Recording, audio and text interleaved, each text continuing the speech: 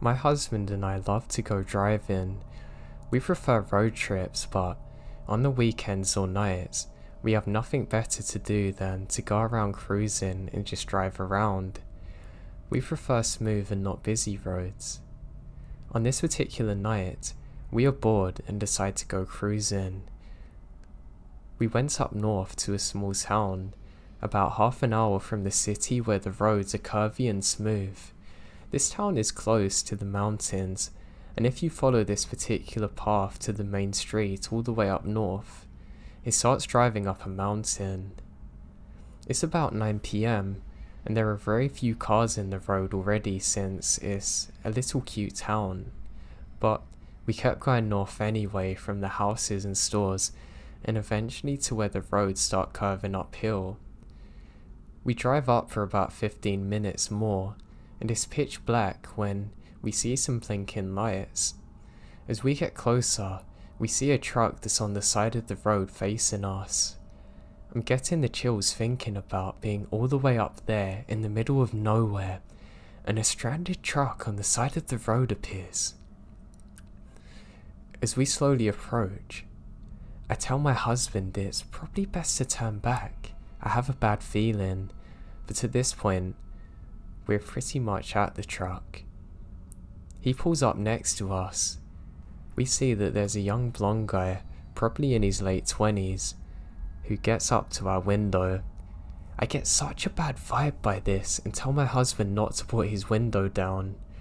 I think he also gets a weird vibe and actually listens to me. He kinda just loudly asks what's wrong, and the guy just says something happened to his truck and he needs a hand. His phone is dead. Now my husband asks what happened, but this guy insists on showing him and to take a look. He says it's very friendly and even calls him bro, and he's glad we pulled up. My husband says, you know what, I won't be much help because I know nothing about cars, but I can call help for you.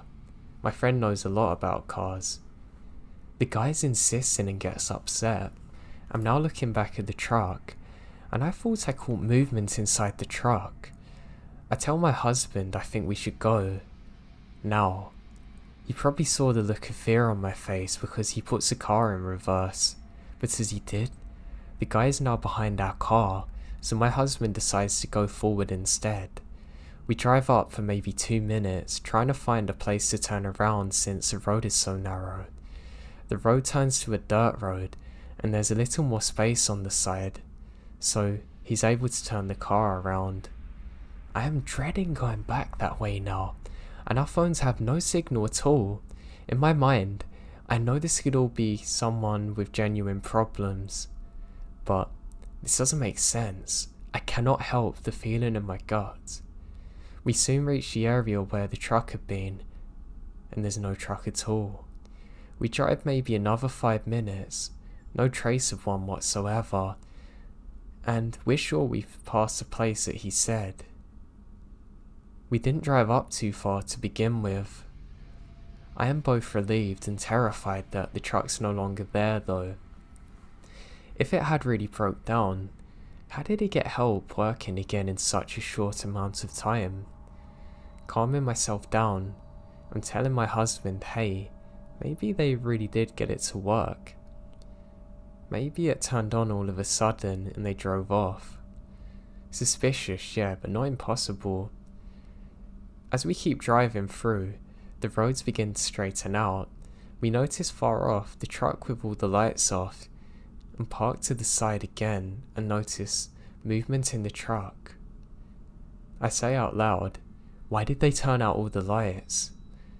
I think they were thinking we're still far enough away from them, but we see 2 figures get on the other side of the truck and crouch down as if hiding. We get closer and my husband floors it. As we drive past, the 2 men get up. One of them is the guy that we had spoken to earlier, and the other's massive. With a very surprised look in their faces, one of them turns and runs behind us trying to catch us. I kept looking back, but it's so dark. Now all of a sudden, I see the headlights in their truck, and they start driving in our direction very fast. My husband keeps going, and eventually we lose the headlights. I kept looking back the rest of the way, so scared that they're somehow still following us. Maybe they turned off their lights again and I can't see them. Anyway, after driving for a very long time back to the city, we're convinced no one's following us now. We do call the non-emergency line given a description, but we don't get the plates, so it's pretty much futile doing so, just given a description of the guys we saw. I realise all this could be rationalised, but it makes no sense why one guy was hiding and how they tried desperately to follow us. I hate the fact that they're still out there. I just pray we never encounter them again.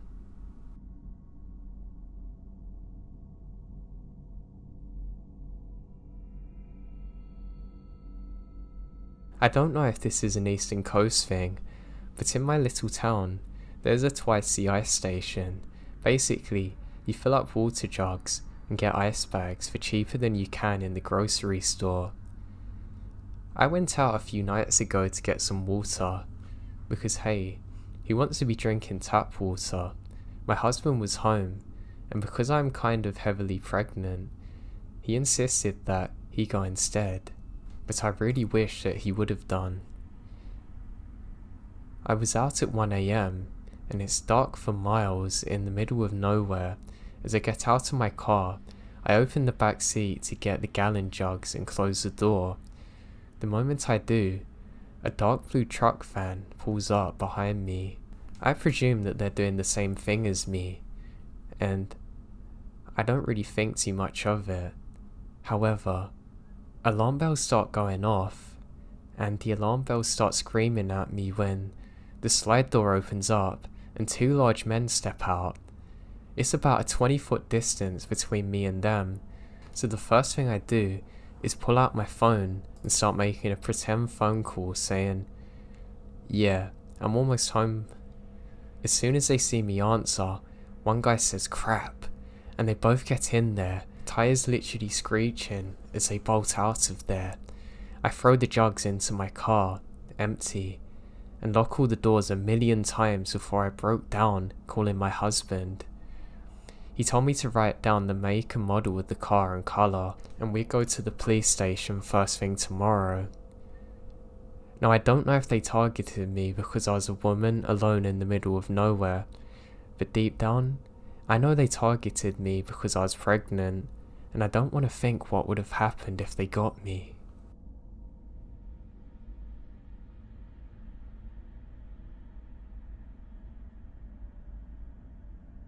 When I was 16, some friends and I went to an outdoor centre concert thing. We parked at the mall and took a shuttle to the venue. For perspective, the mall is a 20-minute drive from our home, and the venue's another 20 minutes away in a different direction. During the concert, I end up losing my friends in the crowd. I don't care though, as I wanted to get to the front, and I could just call them after the concert ends. Well, of course I lost my phone somewhere in the crowd of people, and don't even notice until the last show wraps up. I search the ground as the people dissipate with no luck. Reluctantly, I just hop on the bus heading back to the mall, hoping to meet them at the car. The car is gone, and I start to freak out a little. But it's 10 PM when I head to the bus station to see when the next bus is coming. Just my luck, it's a special holiday, so no buses until 10 AM. I borrow a stranger's phone and call the two numbers I know, my mum and brother. My mum doesn't answer, but my brother does. He basically gives me the suck it up talk and hangs up. So I'm alone, scared, and a little drunk in a city I don't know. I try walking but quickly give up when I realise I'm basically walking down a random highway towards God knows where. Back at the station, I'm just staring at the map when a stranger creeps up behind me. He asks me where I'm heading and I say the truth. He is conveniently going to the same city, asking if I'd take a split to a cab. Realizing this is my only option, as I said I don't have my own money, we get in the car. Turns out he has less than I do. We barely have enough to get to the heart of the city, which is a 10-minute drive from my home, but at least I know my way from there. During the drive, this guy gets progressively more creepy. He's aware that I'm 16 and he's 25. He scoots closer every minute, touching me, insisting I come back with him, even writing his number on my leg. As we get there, I realise the situation I'm in. We're about to get out at a quiet area at 2 AM and the cabbie's going to drive off, leaving no one to hear me scream. The second he gets out, I turn to the driver begging him to take me further, so I can at least put some distance between us. The cab driver said he hadn't heard a word the whole way, but definitely heard something odd. He asked me for my address and takes me all the way home, and the creeper stares in frustration as he drives off. When I got home, I offered to wake up my mum to pay him, but he declined, saying he's just glad I'm safe. I broke him through the kitchen window to get to bed and cried myself to sleep. I'm just glad the cab driver was so kind to me.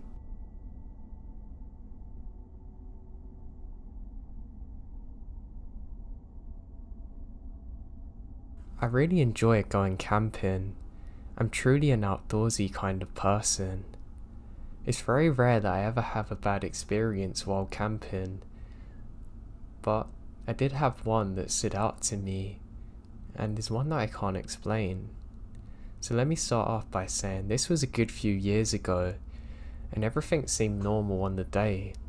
In fact, I was having a really good day, so I arrived for my 4-day planned hike and camp in the evening.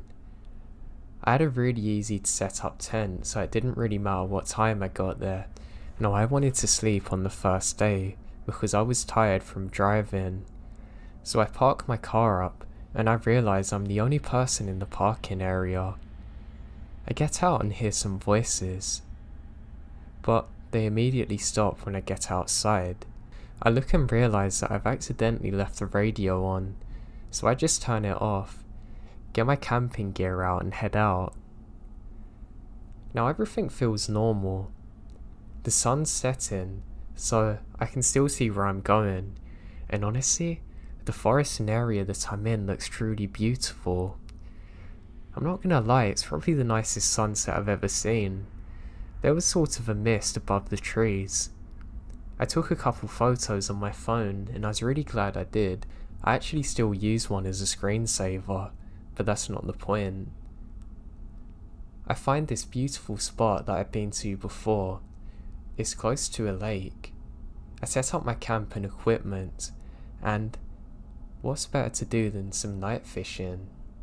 So I head off towards that. I have an inflatable raft that I can use for my fishing. I have a small Bluetooth speaker with me, and set that down and set off. I'm having a brilliant time. Unfortunately, I haven't caught anything, but I do have this strange feeling washing over me. It's almost like a paranoia that I can't quite describe.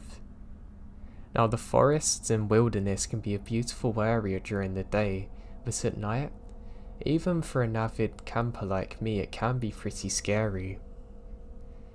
I stay still for a second, and I'm sure I can hear the same kind of voices from before. That's odd. I turn off my speaker so I can concentrate more. I know it's definitely not from what I was listening to previously, but I put my mind on fishing. I want to catch some dinner. Now as I'm fishing, I hear this strange thumping sound like someone slamming something on a tree. It's odd, it's almost like someone's taken a metal hammer to an old oak tree and is smashing it. It's in a very rhythmic manner though, stopping for a few seconds and starting again. Now, needless to say, this confuses the hell out of me, and I begin to hear more voices. I can't tell exactly what they're saying, but I decide that, you know what, I think it's better to be out in my camping site at least. That's where I have my weapons if I really need it, that I've buried now under some leaves. The thought flashed across my mind that, oh god, imagine if they found my site and my weapons, then I'd really be screwed, and I laughed to myself. So I start paddling back. As I do, I've realised that the sound has now stopped, but also that it's coming from the opposite side of the lake. I have a horrible feeling about this. I don't know of any other campers in the area, but hey, it's not the first time I've encountered anyone out there, and I make it back to the shore. As I do so, I get my stuff together, leave my raft deflated on the side, knowing I can come back for it in the morning, and I head out. As I do, the thumping starts again. This time it's louder and closer than it was before. Okay, that's really odd, and I've now picked up the pace. I'm thinking about calling out, but I realise it's not a good idea in case these are actually bad people. I glance behind me for a second, and I can just about make out the flash of a light before it cuts off the second I turn my head. Now, I don't need any more signs, and I literally start sprinting back to my campsite. As I do, I can't shake the feeling that I'm being watched and followed. The thudding sound slowly stops as I'm jogging, but I'm not going to wait around for it. I quickly pack up all my stuff. I decide I'm going to sleep in my car just until I figure out what's going on the next morning. I look and thankfully find my gun, exactly where I left it. I feel a lot more safe now. I start sprinting towards my car, and as I do, I can hear rustling around me. I'm now terrified. I call out, whoever's there, I have a gun and I'm not afraid to use it. What's wild is this doesn't even deter them. I start to think maybe it's a group of animals stalking me like coyotes or something, the last thing I need. As I'm running, I can see the figure of a person near my car. I shine my torch and I can see the reflection of animal eyes. I don't really get a lot of time to figure out exactly what animal it is, but it gives me some relief, knowing it's not a person. As I get closer, there's this disgusting smell. Just as I reach for the door, I can see that this isn't actually an animal. It's just an animal's head that's been freshly cut on the roof of my car.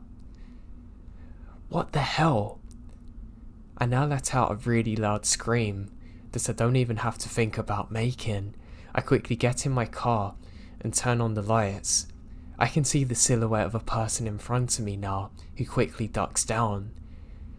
I instantly slam it into reverse, but I've realised I'm having a really bad panic attack, and I need to wait at least 3 seconds or so before I start driving, before it gets any worse. Just as I'm doing so, I can see the flashes of more torches behind me. I instantly snap out of it, and immediately step on the accelerator and speed the hell out of there. I then instantly call the police to report what's happened. I can't believe that this actually happened to me. How could a nice relaxing getaway turn into this? How the hell did that animal head get there? Who were them people? The police agreed to meet me further up the road, and I agreed to help go back to figure out exactly what's happened. I'm literally shaking, but I feel a lot safer with the police officer there. He says he's never heard of anything like it before happening. When we get there, there's no longer a feeling of being watched. Disgustingly enough, the animal head's still on the floor, close to the exit where it rolled off my car. The officer says that someone must have done this very recently because of the way it sat and the blood around it. He does a quick patrol and can't find anything in the area. I go to the lake and show him exactly where I saw the first torch. I'm now able to retrieve my raft too. but there's no signs of anyone out there. He says he's literally never seen anything like this before, and that whoever done this is long gone, and I agreed to go back to the station with him to make a bigger report. Turns out, there's lots of reports of occultist activity in the area that neither me or the officer knew about previously. Apparently they make regular animal sacrifices, and worse, they attempt to kidnap people, and have done so before. Unfortunately for me, they never found exactly who did this, and I still have more questions than answers, and I never went back to that same area again.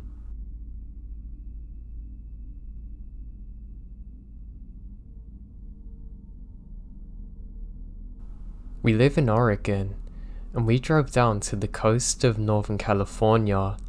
We had a late start leaving our houses, and arrived at a little beach south of the Redwoods just after 9 PM. It's pouring rain and dark out, so we park on a dirt road that had access to the beach, and decided against walking down on the sand to set up my camp.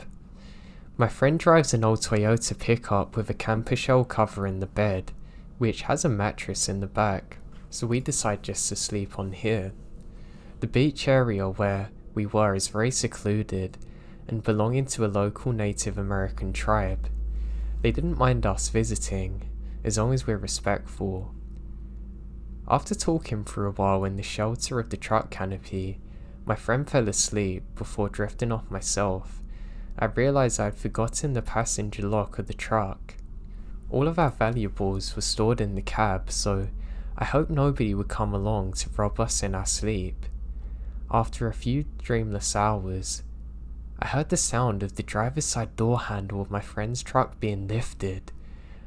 That door happened to be locked, but I was awake, terrified that whoever had tried to open the door would now go around to unlock the side, or try to get in bed where we are. It was still dark out at this time, but I heard footsteps starting to walk around to the back. I grabbed my flashlight and shone it through the back window of the camper shell, in hopes of alerting the intruder that there's people here. I heard footsteps get a little further away. Then I heard the sounds of snapping twigs and something heavy being thrown.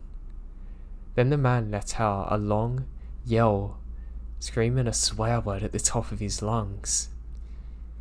It didn't take more than 2 or 3 yells before I woke up my friend.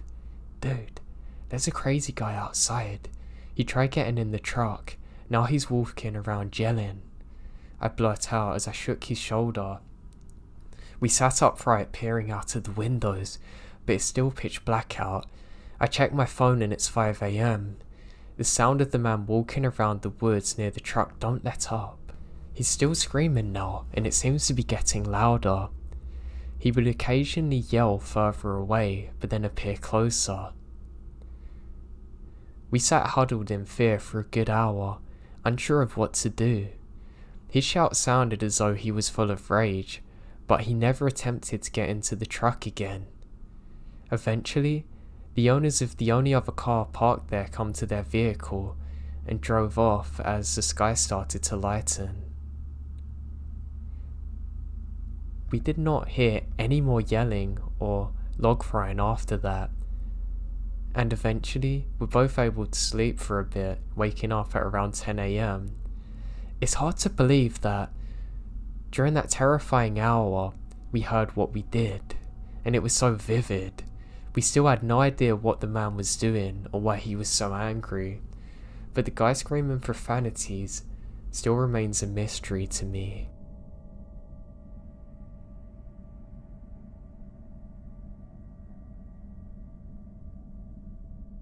This happened when I was probably 7 or 8. When I was a kid, I lived in a pretty sketchy neighbourhood. We lived in those long apartments. Ones are attached to the sides rather than stacked on top of each other. The front of the apartment faced a main road, and there's a little street to access the park and woods and back area of the apartment. Behind the apartments is a massive field and a forest. Me and my friends and I used to go there to build hobbit holes in the grass. My mum hated it when we went out there because there were some rough people that lived in the neighbourhood. She didn't like the idea of 7-year-olds playing out there in the same place where people do drugs. I'm adding some more details so you can get a picture. Now one day, I was out in the woods by myself, just exploring and pretending to be Indiana Jones or something, and I was coming out of the tall grass. I could see the little back alley in between the parking area and the woods, and I saw something lying in the grass. I believe it's a deer. I think it's just sleeping, so I creep up on it, trying to not scare it. I know, cool. That was quite funny. When I got there, I knew something was off.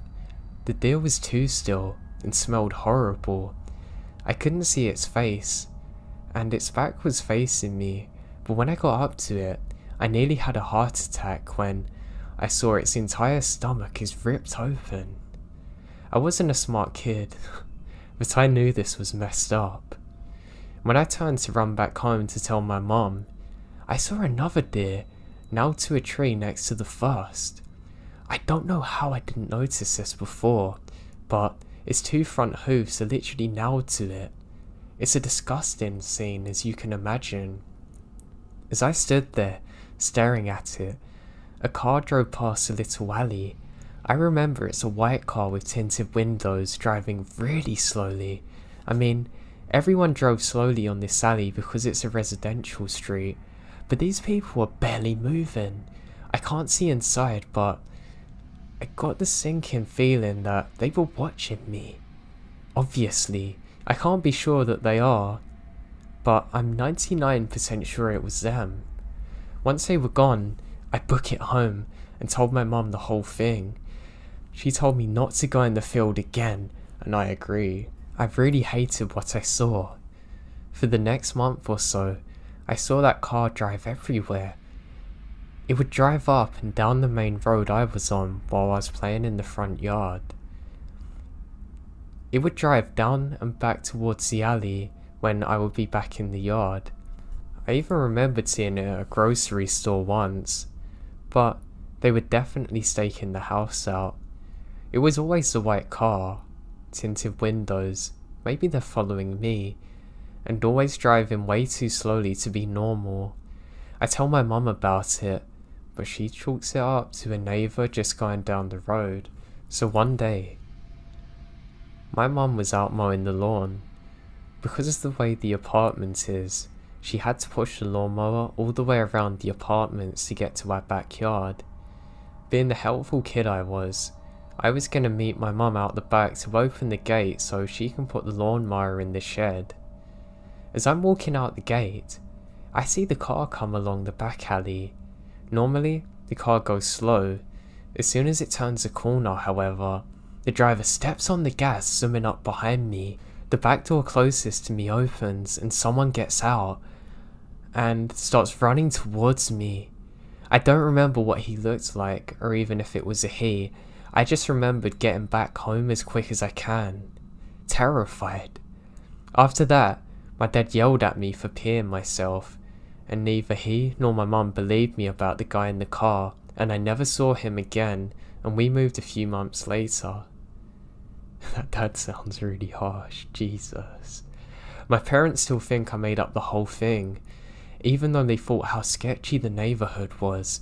I don't remember anyone going missing at that time in my town, but I never really looked it up. All I know is it was really messed up, and I have no idea who those people were and why they did that to the deer or what they planned for me.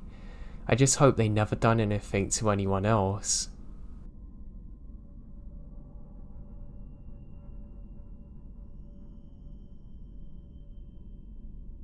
This happened a few years ago, and we didn't know exactly who this man was, but it still scared me senselessly. When I was about 13, I used to have my bed right under my bedroom window. It was also around the time my dog was brought inside because she got too old to stay out.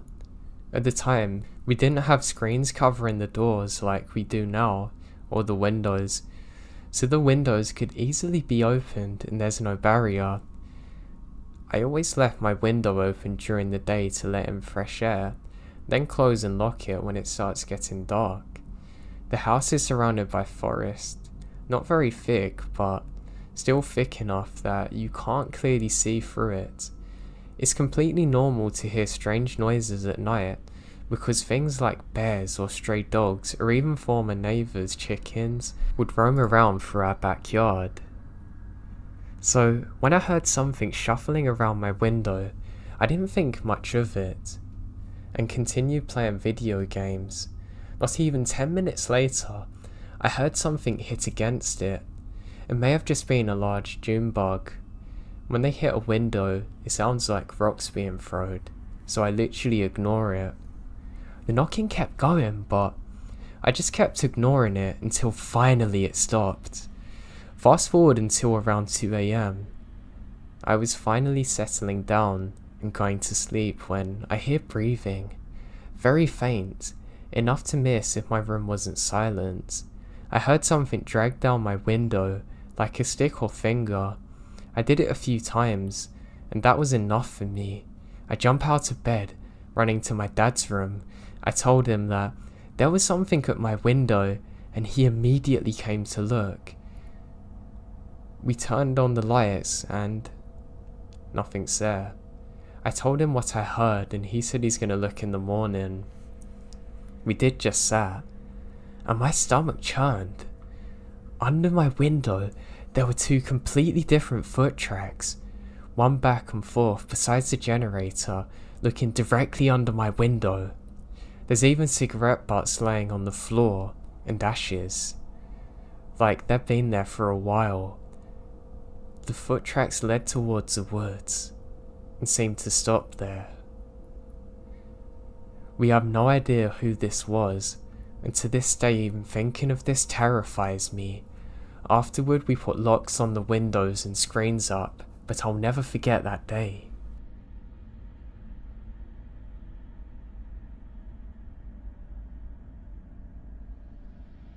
Okay, so this was a normal rainy evening when I was 14. I played games until my mum come in and told me to go to sleep. But before I get to the creepy parts, I'll give you an overview of our home. Our house is located on a hill. The closest neighbours are literally 100 meters further at the road. This road leads to nowhere, so there are rarely people going past our home. Behind the house is a little forest area that I used to play in as a child. And also, the house has 2 floors. My room is at the second upper floor. Yeah, I gotta admit it's a lonely house, with rain, darkness, and a forest that could keep me a little bit worried if I didn't know what was in there. So I went to sleep as usual at 11 PM. I fell asleep very quickly. However, at 3 AM I woke up, and I didn't do that so often. I think I had to go to the bathroom or something, so I went to pee and look through the window and do my thing. But it wasn't that relaxing nightly forest that I saw. My eyes glued on a specific character in the darkness. A man wearing dark clothes was just standing at the path of the forest. I don't know what he was doing. I started to panic, of course, and switched off the bathroom lights really quick. I sneak up to my parents downstairs, and I've never felt so afraid moving in my home in my life. We had alarms on, but it didn't calm me. I took a look at my parents. They're asleep. My sister's not up either. I went to the kitchen and peeked through the window. There he was, still standing at the pathway, closer now. And now I can see his body. I can't figure out his face. He looks huge. I just sat at the window, scared and almost falling to tears. Little rain poured to the ceiling and made naturally chill sounds. That didn't help. I peeked through the window again, and I almost jump out of my skin when he's standing in the yard now. I can see his face. He looks terrifying. I now ran to my parents to wake them up.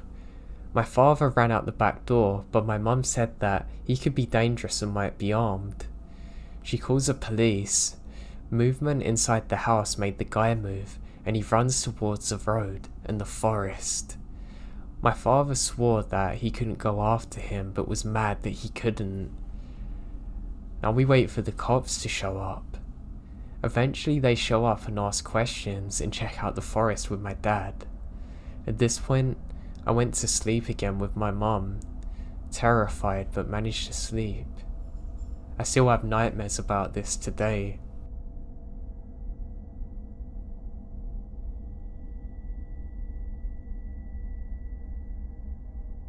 When I was young, me and my brother loved to go and play and explore in the forest near where we lived. We had a group of neighbourhood friends that we'd also do this with, and to be honest, those were some of my best memories. However, this would all change one day, and everything seems like normal. We set off on a normal summer's evening, and we decide we're going to play hide and seek. Now to get to where we play, we have to walk through a bit of a swampland. I say swamp, it's not really a swamp, but it feels very similar to one.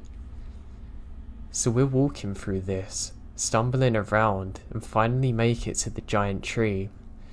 This is the exact tree that marks the spot where we play. So, I have to look for people unfortunately, but it's my turn, so that's fine. I hide behind this tree and start counting. I finally get to 1 and say I'm ready for you lot. And I burst out laughing when I see one of my stupid friends has literally climbed on top of the tree, hit directly above me, got caught instantly, then starts panicking that he can't get down. I help him down and I say, "You search the left side, I'm gonna go a bit deeper and find these." He says fine.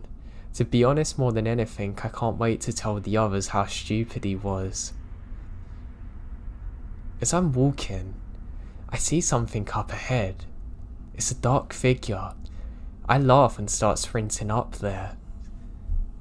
I stumble on the way and hurt my knee though, so I was quite annoyed about this. But by the time I get there, the figure's moved. Now I'm looking around and something feels very odd. It feels like I'm being watched, but not like in hide and seek. This is almost like a much darker, ominous presence is there. I've literally never had a feeling like it since then. So I look around when I see part of a hand. Well, it's not a hand, it's a stick that looks like a hand, but I can make out what it is in the shadows. As I get closer, I see it's holding something. I think that's really odd.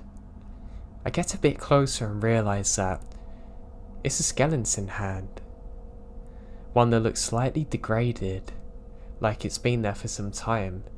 Halloween's around the corner, so I'm sure it's a Halloween prop. I hold up the piece of paper and look inside. It says run. It's not in any of my friends' handwriting. And then, to my horror, I see a shadow appear behind me.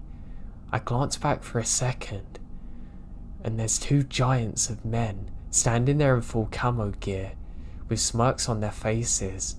I drop the paper and let out this blood-curdling scream, and I begin to sprint my way back. I end up going all the way to the tree, and to my horror, I'm met by all of my friends there, who can see how scared I am, and we all sprint all the way back home. When I get there, I explain what's happened, and my brother's so scared he starts crying, where he's younger than me. We're more scared of getting in trouble with our parents, don't even bother telling them. But looking back on it now, I really wish I'd done something more at the time, like told the authorities or something. I hate the thought that there's some twisted, mental people out there that would do something like this. God knows what their intentions were, but I can guarantee you that they weren't good.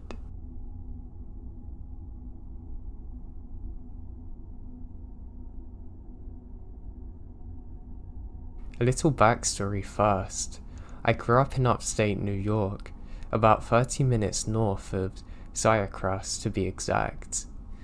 It only made sense that I would return to my quiet little part of the world after I got out of the Marines in 2007. The only problem is that I didn't have much money. The good news is that my grandfather had an old pool behind camper that he told me I could have until I got on my own feet. So, being on my own, I decided I'd spend about a year in the pool behind on a few acres of woods that I bought from a friend of mine while I was in the Marines. Now all my taxes had been paid for the year, so the only thing I had to do was pay for gas and propane.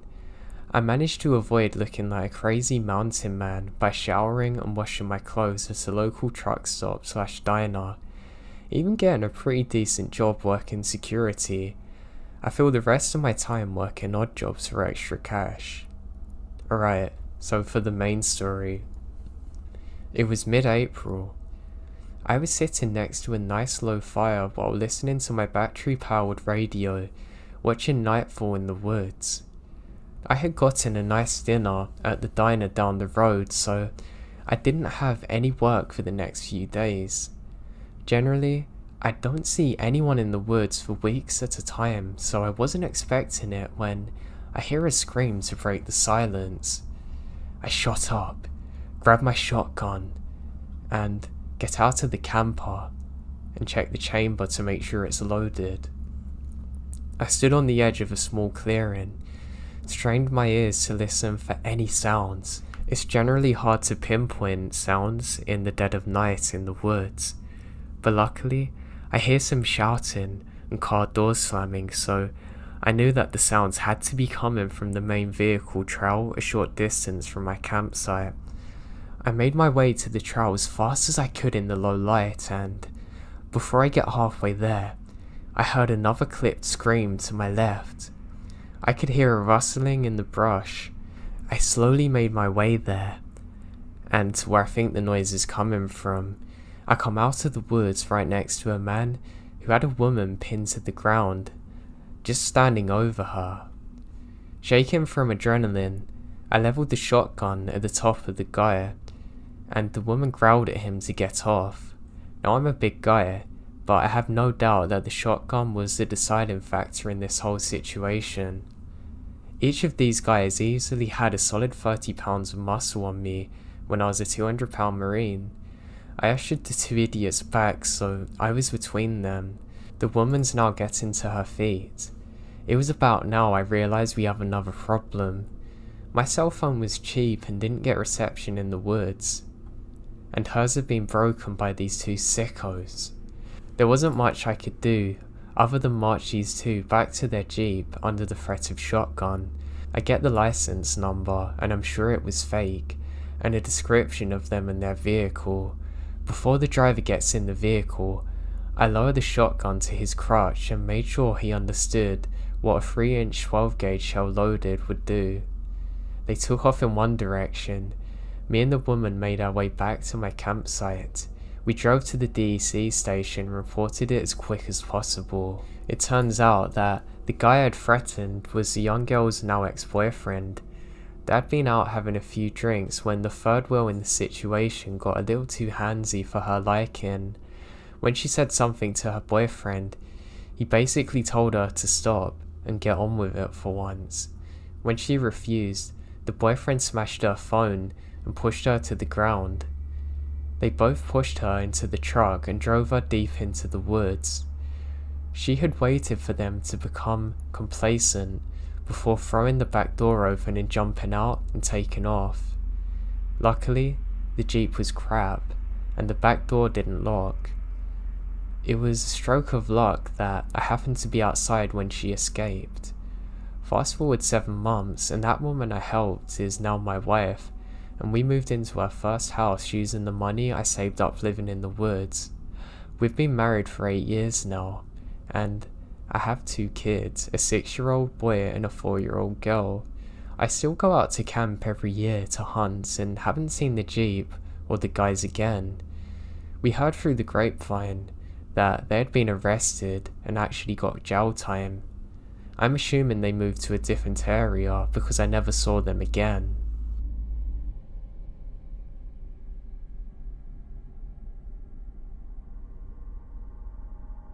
I live in a suburban part of a small rural town in eastern Missouri, in a pretty quiet neighborhood. We've had one crime here in the past 3 years, and it was me who committed it. A jaywalker. Comprised mostly of elderly women and single mothers. We own 4 vehicles: my car, my mum's van, my stepdad's car, and my mum's old truck that's illegal to drive now. So I was home alone, about a week after my graduation, while my stepdad's at work. My mum was talking to my youngest brothers, and they had to go to the doctor's office, so they left. And my 2 middle brothers were at their friend's house, so I was lounging on the couch in my fuzzy robe and underwear playing Fallout. Good game. My stepdad is a professional chef and does 80% of our cooking at home. I have terrible anxiety and an addiction to investigation discovery. So whenever I'm home alone, I keep the longest, sharpest knife on myself or within an arm's reach at all time. It may have saved my life. Or something. This is confusing. There's a knock at the door, and it's not too suspicious. We frequently get solicitors and Mormons in the neighborhood, so I wasn't worried. Being a cautious person, I peek out through the curtains just a bit to see who it was. I'd seen this guy around the neighborhood before, walking around, and I don't feel threatened by him, since if it got physical, I had at least 5 inches on him and a knife. Anyway, I want to open the door, and I do so, figuring that at worst, I can politely turn him away, tell him I wasn't interested and go on with my life. At best, well, not gonna lie, he's cute in a generic way. So, I open the door, resting my hand on the back of the couch, where I've hidden the knife under a blanket, just in case. As soon as I opened the door, I knew there's something off. I've got a blunted effect due to a combination of depression, PTSD from abuse, and schizophrenic type personality disorder. So, I'm grown up, and I'm used to using fake facial expressions to fit in. I thought maybe he had similar problems because his face was not normal. He had a big friendly smile, right below a pair of absolutely dead eyes. "Hey beautiful, day out. Mind if I come in for a moment?" he said awkwardly. I kinda smile awkwardly and say, no, my mum don't like having strangers in. "Oh," his smile gets bigger. "What are you doing?" At this point, I'm starting to feel nervous. I shrug. Can't complain, I guess. "Are you here to sell something or tell me about God?" He shrugged back. "Oh, you know? Can I come in? Maybe talk to your mum?" I'll go get her. She's in the backyard." I moved to close the door and step back, not turning my back to the dude. Before I closed the doorway, he reached out and stops the door. His fake smile is gone. His face is dead. Not angry, just dead. "You're home alone. Your mum isn't in the backyard." I pause and swallow hard. Then I push the door again. "What do you want, man?" "To come in. Please let me in." I reach over, quickly sliding the knife from under my blanket and pointing it at him, saying, "I'm not gonna let you in. Leave." He looks down at the knife, back up at me, blinks rapidly, then affixated the smile to his face again, saying, "Oh, no problem. Goodbye." I watched him turn around and walk back down the street until he turned the corner. Then I locked and deadbolted every door and window in the house, got the dog out of my mum's bedroom, and resumed my gaming. I ended up calling my aunt's boyfriend, the only cop I trust, let him know what happened, stayed on the phone with him until my mum got home from the doctors. She called around town, found a couple of other people had seen him walking and driving around, but none of them knew who he was. So we were on high alert for about a week.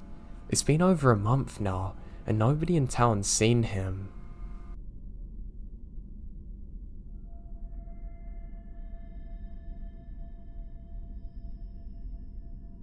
This old memory of mine, I've been talking about a lot because of the recent news of the Delefi murders. As the man I'm talking about looks similar to the first sketch, but this is 20 years ago and the sketch is now irrelevant. But anyway, when I was 12, I lived in Flagstaff, Arizona. If you're not familiar with this part of Arizona, it's not what you think of when you think of Arizona. It's a pondosora pine forest with mountains, and it snows in the winter. Anyway, across the street from my home was an entrance to some woods with paths. As my parents worked, and I was the first one home after school, it was my responsibility to walk the dog. Usually, I would take him just inside the woods entrance so I wouldn't have to pick up his crap from under the rocks that would usually be in sight. Now, usually, I was too afraid to go into the actual woods, even with my dog, because he was stronger than me and didn't listen to me well when we were outside. The other reason I didn't like it is the wolves, packs of wild dogs, sometimes cattle, seriously, and of course, anything lurking. But this day, I felt adventurous, I guess, and took him over there. We went pretty deep that day, and I didn't see another soul because it's about 3 PM and the people are at work. None of the neighborhood kids really hang out there either. Now my dog was excited by anything that moved and always wanted to greet another person, cat or dog. But this day, on the way back, I remembered him being steadfast, still pulling, walking me along on the way back home, ignoring squirrels and trees blowing in the wind. Then, out of nowhere, a man appeared on the trail in front of me. Now when I say out of nowhere, that's exactly what I mean. The woods are not dense, and usually you can see people from a mile away, as long as they don't surprise you. The man was dressed head to toe in brown and tan colours and gave a weak "hey" and doesn't make eye contact. The way he dressed stuck out to me, as everything but the treetops was brown, as there's actually a drought going on at the time. Even the picture I linked is more greener than it was then. As he passed me, I took a few more steps and turned around because he made uneasy and steady pace behind me, but he was gone. I could see probably 50 feet of the trail behind me. There's no reason I shouldn't be able to see him still. My kid brain starts going, maybe it's a ghost. No, he must be hiding. There's no way I wouldn't be able to see him immediately after passing each other. Maybe he was hiding in front of me, before he came out of nowhere. Maybe that's why he's got all brown on, trying to blend in. The dog didn't want to greet him anyway. It didn't make sense. It didn't take long for my dog and I to take off running all the way home. Thank God I had my goofy dog on me, because he was pretty aloft, but also protective. For all I know, maybe the disappearing woodsman watched me take my dog out every day, saw me wander in that day. I know I let my dog crap in the yard a few weeks afterwards. The reason it was so weird is that he was pretty much in perfect camouflage, and he had no dog on him or reason to be out there. I'm not sure exactly who it was. It definitely wasn't a hunter either, because hunting's illegal, and that's what creeps me out.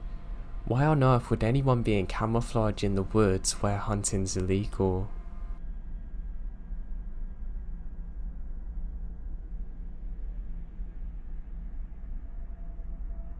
My boyfriend and I went backpacking in the mountains. I'd been camping before, but only camping in a car, so never had to carry a bag on me for a long period of time. So this is my first time actually backpacking. Now after getting lost trying to find a parking lot, the map swore there was, but there actually wasn't. We drove around the mountains, finally finding a parking lot we could stay at. We'd planned to walk down the mountain, camp, then walk back up the following day. About an hour in, it's maybe 6 PM, and we come across this guy sitting off the side of the trail, cooking in a cheap stove. He said to us if we know why we're there and where we're at, and saying can we point him in the direction of a certain place on the mountain. He says he's parked there. He continues talking about how he had a friend drop him off who was going to pick him up at point A, and then changes his story to that he's parked at point B, and then said another friend dropped him off and went to hike somewhere else, and that he needed a map or something to get to point C. Yeah, I'm confused, and I don't like his story. We finally bid the dude good luck, saying we can't help, and continue down the trail. Now the trail is poorly marked and doesn't correspond with the map we found online, so we're really confused when we come to a horse trail with no markings to tell us if we're on the right path still. We decide to go down the trail and see if we can find a place to camp for the night and find our way out in the morning. Both sides of the trail are lined with barbed wire, preventing us from being able to camp there. Eventually, we run into a huge puddle in the middle of the trail. We decide to turn back and go back to the part of the trail before it turns into a horse trail. That way, we can camp there for the night, because it's really dark and we're tired. About 20 feet behind us, we see the man from earlier. He talks to us again, and through conversation, we learned he had heavy narcotics, including fentanyl, and another one I don't remember the name of. By this time, there's so many red flags, so we took off, deciding to go back to the car and just drive home now. We live 4 hours away, and we're about 6 miles from the car, so we take off up the trail as fast as we can go. I got severely dehydrated on the way and was struggling. I have lots of water, but it's very hot out. And we're practically running up the mountain now. Eventually, I start hallucinating, thinking I'm vomiting blood, which is red Gatorade, or there was blood coming from my shoes, which is sweat. And there may or may not have been a bear somewhere nearby, but I could have hallucinated it also. We ended up doing the full 6 miles up the mountain in only 2 hours. We reached a parking lot, and that's when I gave up. I decided to wait on a branch while my boyfriend got in the car. The parking lot was curved, so we're out of sight from each other. But he finally came back down to me with the car and helped me in. We found a gas station and slept for a little while before heading home. As we're driving out the park, we see a warning sign saying there may be an escaped convict in the area.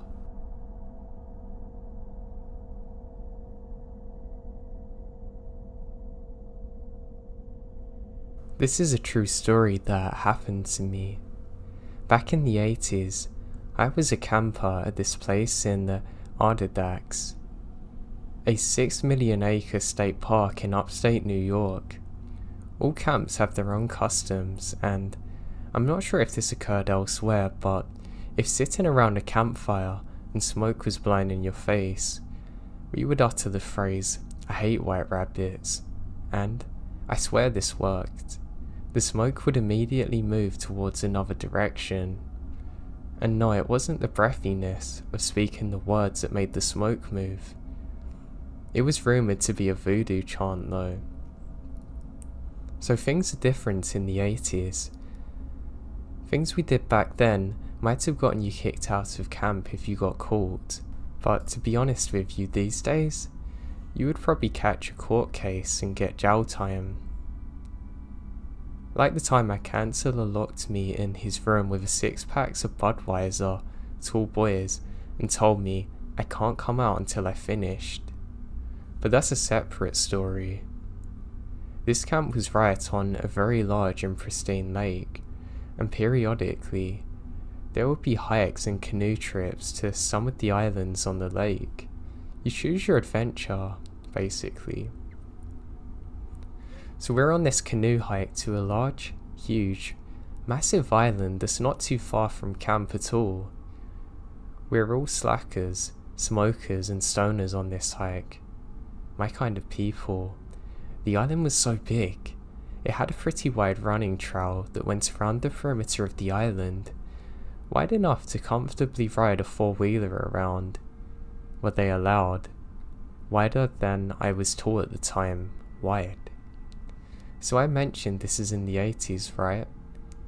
That first night, some of us campers were partying with the counsellors. Beers were being drunk. Now at the time we're sitting around a fire, of course, and when the smoke blew into someone's face, they said the phrase, "I hate white rabbits," and the smoke moved. The next reciprocate of the smoke said the same words, and so on. And the smoke was being moved around fast from person to person. At the height of the frenzied chanting, the smoke almost looks like a vortex. The next morning, I opened my tent to see lying on the ground, spanning the width of the running trail, the biggest dead rabbit I've ever seen in my life. It was dead. It had eyes that were glazed over blue and white. I've really never seen anything like this before. I know it could have just been coincidence, but it was crazy.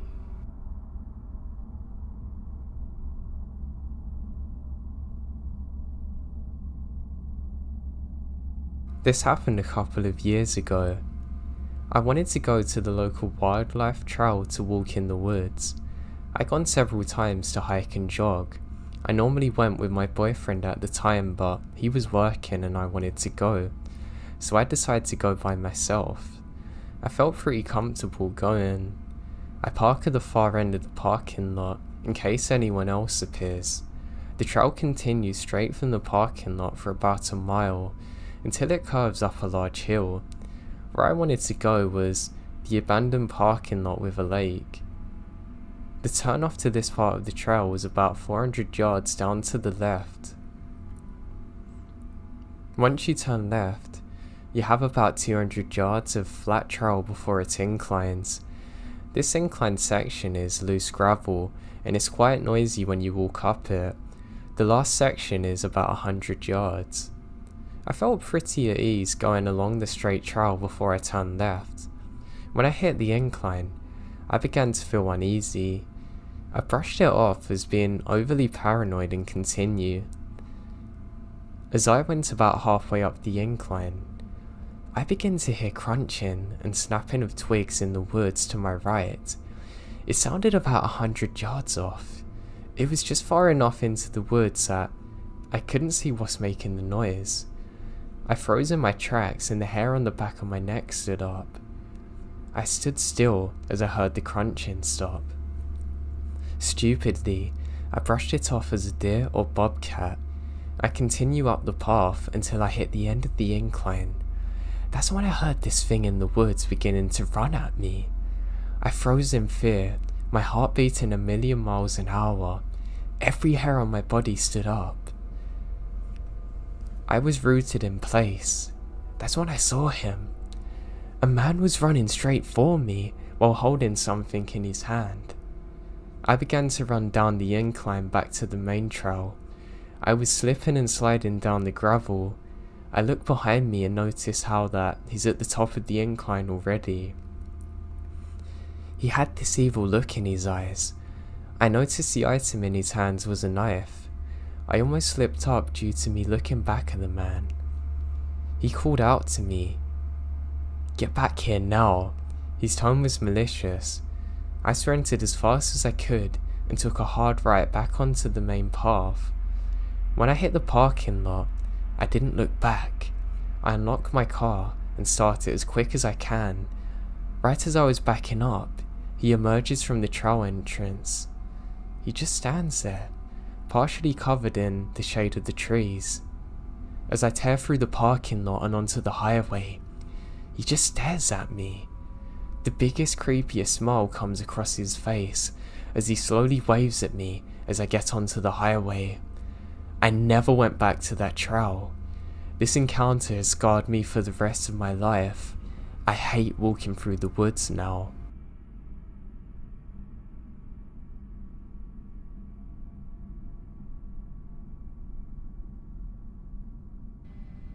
Okay, so I have no idea exactly what I saw that night.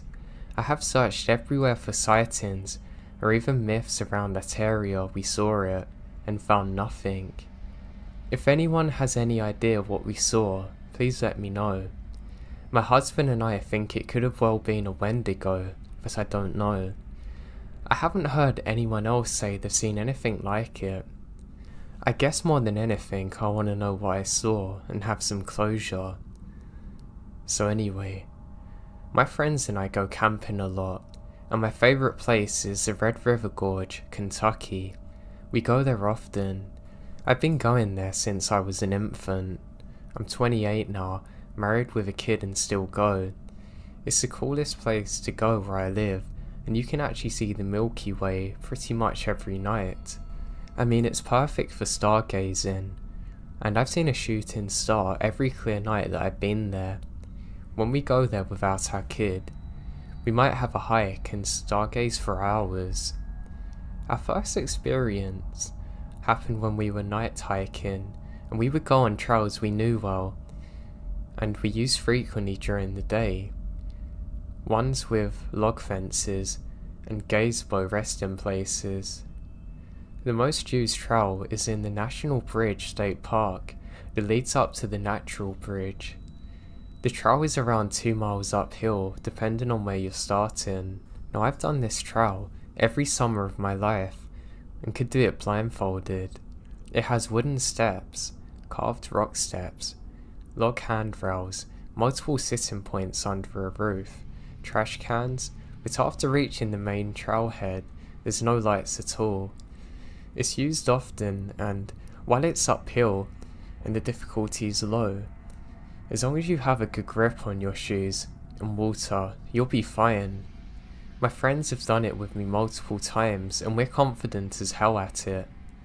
Hiking this trail at night is not allowed, but the woods have never really been a problem for me and no one really cared about the closure times. When we use this main trail to hike to the top, we would park in a lot designated for the Pull and Hoedown Island. You walk across the road that leads to the pool, and you're at the first trail marker. You go up the gravel for a while and past the Natural Bridge State Park Lodge.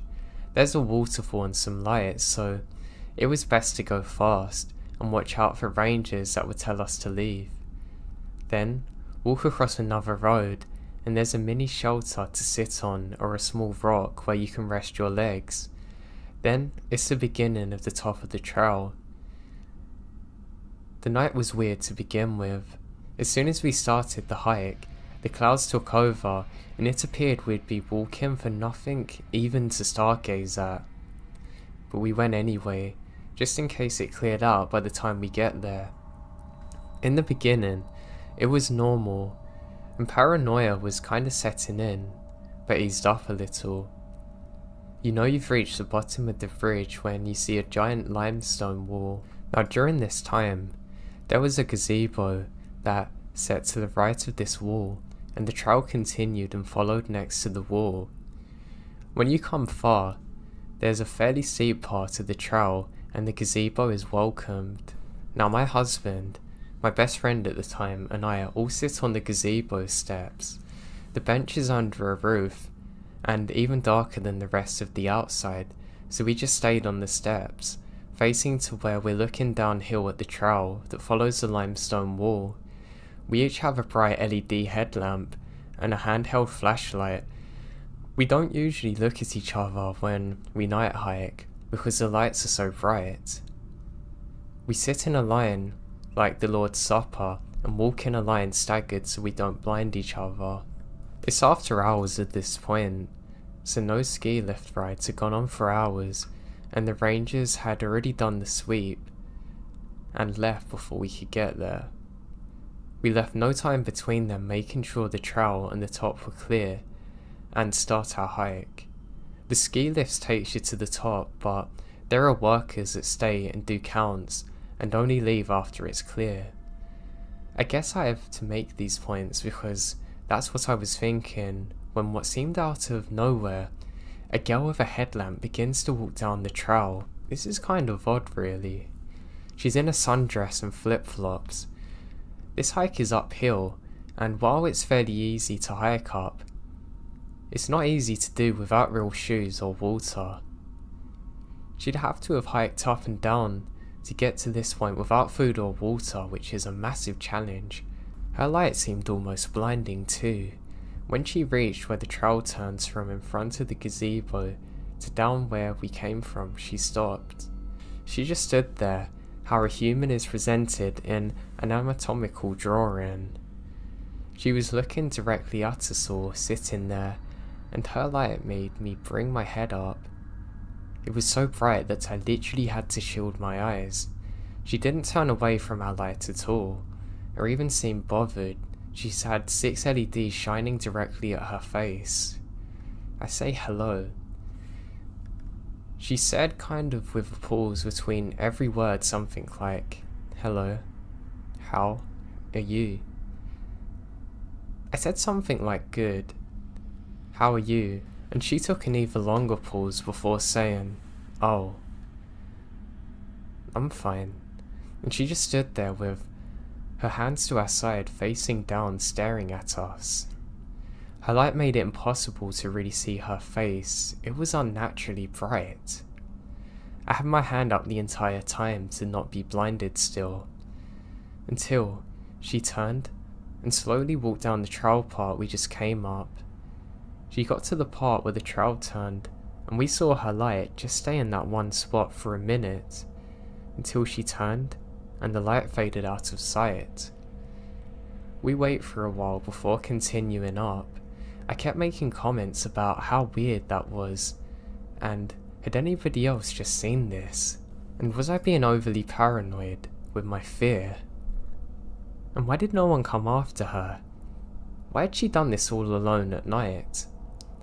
And somehow without being found by any ranger. We got up after a bit and started back up to the top.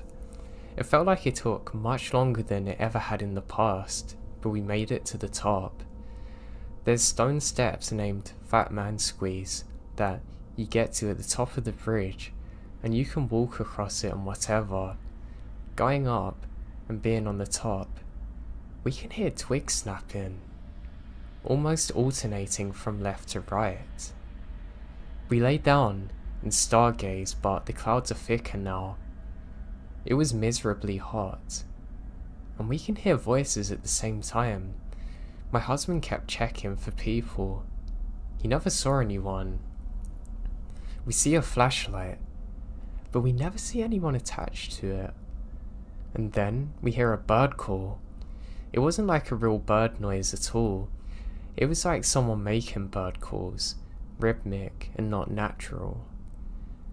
I'm convinced now that we're not alone, and hadn't been alone at all during this. And to say this is a lot because I'm not easily spooked. I asked to leave as soon as they're done. They then tell me that they're ready to go right then and there, and that scared me. It showed that I wasn't imagining all of this and they're just as scared as I am. We began going down the way we came from, and it felt like it was taking so long. We were going steady and quick, and it was downhill, but we were not making any ground, it seems. It's hard to explain, but it was so weird to the point that I said aloud, "This feels much longer than it should be," and everyone agrees with me. I keep looking behind me with the flashlight, and my husband kept looking out to the sides. I kept feeling watched and couldn't figure out where the footsteps were coming from. It sounded as though they're coming from all directions. I would turn my head in the direction of a sound and not see anything. When my husband was walking, he kept saying he was catching eyes in the flashlight. Usually you catch a raccoon's eyes spying on you. But he was afraid maybe it's a bigger animal like a bear or something. And even weirder is that he never seemed to catch contact with it truly when his flashlight went over it. Now by now, we're hiking down a semi-flattish area compared to the downhill hike we've been doing at least. The log fence or handrail or whatever it's called is on our right side. Now, we're walking in a row within reaching distance of this barrier, and my husband just stops walking altogether and says, "What's that?" But the question is more of an alert than a question. I move my headlamp in that direction and don't see anything at first. Then, both of his lights catch a shape, and then my headlamp also does the same. I move my headlamp to the center and catch it while my friend simultaneously finds it in her lights as well. All six shine on a kind of reflective grey creature. It's bent in a crouching position, kneeling on its front leg, and it starts turning towards us. It starts to turn slowly, and my mind is racing. It looks like a human, but it's too big. People mistake human shapes for what's actually bears, but this is skinny. It's thin and big, and almost white. It's so light grey. Its skin resembles that of a dolphin. There's a shine to it, and our lights get reflected a little way when they're on it. It gradually comes to a standing position in front of us.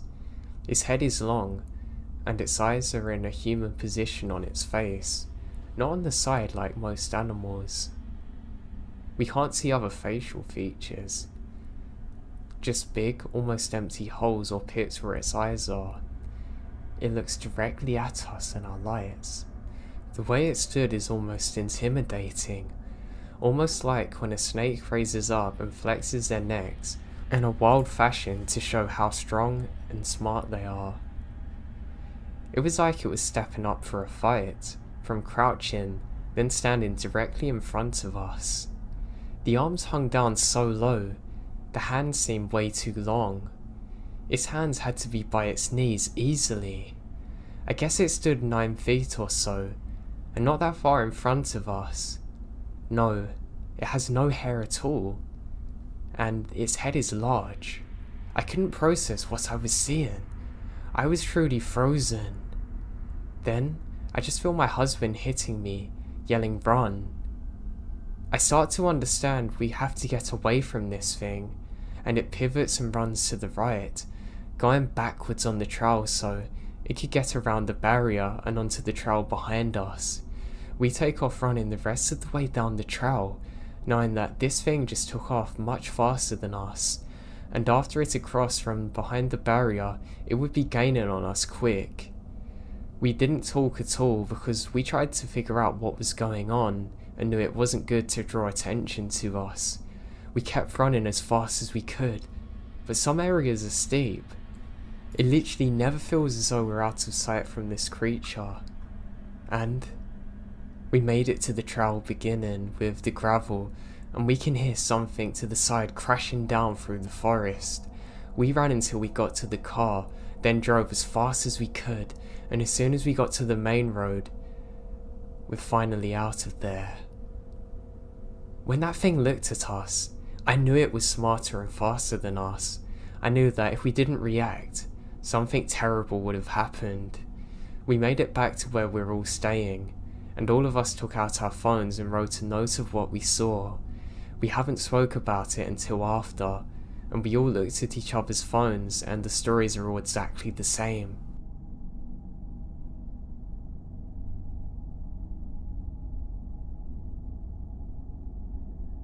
When I was 12, me and a group of my friends would play hide and seek in those woods where we're on the edge of our neighbourhood. We would always play at around 6, but I had to be home by 10:30 at the latest on a weekend, and we weren't allowed to go so far that we couldn't see our houses. Those are the only rules our parents had for us. Well, one Friday, we're out playing in the woods as usual, and I, for whatever reason, decide to go in the woods deeper. I can't remember how far I went into those woods, but I do remember coming across an old shack. I considered using it as a hide-in place, but then I thought that they wouldn't come this deep into the woods to look for me, so I decided to head back. However, when I start to head back, I turn my head to look at the same shack one last time, and for a split second, I see someone peeking around the door. Whoever it was quickly turns their head back when they saw me, and I don't pay much attention to it and head back. I'm about halfway through my walk when I hear, "Hey kid, come over here." I look back and see an old man hiding behind a tree, gesturing for me to come. I know better, and took off running.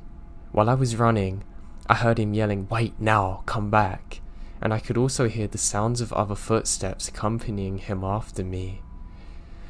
When I got to the end of the woods, I ran into my friend's house, who was wondering where I was. I told them to get out of the woods, and we ran to our friend's house. I told them what happened, and eventually, I told my mum what happened too. Our parents called the police to search for the woods, but they never found anything, and our parents never let us play out again after that. Old man living in the shack, you could still be out there. I just hope you get caught and haven't done anything worse.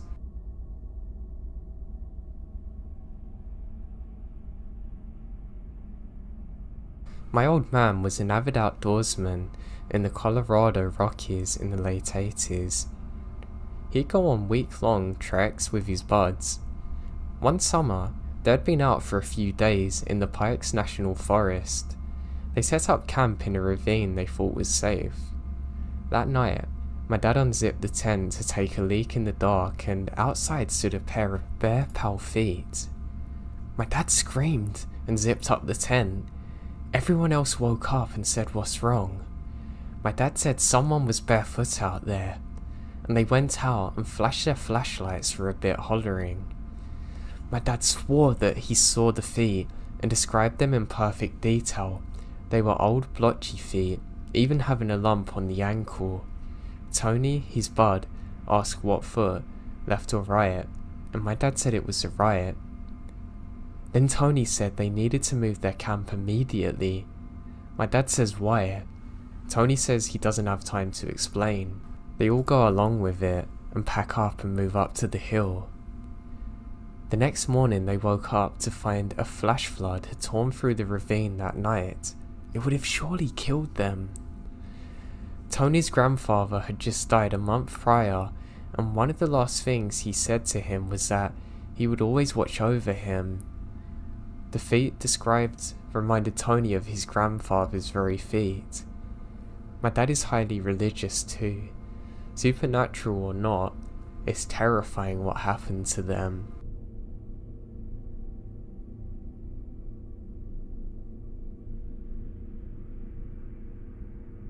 So this happened to me when I was about 7, and I lived in Portland with my grandparents.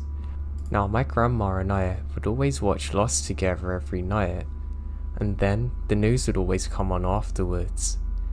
When we saw there was a sniper that was going around our area, in the woods somewhere, and they were looking for him, and lost his location, it blew our minds. I remembered one day at school, the whole school had to go on lockdown, because someone reported seeing him near the school, and so everyone had to go to the hall and wait out the entire situation to clear. I don't think we left school until 7 PM. The police caught him and took him in for questioning. Later on, we found out through the news that he was hiding out in these small woods that are behind our house, literally meters away. Now my grandma and I would go for bike rides and walks most evenings. The only reason we hadn't was because of the shooter. I refused to leave the house for a good week or so because I was scared that he'd still be out there, and I wouldn't let my grandparents leave either because I was so scared something bad would happen to them. To this day, I still have a mini panic attack every time I go near them woods. Just the thought that at some point in time, only meters away, there was a killer waiting in the woods in camouflage terrifies me.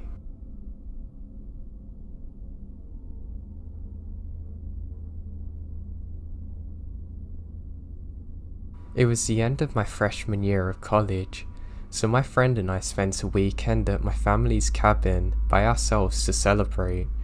The weekend was fairly uneventful. The most exciting things to happen were burning a pizza on a grill and a chipmunk trying to join me while I was in the outhouse, which was pretty funny. But then, we had to leave. Even though I'd gone to the cabin every summer since I was born, I still didn't know very well how to get from it. We had been using my friend's dad's GPS.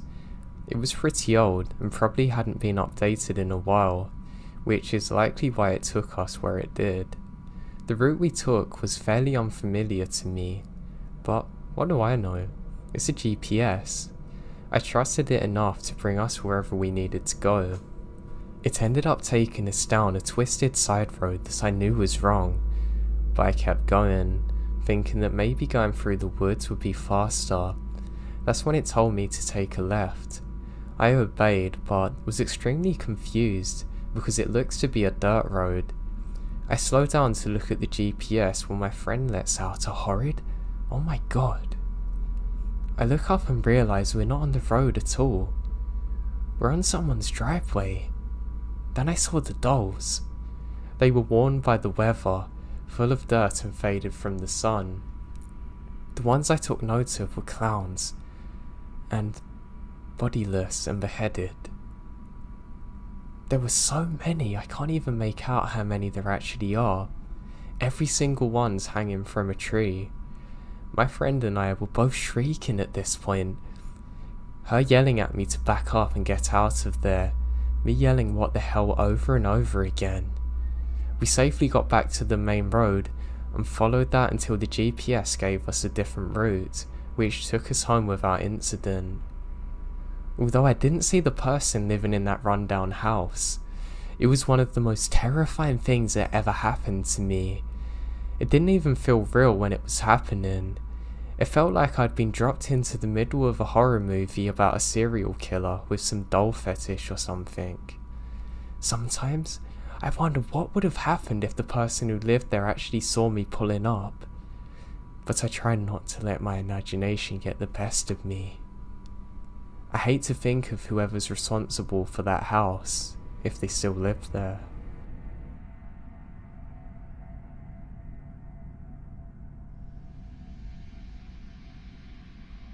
Red River Gorge is a beautiful and huge park full of wildlife, rock climbing, waterfalls and dense forests, gorges and beautiful views. The place feels truly isolated, disconnected from the rest of the world. One evening, my boyfriend D and I decided to go camping at the gorge. We went out and tried to find a campground that was as backwoods as possible. Sites were spread far from each other. Our site, that was on the edge of a very steep drop-off. We arrived at sunset and quickly set up. By the time we fully set up, the sun had set and we began making a fire. About 20 minutes into relaxing, we began to hear howling that doesn't go away, and it doesn't sound like it's far from us. We're both freaked out by the realization that there were wolves nearby, but we tried to not overreact and continued to sit by our fire. 10 minutes later, I start hearing a faint yelling about 15 feet away past the cliff's edge. Now, I told Dee to be quiet and listen, and we're both frozen out of fear. A woman was now screaming. I couldn't make out any words at that point, but It was a deep, gurgling shriek, a noise that I've never heard a person make in my life before. Then I heard it. She was screaming, "Help, please someone help. Someone please help me," repeating this over and over again, howling at the top of her lungs. I'm terrified. She could have been turned around in the dark and fallen off the cliff. She could have been attacked by wolves or a bear or bitten by a snake. At this point we both sprinted into my car, frantically climbing inside, locking the doors. I tried calling the police but have no service. I threw the car in reverse and sped down the dirt road to find anyone that could help. The shrieks continued. I didn't make it far before I found 3 young men standing on the edge of the forest. I slowed down and cracked my window, still hearing that woman begging for help, and asking the men if they heard that. How could they have not heard it? I told them it was a young woman screaming in the forest. Then, 2 of them went sprinting into the darkness. Without questioning me or anything, the other one just stood by my car, assuring me he had no idea what was happening. While the 2 men were somewhere in the forest, I drove further down the dirt road until I found a spot to turn around at.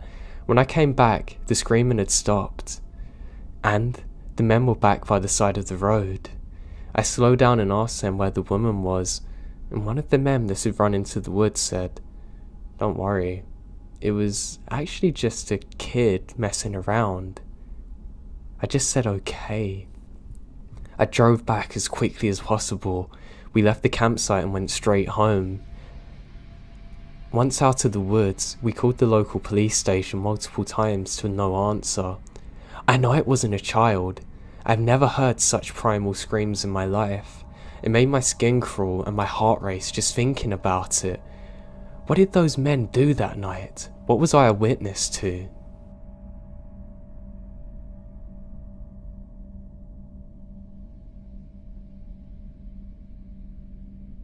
I live just where farmland meets the edge of the suburbia, on an island off the coast of BC.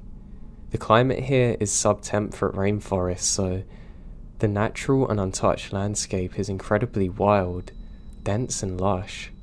I'm keen on endurance cycling, and I take full advantage of the trail network in the forest surrounding my area. I work long hours, so most of my winter rides are in complete darkness with my trusty trail light.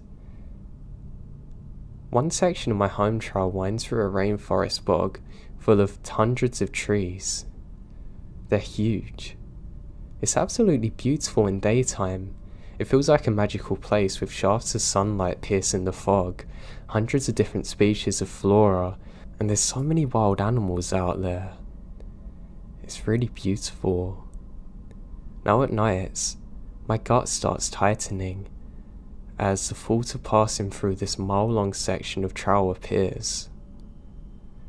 One day about a year ago, I was lucky enough to get a chance to go for a ride through it, so I took it.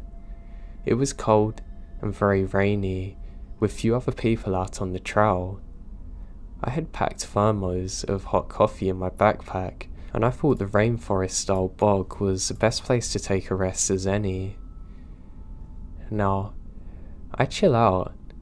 I have an interest in botany, so I was looking closely at the lynches growing off of the huge Douglas fir. But suddenly, I felt distinctly not alone. No biggie. Lots of people use the trail, although not many are out there that day because the weather's so wet and cold. And that's when I heard it. A meow. That's odd because this isn't a good place for a cat to be alone. We have cougars and bears, but I hear a meow again. Except this time, it was canned and robotic sounding, like somebody playing a bad audio file of a cat. My gut starts to clench. It just sounded wrong somehow, and I can't figure out why. My hands were shaking when I unzipped my backpack to put my coffee thermo back in. I felt waves of nausea roll over me, and the air suddenly felt dense and thick. I was in a rainforest surrounded by trees and moss, but I felt like I can't get enough oxygen. I hadn't seen anyone for at least 10 miles, and I was distinctly aware of how far I was, and I couldn't really get any cell reception here either. Now, I hear the same meow again, but this time closer. I've never heard a cat like this before. It sounded like an imitation of a cat or a person saying meow. It was so tiny, cold and robotic.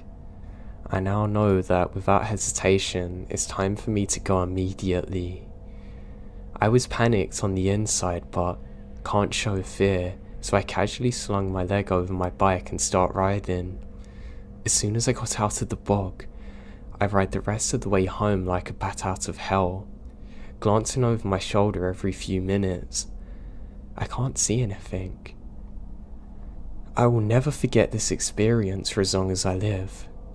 I've had some pretty disturbing things happen on my night rides, but nothing ever like this. I hate the fact that clearly something was imitating a cat, and I'm sure it was a recording. God knows who was out that deep into the forest too. I just hope I don't encounter this again.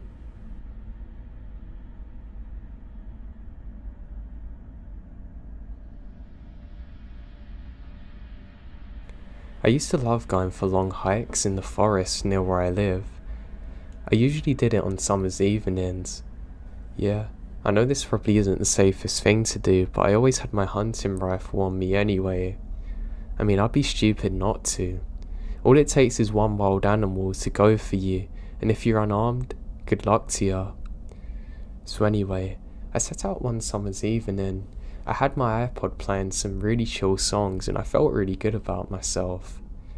I can't really get cell phone signal where I go because the trees cover it, but I like listening to my music. Now I was a good 40 minutes into my hike. There was enough moonlight for me to see where I was going. That's how I normally planned my hikes, when the moon was out of its brightest on the most clear days, so I can see everything. I'm really enjoying myself this night. I found true tranquility. I decided to stop for a minute, take off my headphones, and just pour out some of the hot chocolate I had in my flask. Now the second I do this, I have the feeling that I'm not alone, and I can't describe this feeling. It's almost like I'm comfortable in my own presence, but I don't want to be joined by anyone else, and this unsettles me. I just think I'm just being a little paranoid. I say to myself, thank God I've got my rifle, and I could have sworn I heard a laugh afterwards. No, it must have been just an animal, surely. So I go about drinking my hot chocolate. As I do so, and I'll never forget this, I hear someone whisper behind me, "Mind if I have some?" And a terrifying laugh follow. Now the next few seconds is a complete blur as I fumble, fall over getting up, grab my rifle, and scream myself and sprint in the complete opposite direction to where I heard the voice and back onto the trail. I try and scream out that I have a gun, but I can't get the words out. What's worse is I hear rustling behind me. I continue sprinting up the trail, only to slip temporarily again, and now on my back. I lay there wondering whether it's better to pretend I'm still. I look behind me, and I can see what appears to be the butt of a cigarette lit in the distance. Well, looks like I'm going to keep moving then. I get up again, and scream I have a gun and I'm not afraid to use it. What's worse, I'm sure I hear laughter in the distance after saying this.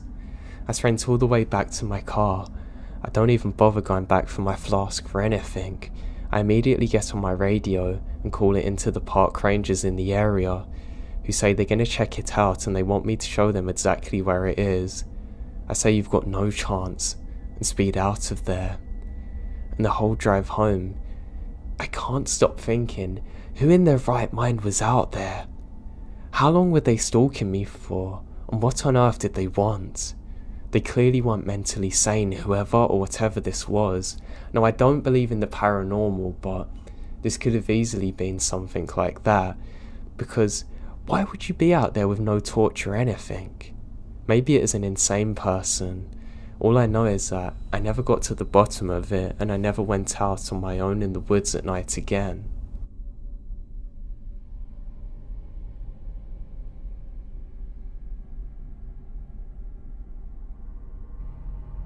I come from a big country family. We live on a farm. We raise our own food and meat animals, and we hunt and process. My dad's first cousin is even a licensed taxidermist, so we get a lot of hunting in. For a bit of backstory, on the homestead I grew up on and that we still live in, it was my parents, my pop's first cousin and his wife, me and my 4 sisters, and my 4 female second cousins. So 4 adults and 9 kids. And sometimes my pop's brothers come to stay with us too, especially during the hunting season. So hunting season is on, and my pops and his brother and the cousins we live with are all getting ready to go hunting. Some of the kids decide to tag along with me, my sister and my cousin. We get permission from one of my uncle's friends to hunt his lands away, and it's basically on several hundreds of acres of forest. Now, an important fact, during the time we're setting up, my pops and uncles are quiet while the 3 of us kids talk, and my voice hasn't changed. This is important. Us kids keep chatting away while the adults are just getting louder and feeling more energy while they check out the survival equipment, making sure the guns are clean and working, etc. Now there's a rustling in the thick brush around us, and suddenly 3 creepy looking guys enter the clearing. They literally stop dead. One of them has a hand on his knife on his belt. They're clearly drunk as hell. They kept looking between A and S and my pops and uncle, like debating something. My pops and uncle stand up. Last bit of backstory, every guy in my family is huge. I'm 19 and 6'5". My dad is 6'10" and 280 pounds, Jesus. Just deeply intimidating men. And so are my uncles. The guys laugh nervously as my Uncle V picks up one of his rifles, pointing it at them. The dudes start running off into the clearing like the devil's after them. My pops immediately says we're clearing out. My uncles don't question it, and neither do we. We're freaking out, and we're totally scared now. I mean, we're taking things down really sloppily, but my pops doesn't say anything about us messing up the camping equipment. When we get back, we instantly call the police, who unfortunately don't take it serious. We also told the owner of the land to be careful of his kids. The craziest thing is that, at that moment I realised A and S and me, with my unchanged voices, are the only voices that these guys would have heard, so they clearly come across here, trying to find some children on their own.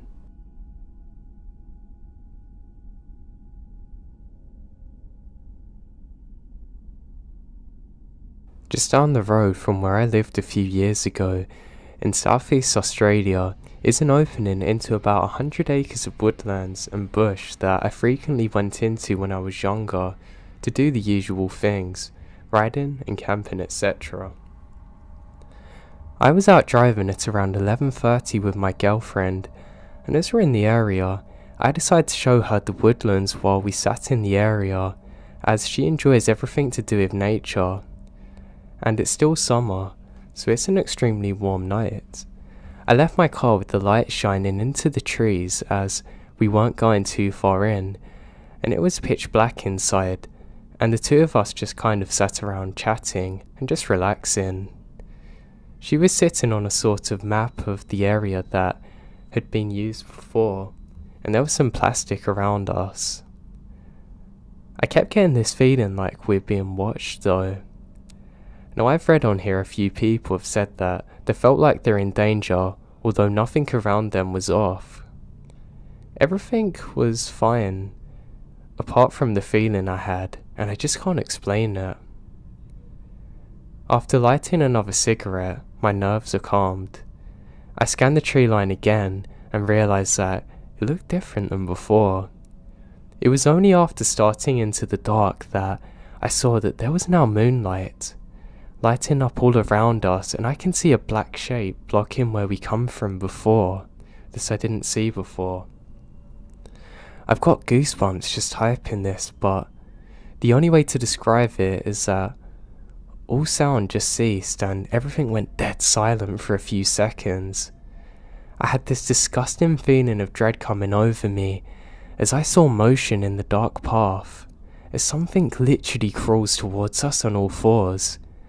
Now, I've seen nearly every animal in the outback here, and we don't have any large predators like in the US or Europe, but somehow I knew this thing was a predator, and it wasn't hiding from us, and it starts slowly coming towards us, clearly hunting.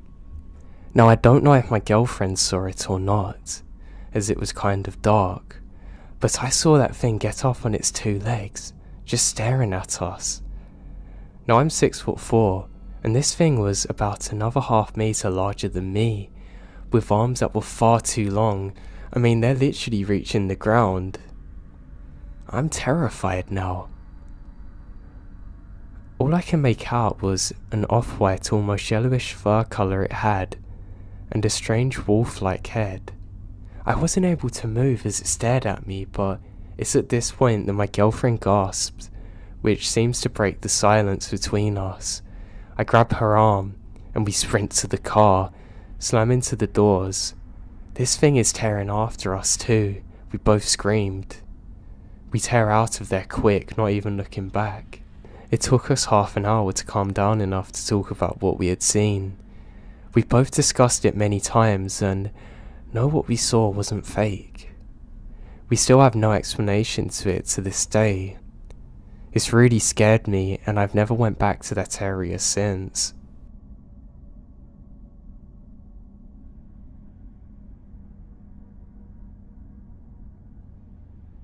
I always used to go camping a few years ago. I stopped doing it as much recently because of work, but I still get out there on the odd occasion, and I love it. I never had anything weird happen to me while I was actually camping. Some of the strangest things would happen when I was driving. It was never too bad. I'd just see strange lights in the sky, but I was sure that was just because I was tired. There was one thing I could never explain though, however. So I was driving back from a camping trip one summer's evening when I see somebody standing in the road. I don't know what they're doing, so I slowly drive up to them. They're not facing me, they're facing directly away from me. I turn my lights on to try and let them know that I'm there, but they don't move. I stop my car and get out and I say, "Hey bud, I need you to move out of the road for me please, is everything okay?" And I'm not kidding you, the second I finish my sentence, they fall to the ground. Well, I say they, all of their clothes do. It's almost like somebody just disappeared. I rub my eyes and I'm sure that I'm just sleep deprived and hallucinating, and I get back in my truck and slowly drive towards it.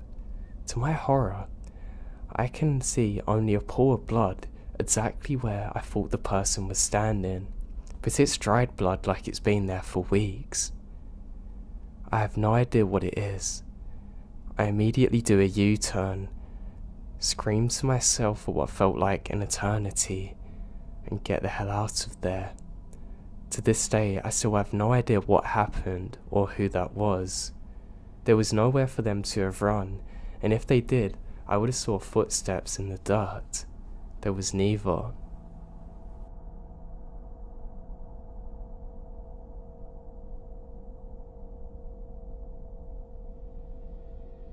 The drive home from work was always a long one for me.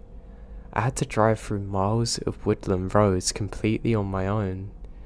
It was about an hour's drive, but I got used to it. I used to get finished on my night shift at about 10 o'clock, and I'd always turn on the radio and just enjoy my drive. There was one cold winter's night in December that really shook me up though, however.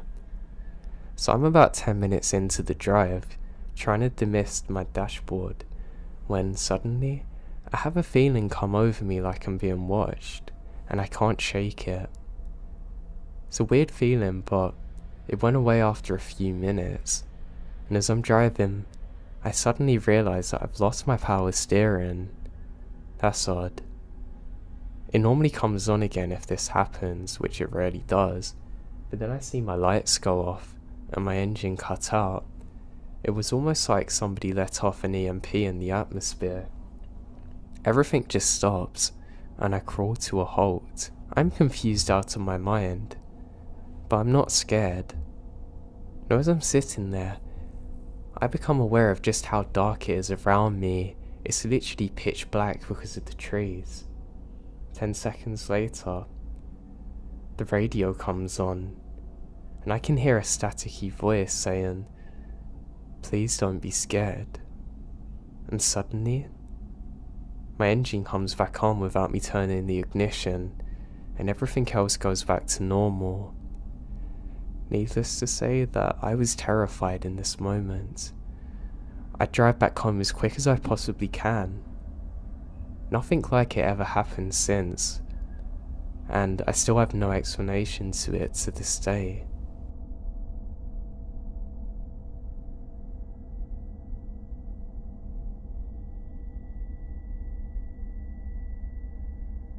I grew up in the south. There's tons and tons of beautiful places to see that haven't been taken over by concrete yet. It's nice. But along with that, it's pretty boring.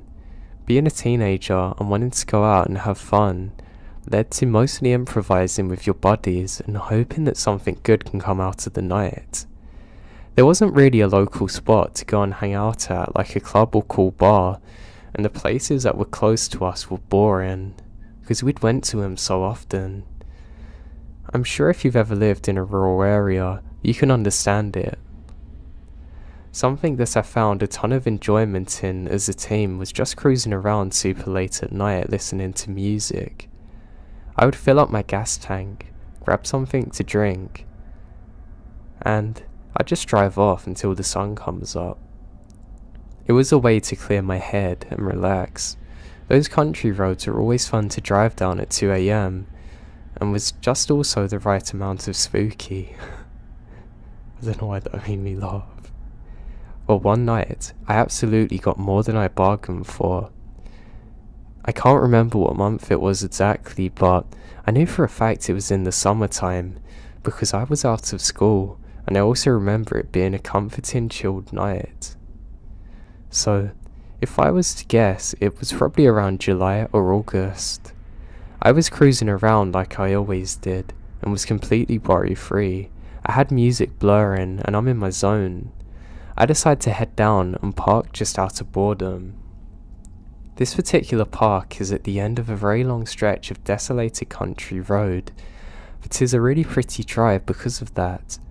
When I say desolate country road, I don't mean that it's some dirt road that goes through the woods or anything crazy. It's a normal paved road, but there really is nothing on it after a certain point.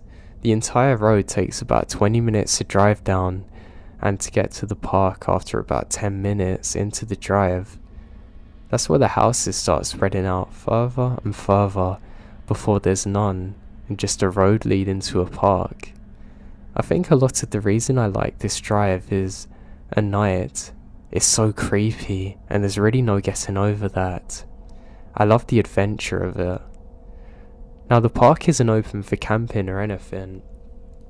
It's mostly just lots of land with walking trails and biking trails set up through miles of woodland. So obviously it's around 3 AM in the morning. It's pretty dead. I made it there and just did a slow normal loop around the park. The night before it stormed so badly. So I remember my parents and I had to take shelter because of the threat of a tornado. There ended up being no tornado, but the storms were pretty rough. Because of it, I come up on a fallen tree in the road that looped around to the exit of the park that must have been caused by the storm. It wasn't some massive tree or anything, but I knew for a fact that there was no way it could have gotten there from a car, obviously. It was pitch black.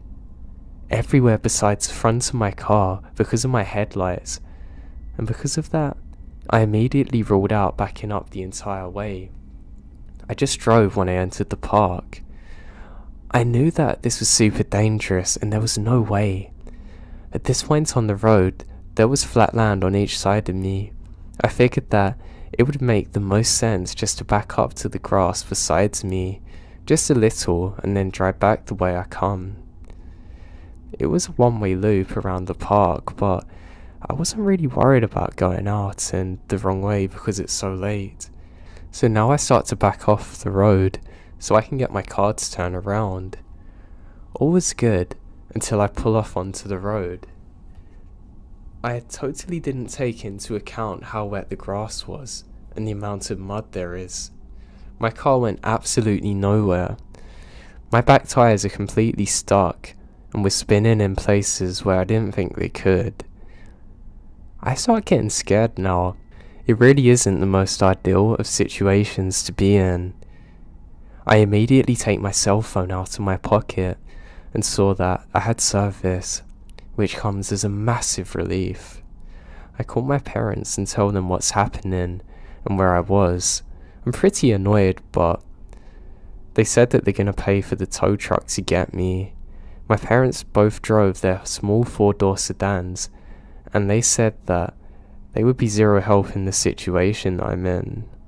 It was about 45 minutes away from my home and most of human civilization, so I was pretty sure I'm going to be stuck there for at least an hour before someone comes to get me. It's a freaky feeling. But I try getting out of my head and just continue listening to music and playing on my phone. Not really a lot I can do. After I kind of calmed down from the initial anger I had, I started to check out my surroundings.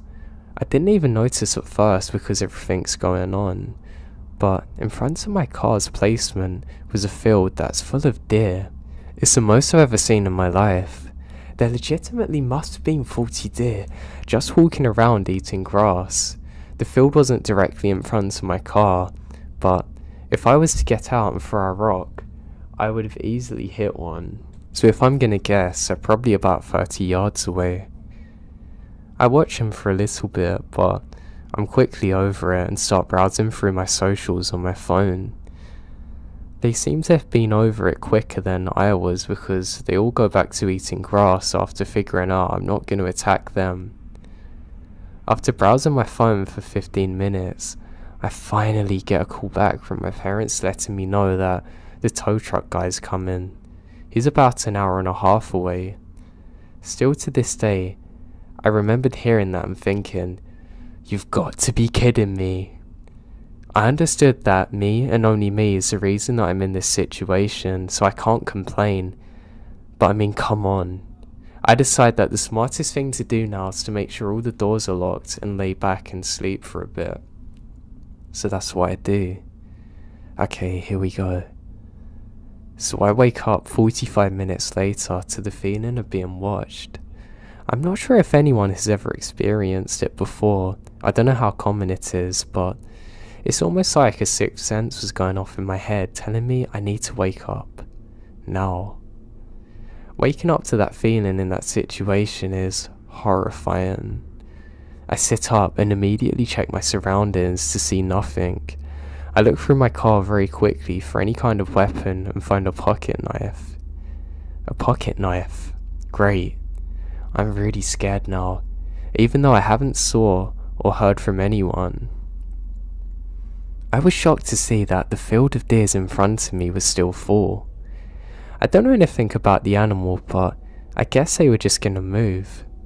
But they're motionless. I call my parents back to see if they've heard anything. I decide not to mention how scared I am because I know it's gonna worry them. And there's no updates from the tow truck guy, so this can't be much worse. The last call just lasted a few minutes, and I felt like an idiot. They both had to wake up for work quickly after, and now they've spent over $100 to try and get me home, and they're worried about me. We hung up, and I looked up from the phone and immediately went from 0 to 100 in a panic. all of the deer in front of me had perked up, staring in the same direction in front of them. Every single one of them. One of them stopped dead in their tracks, standing completely still. The others followed, looking at something. I put my high beams on and stared, waiting for absolutely anything to happen. But there's nothing. I tap my horn real quick. They don't even budge. That's what scares me. They were completely glued to what was in front of them instead of being scared by me. I know they were looking into the woods, but where I was, I can only see them. I can hear my heartbeat, and I grabbed my pocket knife and just waited for something to happen. I would say it was about a minute after I honked. Every single one of them in unison ran the opposite direction that I'm in. And now within 10 seconds, it's completely empty with just me in the field. I'm petrified in fear. I knew that staying in my car would be the safest thing, but I'm now stuck. My head is on a swivel. I'm freaking out in every possible way. I assumed that it's a bear or something, but it could have been absolutely anything. I was convinced at that point that it's the devil himself. I don't know what to do now. I knew that the tow truck was close by, but I have no idea where. I start shaking because of nerves, and just look around me to make sure nothing was by me, and focusing on the field in front of me. I did this for what felt like an actual eternity, sitting in complete silence and darkness in the middle of nowhere, waiting for something to jump out and attack me. Now 15 of the longest minutes of my life go by, and I start to see lights break through the tree line on the road. As it gets closer, I see it's a tow truck guy. The lights on in his truck feel like Jesus coming. He gets up to me and I jump out of the car and say, "Do you have a gun?" I tell him what's happened, and he said something's definitely nearby. He let me know that he grabbed his shotgun in the truck and assured me that it's probably a bear or bobcat. He gave me the whole "they're more scared of you than you're of them" crap. The tree was small enough for him to sort of bulldoze it out of the way and hooked up my car. He wasn't really listening to what I was saying about the story, but knew I was shaken up from it. The whole time, I still had my eyes glued on the field looking for anything. He was completely done with everything in about 15 minutes, and he told me that to follow his truck out of there and onto the main road's the best bet. I got in my car and was ready more than anything to get out of there. We start to move away from the spot I'm in, and I still have my head on a swivel, completely shaken up. As we're driving away, I look in my rear view, and just out of the way, I could see the partially lit up spot where I was from the vehicle lights. I watch in my rear view mirror as a man comes out of the tree line behind my car and walks into the middle of the road watching us. He's a huge person too. My heart stops. I legitimately start bawling out of fear. I can't see any details of the man. I don't care about that, honestly. The feeling when we're driving away was the worst of my life. He stands there the whole time. Now he was there watching me, creeping up on me when I'm completely alone for a very long time. Maybe even coming up to my window watching me sleep. That's a feeling that I can't quite put into words. The entire time we're driving off, as long as I can see him, he doesn't move. He just watches. A million things are racing through my mind now. I was scared that there might have been multiple people waiting for us. I was trying to figure out if I should start beating on my horn or what. I decide all I want to do though is get out of there, more than anything. The second we finally got out of the park and was able to be on two roads, I drive past the tow truck driver doing at least 70 miles per hour. I run inside, quickly saying sorry to my parents and nothing more, run into my room, not sleeping for a single second that night. I was searching everywhere for what could have happened, escaped convicts, whatever. And I've come to the conclusion that I'm never going to know who was out there or what they were planning to do to me. I never told my parents this story either until years after, and it freaked them out when I told them it, even in my older age. I never went back to that park ever again, and I never will for as long as I live.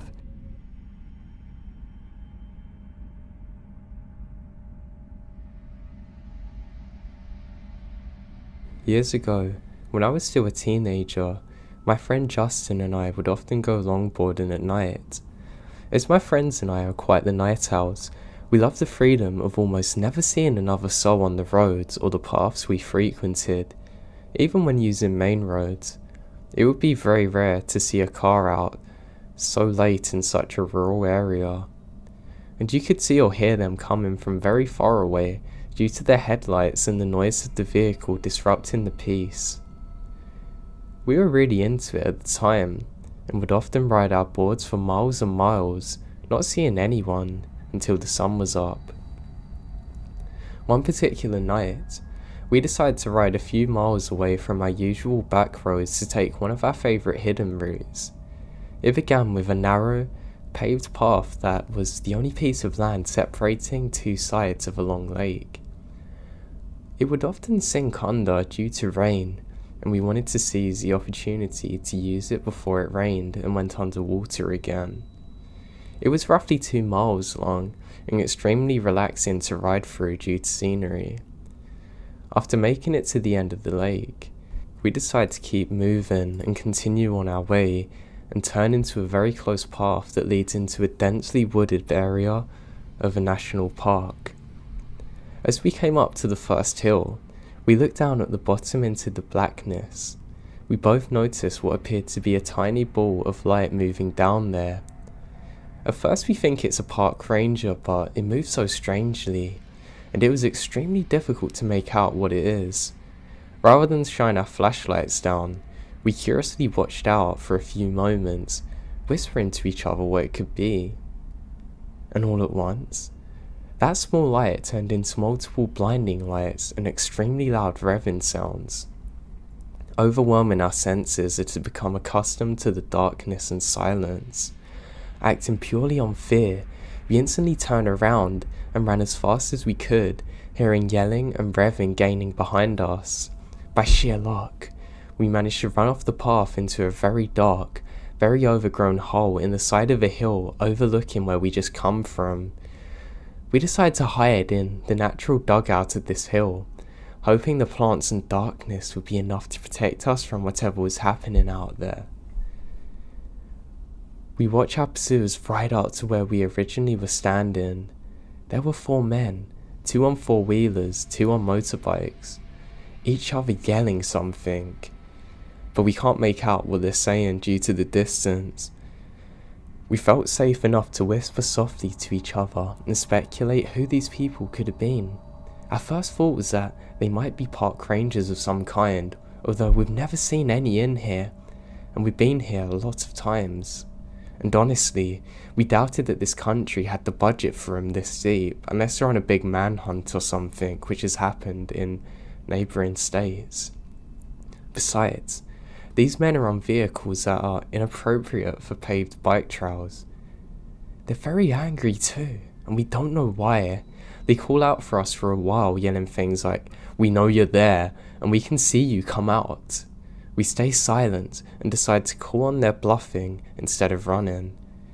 Eventually, I heard one of the men yell, "Find them now," and smash a bottle. That had erased any hope that they're rangers. We watched them split up, and each of them gone a different way down a series of paths on their vehicles, including the one that we've just come from. It took us what felt like ages to move. We're frozen in fear in that dugout, watching the lights from the vehicles travelling through the woods and paths. One of them already come in full circle and passing the point that we started on. I thought about calling for help, but I was too afraid. I was scared that the smallest amount of sound would give away our location. After waiting for the lights of the vehicles to reach our furthest distance yet, we finally summoned the nerve to get up and to run somewhere far enough away from them to make a call. We ran as hard and fast as we can through the woods, since their headlights gave their locations away on the paths. We would hide again whenever we felt like they're close. Our available hiding spots were getting progressively worse as the woodland became less dense, and the fear is overwhelming. Finally though, we emerged from the woods onto the intersection of the two main roads, far enough away from where we started. We ducked down into the ditch to call for help. I opened my phone. I noticed I had recent missed calls from one of our friends, Connor, who we're supposed to meet up with after our longboarding excursion. I called him and frantically asked where he is.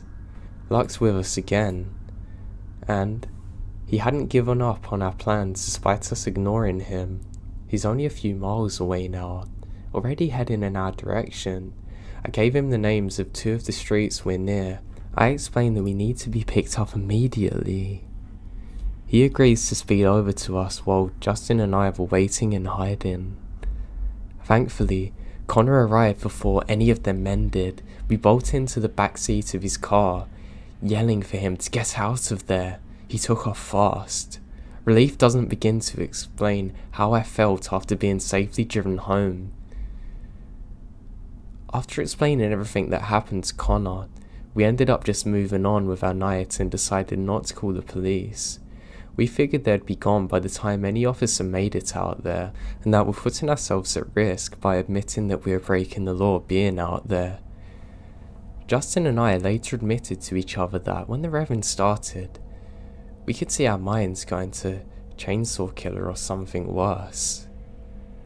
Frustratingly enough, whatever them weird men saw that made them want to chase us so bad, we actually never saw, so they even had no reason to chase us.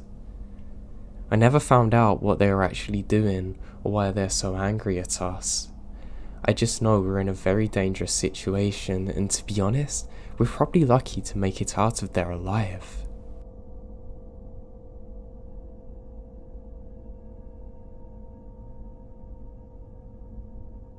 Me and my friend John loved to go for hikes in a national park that was a couple of hours drive away from where we lived.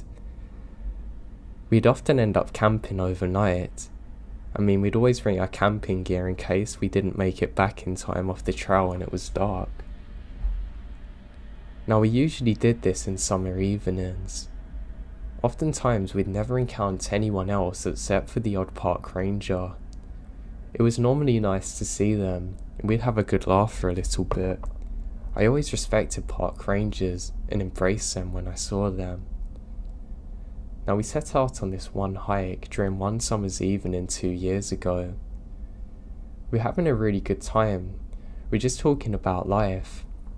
My friend's talking about not really liking his job much, and he's complaining about the hours and the work they have him do. He works in a hospital and really doesn't enjoy it, and I felt pretty bad for him. He's only starting and they're making him do all the dirty work pretty much. I wasn't too happy in my life either at the time. I had some big changes coming, and I was waiting on people, and I hate waiting. I really can't stand it. So we're talking about this for hours, and honestly, it's like a therapy session, and I really enjoy it. We keep walking and we're talking about the highs and lows of life, things that are coming, and things that we just want to see change. We're both saying it's surprising how that this time next year, we have no idea where we're going to be or what we're going to be doing. We're just putting the work in now. As we finish talking, we realise it's nightfall and there's already moonlight illuminating around us. I love moonlight, and we say, hey, how about we set up camp? John agrees. We walk further down, and just as we think we found a good camping spot, we see another tent further up. Now there's this horrible smell there, so we're sure that whoever this is has hunted an animal, and they've left it out there, which is kind of disgusting, but they might be skinning it, getting it ready to eat. My friend goes over to say hello, and just say that not to worry about us, we're going to move further away so he can have his own space. And what do you know? A park ranger appears. You can see his hat from a mile away.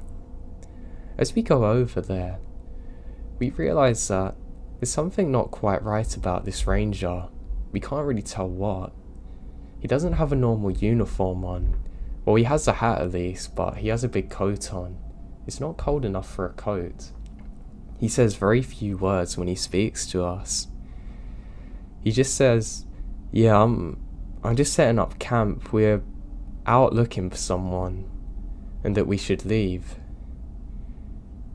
I end up talking to him for a little while, and a lot of what he's saying doesn't make sense, and I get this really weird vibe from him, like he's looking at me but he's not, and he's trying to look through me at the same time, if that makes sense. He says, are we armed? And we say, yeah, we've both got hunting rifles, but we got a permit. He asks to see it, and my buddy shows him his. He says, that's okay, you haven't got to get yours out to me. And then John says that we need to get moving and should probably set up camp. He says fine, and the second he turns around, my buddy John grabs me hard by the arm and starts walking really fast, guiding me. Now I'm confused because, well, we're out in the middle of nowhere in a national park.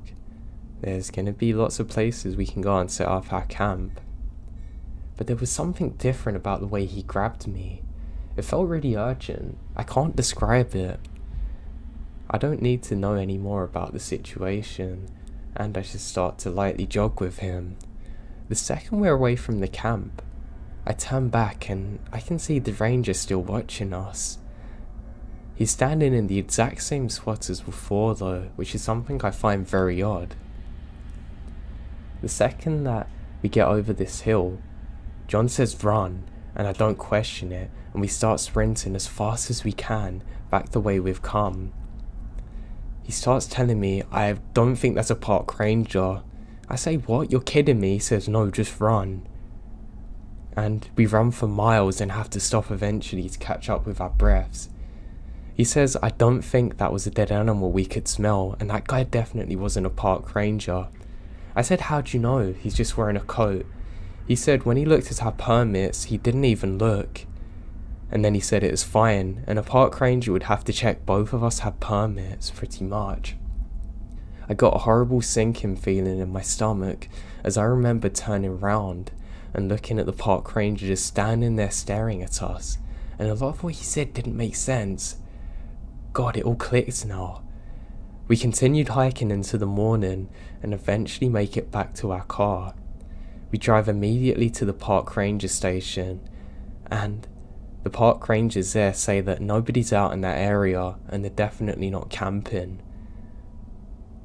Eventually, they sent out some people to go and investigate and got the police involved. It turned out that they suspect that this guy had murdered someone, and where we encountered him, he moved everything and hid the body. The police are still out there looking for it today. Now, to set the scene for my story, at the time I was just a broke college kid.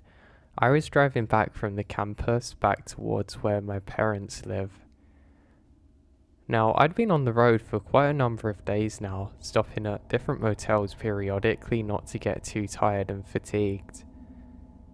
When I reach my parents' state, it suddenly becomes a lot more wooded, and I guess the air becomes cleaner in some ways. I'm not really too much of a hippie about environmental things, but honestly I think there's a huge difference you find when you get back into the cleaner air states, i.e. the ones with more woods and forests. Now, to set the scene a little bit further, at the time of this trip I was pretty tired, to be honest, and kind of getting fed up of everything. Honestly, it feels like no matter how much I work, I didn't seem to be getting anywhere. The assignments were basically piling up and I was getting really fed up of it. I mean, I guess a lot of you can relate to this, but at the time I didn't really realise that it was important to manage time, so I'd basically implode every once in a while, hence why I was pretty happy to be driving. Now, to be honest, I really found that I was resetting while driving through those woods. Now, on this particular day in question, I was feeling pretty tired. I've been on the road for a little bit now and I only had myself for company, so to try and make things a little more interesting, I decided that I was going to drive through the woods. Now, I mean off the road, kind of, well, at least a true pavement, onto the kind of gravelly roads until it's basically a forest road. If you live in those kinds of areas, you'll know the difference. New to these areas I was not, but this one I was. I pulled onto this main road when it wasn't too dark. The sun was beginning to set and I was basically on the very last stretch. As I turn into this part of the road, I immediately almost run over a rabbit and stop because of it. I feel a bump in the road and I'm convinced that I've just killed the poor thing. I say, oh god, you've got to be kidding me. I really wanted a break from having things on my conscience and already feeling burnt out. It felt like everything was starting to accumulate. I got out and luckily it all seemed to be fine. That was when I noticed someone off the side of the road. I said, hey, I almost killed that thing and laughed, hoping they would respond, but they don't seem to say anything. They just stand there, just off to the side of a tree, and don't say a word to me. I realise that I'm not very welcome here and decide that I probably need to get a move on. The person isn't dressed too strange. They have a flannel jacket on, I think that's what they're called, which is kind of a dark yellowy colour, some jeans on and a cap, and I really can't see much else. They seem pretty tall, at least 6 feet, and I don't want to stick around for much longer. Glad that I've not killed the rabbit, I'm happy to set off again, though I have to be a little bit more slow now, as I decide that I'm going to avoid the main road and go off the roads that are kind of more winding and easier to get lost to. I know it's stupid because I thought I was escaping the danger of that person, but instead I was probably getting myself somewhat lost. I take a quick look in the mirror and I can't see them anywhere, so I think I'm fine. While I'm driving, night has started to set quickly, and I turn on the radio for some music. It's just some of the local stations which aren't really good to say the least, so I ended up putting in a cassette tape that I have. And yes, I'm an old person, so we used to use cassette tapes. At the time I was listening to Nirvana, and it was pretty cool. I love Smells Like Teen Spirit, and some of their other classics they had on there.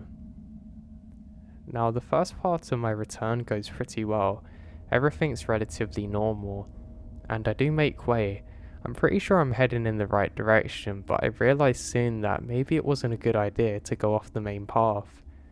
Where I'm driving, I pretty much come to a snail's pace because of all the trees around me, and I have to be very careful not to go over something that could puncture my tyre. Now the radio cuts in and out basically because I'm going relatively deep into the forest now, so I really have to mind my way because I know I'm kind of getting lost at the same time due to the unresponding radio signal. However, lo and behold, I can see some red lights just up ahead of me, signaling that there's probably another car up there and that I should probably follow them to get back to civilization. I know this is a stupid idea, but when you're lost, it seems like a good one. I turn on my lights momentarily and try and capture what kind of car it is, but it's pretty hard to tell, but it's basically a black truck. I try and get a closer look, but I realise that I can't actually see their lights that well. That's bizarre.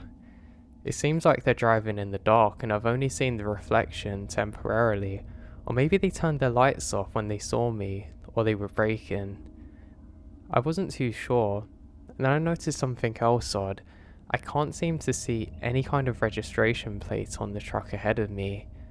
Now this is probably a bad sign to be honest, because why would anybody be driving around here without a reg plate? Well, I guess there's probably a good chance that they're up to something dodgy or are not insured, so I decide the best thing I can do now is just keep quite a nice pace behind them. I continue driving regardless and make sure that I keep a distance. It's now blatantly obvious that I'm behind them because of course I'm coming at them with my beams on, so at least I can accept that they know where I am. I continue following for a number of seconds until I seemingly come up right behind them and I realise that they've stopped for some reason. Now this is pretty odd, and you don't really want to have this in the forest. The problem really is that somebody might be coming up behind me now, and I'm not going to be able to escape.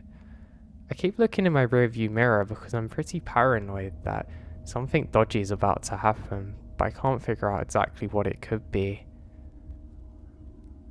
I roll down my window for a second, about to ask if they need help, but I realise quickly this is a stupid idea, and luckily some higher conscious in my brain kicked in and said, "Get back, don't do this." So I start to reverse my car a little bit. After a few seconds they turn on their lights and I can actually see the rear views a bit, and they start driving. I give them a few seconds to go off and I seem to not be able to catch up with them again. I'm still not exactly sure where I am at this point, and it's quite annoying. It's starting to become a little bit foggy at the same time, which is really restricting my visibility. It seems strange because the truck basically went into nowhere and I really can't figure out where they could have possibly gone. Also, the road was pretty cruddy up here. There's these massive holes in the road and I'm really worried that I'm going to bust my tyre or my car. And I know my mum would have killed me if I had done that, and I hate to think what would have happened if my dad caught me in that situation. So I plough onwards just very cautiously. The trees are relatively big at this point, and they're pretty full of life. If I roll down the window just a little bit to get some air, I have to be careful for bugs not to fly in. I think at this time of year especially, they're really in full swing of life, and it's pretty nice on most occasions. Just not this one. I continue going down the same path until eventually I make it back onto a main forest road, if that makes sense. I'm very relieved at this point because I'm no longer lost necessarily and I have a rough idea of what direction I have to go in. Basically, this will be pretty much a one-way thing until I get to the main road again, and then I'm only about 50 minutes from home. Success is in sight. I continue driving and realise that my gas isn't too good at the moment, so I have to make sure I get back and don't get stranded out here.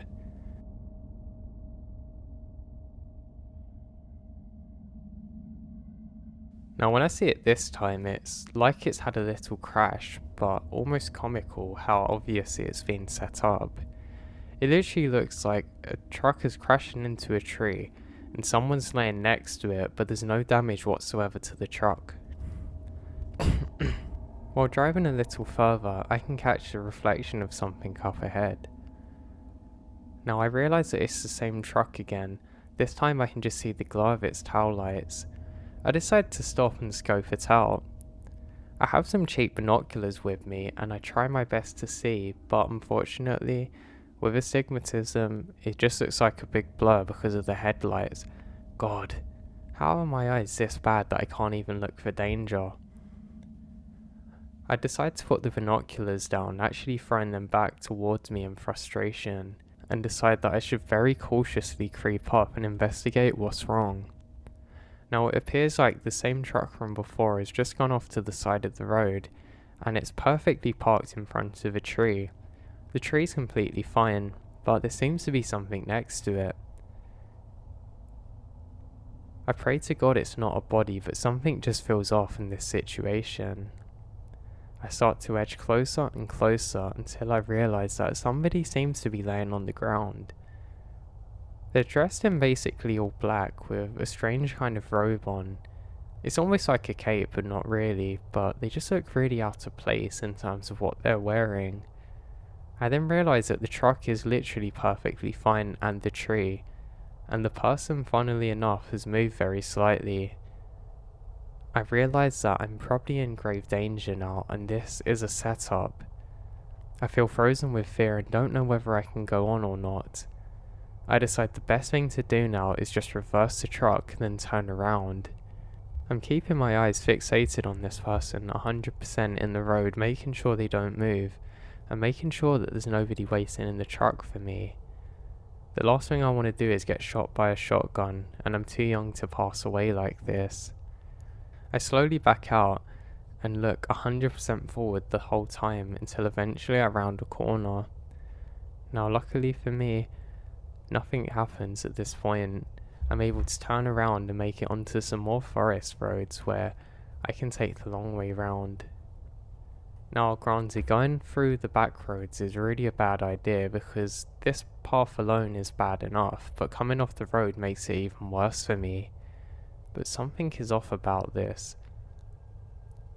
I know now that I have to get away from this person because something is wrong. I decide to stop for one moment, pick up the binoculars and scout out. Before I proceed, I quickly turn off all the lights and look in my binoculars. I realise now that if I slowly come out of my car and kind of crawl up to the trees, I can investigate with the binoculars. Feeling truly like G.I. Joe, hell of a name, I decide that I'm gonna do it. I slowly crawl out, making as little noise as possible, still with the engine off and all of the lights. I don't bother locking the door, and I slowly crawl up to the position where I need to scout out what's happening. I can no longer see the figure, but the truck seems to have moved a little bit further. God, I knew they were up to something. Luckily for me, I didn't panic too much. Don't ask me why, I was probably just fed up and wanted to get home. I continue watching and basically nothing happens for a good 2 minutes, me purely fixated on the truck, slowly being caught up with the sounds of the insects and whatnot around me. Suddenly I hear rustling to the left of me. I stop dead in my tracks, not moving another inch from my vantage point. I decide to stay perfectly still, and I can hear this person slowly getting closer and closer to me through the forest. I can hear crunch, crunch, crunch slowly getting louder. I try my best not to look to my left, but I have to. I need to know whether I have to fight or run now. And suddenly, I notice it's a creature on the floor. I don't know exactly what this is, but maybe it's some kind of possum I haven't seen before. It's hard to tell because of all the adrenaline running through my body made my eyes shake a little bit and not focus. I go, God, under my breath, and then immediately back to the truck. Now I realise that the truck is gone, which is really bizarre because I was watching that thing only 10 seconds ago and I didn't hear it move, but maybe, just maybe, I was so scared that I couldn't really look anywhere else. Now, realising that the potential danger seems to be heading off in the opposite direction as me, I decide to wait for a while, but I want to scout out the area before I go any further. I didn't remember to lock the truck at the time, and I considered going back to do it, but realised that I'm going to hear anyone pretty quickly if they go there. I decide to continue on my G.I. Joe mission and crawl up closer and closer to where the truck was. I then begin crawling very slowly and quietly through the leaves, and I realise that I'm not making much sound and I feel pretty safe at the time. My eyes have basically adjusted to the darkness pretty well, and I'm just being more careful not to go into little puddles and things. I don't want to get my clothes crappy, especially not out here. I continue on, and I eventually make it up to the edge of the trees, basically where the road is. Now from here I can see pretty well in both directions, and I can see that the coast is clear. I still have literally no sign of the person or the truck, so I assume that they've gone off in another direction trying to look for me. If they stayed on the main path, which I'm pretty certain they have, then they're not going to be near me. They've probably gone in the opposite direction because I wouldn't have been able to escape otherwise. I decide the best thing to do now is slowly crawl back to my original position. I can hear movement once again, just the second I start turning, and I duck down. I bury myself in leaves and wait. I can hear a click click click click around me with twigs breaking. I can hear this continuing for a few seconds, but it sounds just like the animal I heard before, so I'm suddenly at ease again. Now I'm not 100% convinced that this is what happened, but I'm far quieter now just in case, and decide to lay buried as long as I can. I think I'm pretty well buried, and I'm just getting annoyed at the smell of the leaves around me. They smell absolutely disgusting. I wait here for a good 10 minutes until I start to get quite cold quite quickly, and realise that once again I should really be getting on the move. And I take the leaves off myself, now realising that I wasn't as well hidden as I thought I was. Now one strange thing during this is I can see a red light in the trees, maybe 4 or 5 feet in the air. I don't know what it was, and I only saw it for about 5 seconds, but it definitely distracted me. I then realised that I have to crawl back, and I should probably stay as quiet as I can to do so. I turn round and I start making my way towards the truck again. Now everything's normal at first, and I don't really have anything concerning. Every so often I can hear the sounds of animals around me, but I kind of come at one with nature at this point, and I'm not really bothered by them now, and I'm pretty sure I can differentiate the difference between those and people. Whoever was trying to get me is now long gone, and I slowly make it back to my truck.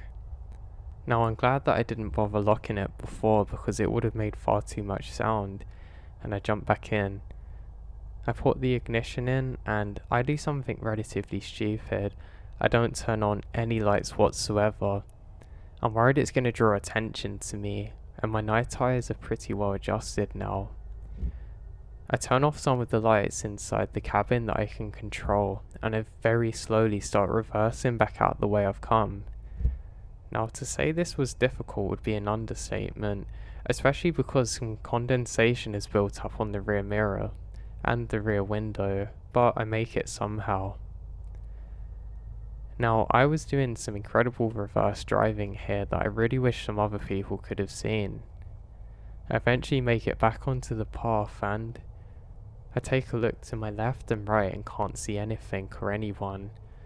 Presuming it's safe now, I start off. Now maybe adrenaline or senses are caught up with me after my adrenaline dump, because I end up going very quick. While driving, I notice a small little cabin building just off to the right of the road, but it looks like it's been long abandoned. I'm driving very quick, and some rain has picked up at this point. I decide that I have to put on the lights because it's too dangerous now and I really can't see where I'm going. I went over a bump slightly too quick in the road, and I skid, I'm not kidding, seconds from hitting a tree. I managed to kind of oversteer around the tree, and I cursed myself for being so stupid. It then dawns on me that if I drive at this pace, I'm probably going to catch up with whoever's ahead of me. I then realise the best thing I can do is turn my normal beams on and flash my full beams periodically, just so I can illuminate corners. But of course, the issue with doing so is that it's going to notify everyone around me as to exactly what I'm doing right now. I continue driving at a more normal pace, and I realise that I have to do this or I'm going to run out of fuel pretty soon. While driving, I'm suddenly met with a flash of light. It kind of dazes me for a millisecond, and I'm partially blinded. Suddenly I can see well again, and I realise that it was a lightning bolt. A few seconds later, I almost jolt forward and fall out of the driving seat because the loudest thunder I've ever heard in my life seems to have gone off at that exact moment I was driving. Most likely heightened from this situation, I feel really scared again. What's worse is the trees are getting much bigger where I am now, and it's making driving very difficult. I decide to turn on my high beams for most of this part of the journey, though I know it's not good for my car battery, and at the time my car was pretty old, so this is an issue. Around another corner and the rain's picked up a lot and I go through quite a big puddle, and I kid you not, the car stopped. I pull my head back and say, God, you've got to be kidding me. This literally looks like that scene in Jurassic Park when the car breaks down and the dinosaur comes. I didn't have one of those cool Jeep things, and I don't have a sunroof to look out of, but God, I was scared. I ended up punching the steering wheel, and luckily it didn't set off the car horn because that would have easily notified others of my position. I quickly turned my head around, scouting all around me looking for anyone else that could either help me or might be a danger, and I don't see anyone. I jump out of the car and quickly start pushing it. I managed to just about get it off of a rock that it was stuck under. I mean, that's probably an exaggeration, but I just kind of shimmied it into a better position. I start kicking some more rocks and things around so I can clear up a path and my tire is now free again. I quickly jump back in and my feet are soaked, and luckily the car starts now. Luckily for me, no dinosaurs come to eat me. I then turn off of another forest road, and I know exactly where I am now. I'm not far from a main road, and God, I'm excited. Just before I turn on, I stop to give way to potential oncoming traffic, and my hands tighten on the steering wheel. At first I'm not sure exactly why I'd done this, then a second later I realised that my subconscious has noticed car beams come in. I quickly turn off the engine and all of the lights with it, and I duck down in my seat. Another car's coming. Then it hits me, it looks just like the truck I've seen before. I lay as low as I can as it slowly passes me, quickly jumping up when it's about to round the corner. Then I realise that it has a license plate. It's a different car. I let out a sigh of relief as I realise that I'm probably a little too paranoid from what happened. I start my engine again and then turn onto the road. Now for the first couple of minutes of driving, I'm going at a ridiculous speed again, kind of neglecting my fuel. I realise soon that this is a pretty bad idea because I'm not actually sure where the next gas station is. I drive for another 10 minutes until eventually I make it back to roughly where civilization should start, and I know a gas station isn't too far away. Now on this drive, I basically put down those people to playing a cruel prank on me, or maybe they thought it was a friend of theirs or God knows what, and I've actually calmed myself down a lot. I decide that I'm not going to report it to anyone, I'm just going to go asleep, and I know for a fact that if I tell my parents, they're never going to forgive me for driving this course alone, and they're going to demand that they go and pick me up from my college, and that's not going to happen. I don't need the embarrassment from them, thank you. So, I continue on. I eventually pull into a gas station, and my God, I've never seen such a middle of nowhere one as this. To say it looked creepy would be an understatement, and I'm very tempted to go back into the forest again because I'd rather deal with whatever was out there than this place, but I don't have much of a choice. My meter is just over empty and I'm on an incline, so that's probably accounting for it having that little bit above it. I sigh and say fine, if I've got to go in, I've got to go in, and I close the door and step out into another puddle. God, this can't get any worse, I say to myself. I decide with the $10 I had remaining in my wallet that I'm going to spend $7 on gas and I'm going to use the other 3 on getting some kind of food or whatever as a treat. As I get closer, I realise that this isn't really going to be an easy gig because there's not much food in there, which does actually annoy me because I'm quite hungry, and they only have them small portable gasoline things that you can fill up when it's an emergency. I walk in there and I realise that they have some chocolate bars and I'm quite delighted. I say, hey, how much for the gas and how much for the chocolate? Clearly with a $10 in my hand. And the attendant says, well, $2 for the chocolate or $10 for the gas. And I regret to say that I had to get the gas at this point, and I hand over the money. Now the person working in there, the only person in there I should say other than me, seems really weird. He seems to hold eye contact for far too long after you've said something, and I just get a really weird uneasy feeling off this guy. He has a weird moustache, he's dressed in a one-piece overall like he's just come out of a farm, and it looks like he doesn't know what the 21st century is. He's about 6 feet tall, and I start to realise that he's kind of matching the description of the person I saw earlier. The clothes were a little different, yeah, but he just gives me really weird vibes that I've not really experienced before. He holds his eye contact for far too long every time, and it really annoys me. I go to leave, then he says, where are you from? Out of town? I think, oh God, this is the end for me, and I start panicking and start looking towards the exits quickly. I do so very blatantly because he says, relax, relax, we're not all gonna kill you out here, which made me feel 10 times worse. I then say, no, I'm from very close to here, I'm just on the way home from college. He says, college? What'd you need that for?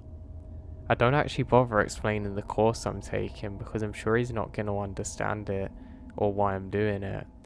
Though he keeps on pestering on, and I tell him that I'm doing business. He laughs and says, business? I didn't need a business degree to get in here. Then says how it's a waste of money and starts blaming the government and other things along those lines. He then says, no really, what are you doing out here? I then feel very uneasy and I take a few steps back, and he says again, I'm not gonna kill you. But what were you and your friend doing out here? I'm very worried now that this guy is absolutely off his head and he's just imagining that someone else is there and maybe he sees people. I say, no one's with me. He says, why didn't he come in the store with you? I say, what do you mean? He says, who is that just got out of your car? I say, no one, somewhat angrily.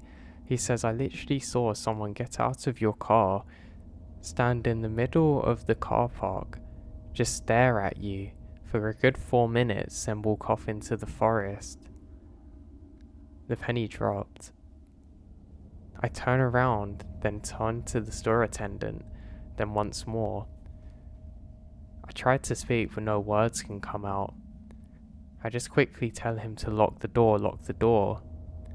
Thankfully he follows this and says, what's wrong? What is wrong? And sits me down, but I'm too scared to move. I then barely get the words out and explain, I think someone's followed me. I'd come here on my own. Then it hits me of what happened moments earlier. The truck I saw earlier. I start crying a little bit with the fear, and he manages to calm me down and says, don't worry, I'm gonna go and look. You're safe here. He quickly goes to grab something from the back, unlocks the door, then runs out. He's gone out there with a shotgun, I realise, and I tell myself, this can't be happening. This can't be happening. Terrified, I quickly go and lock the door because I'm worried that I'm gonna get followed once again. I don't know whether this person is playing some kind of big game on me, and this is all just fun for him, and he's the one in the truck. I can't be sure, but he's gone outside with the gun into the darkness as the rain falls down. I can hear the occasional lightnings, and that really makes it feel like it's a horror movie right now. I put my hand in my head and close my eyes, and I hear bang bang bang on the door. I look up and thank God it was the store attendant again. He says, hey, what are you doing? Let me in. And I apologise and quickly open the door. He said, hey, whoever that is long gone now, but I want you to see this. He takes me outside with him, still with the shotgun, which is probably the only reason that I went outside with him. You can see some muddy footprints that lead from the opposite side of my car, away from the driver's side, that turn, stand exactly like the guy had just described to me, then slowly fade off into the forest. This guy was telling the 100% truth. There was someone in my car that I have no idea about that was in there for God knows how long with me. The attendant then says, quick, we're coming inside and calling the police, and I have to thank him for this. We get back inside and he makes me a coffee quickly for free. He then hands me the phone and he says, I've dialed it for you. An officer picks up and I report exactly what's happened, and they say they're going to send someone out to investigate. I say, do you want me to wait here? And they say, no, it's not necessary. And they then send out their squad and hang up. I then thank the store attendant profusely and I apologise for being so paranoid, but he said it's understandable. He said there's people out here that you don't ever want to mess with, and he said he's heard some stories. He then says that he'll follow me out to my car, but he can't go any further. I thank him profusely again and he says it's nothing, and turns around cold-heartedly almost and heads back into the store. I then get in my car again, and again, I'm ashamed to say it, but I absolutely floor it, going way too quick. The next 30 minutes or so of the drive feel like an absolute blur, and I eventually make it back onto the road that leads to my parents' house, back to true civilization. I pull into my parents' driveway, park up and quickly go to bed. Everyone else is asleep now, it's almost 3 in the morning. I ended up hitting the sheets and waking up the next day feeling exhausted. I didn't tell my parents what happened, and my dad jokes and said, "How'd you get caught out in the rain?" I never had the heart to tell them, even to this day, because I know how much it would have scared them. I tried to follow up and get answers from the police about what happened, but they didn't give me any information and said the investigation's still ongoing. This all happened years ago, and I still have no idea who was in my car with me, or for how long, or what they planned on doing to me.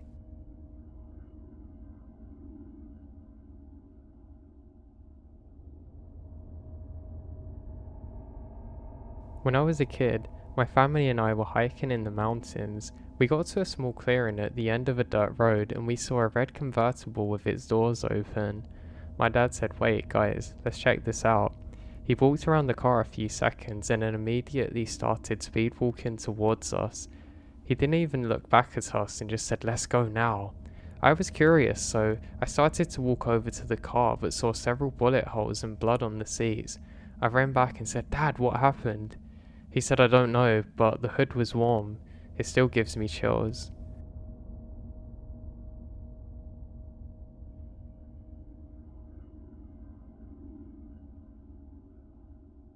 One of the more weird experiences of my life was while driving through the woods in pretty much the middle of nowhere. My car seemed to stop completely randomly, and I thought there was hailstones outside. There was prodding on the top of my car, then the sides, even to the point that I could actually see the impact on the window, but there was no hailstones whatsoever. It was literally like hundreds of people were punching the sides of my car, and suddenly, it stopped, like nothing ever happened. It was so scary that I didn't inspect the car until I got to my destination, but I could clearly see some dents in the side of it, like people had been punching it or throwing rocks, but there was no rocks or anything.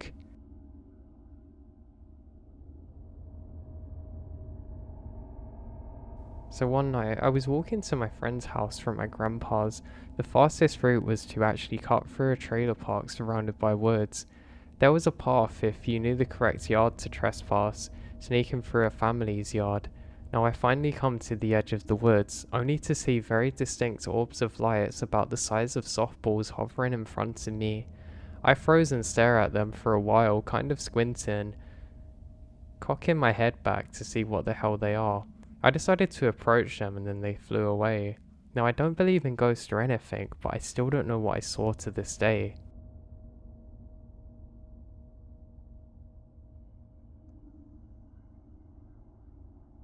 Now this is going to be very long, and everything's based on real life events. So my family owns a lot of property in Heltus, Texas. One ranch actually has a ton of history. Now I grew up on this ranch, and my dad owns a small single-wide trailer. We were neighbours with my tia and tio. They're about 100 yards to the left of us. The back of our trailer is really close to thick woods, so it didn't really have a backyard.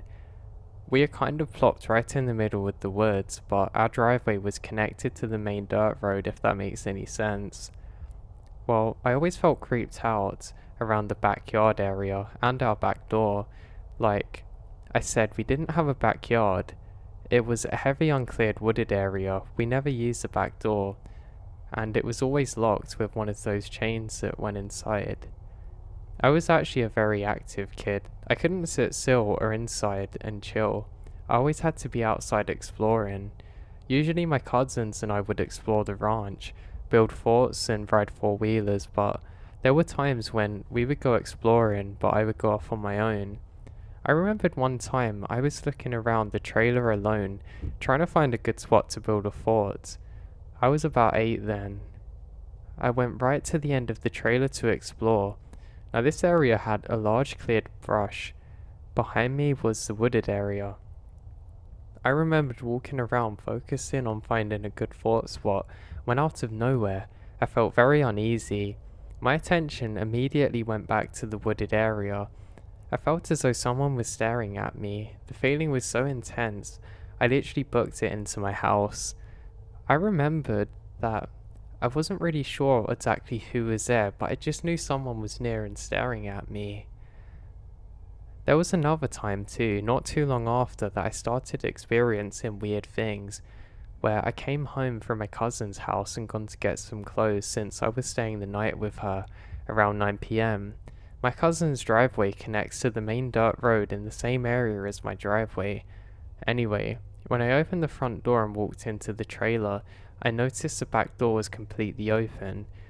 Again, I was staying at my cousin's house, right next to the driveway over, and my dad was down the road at a local bar. There was no one at the trailer for hours.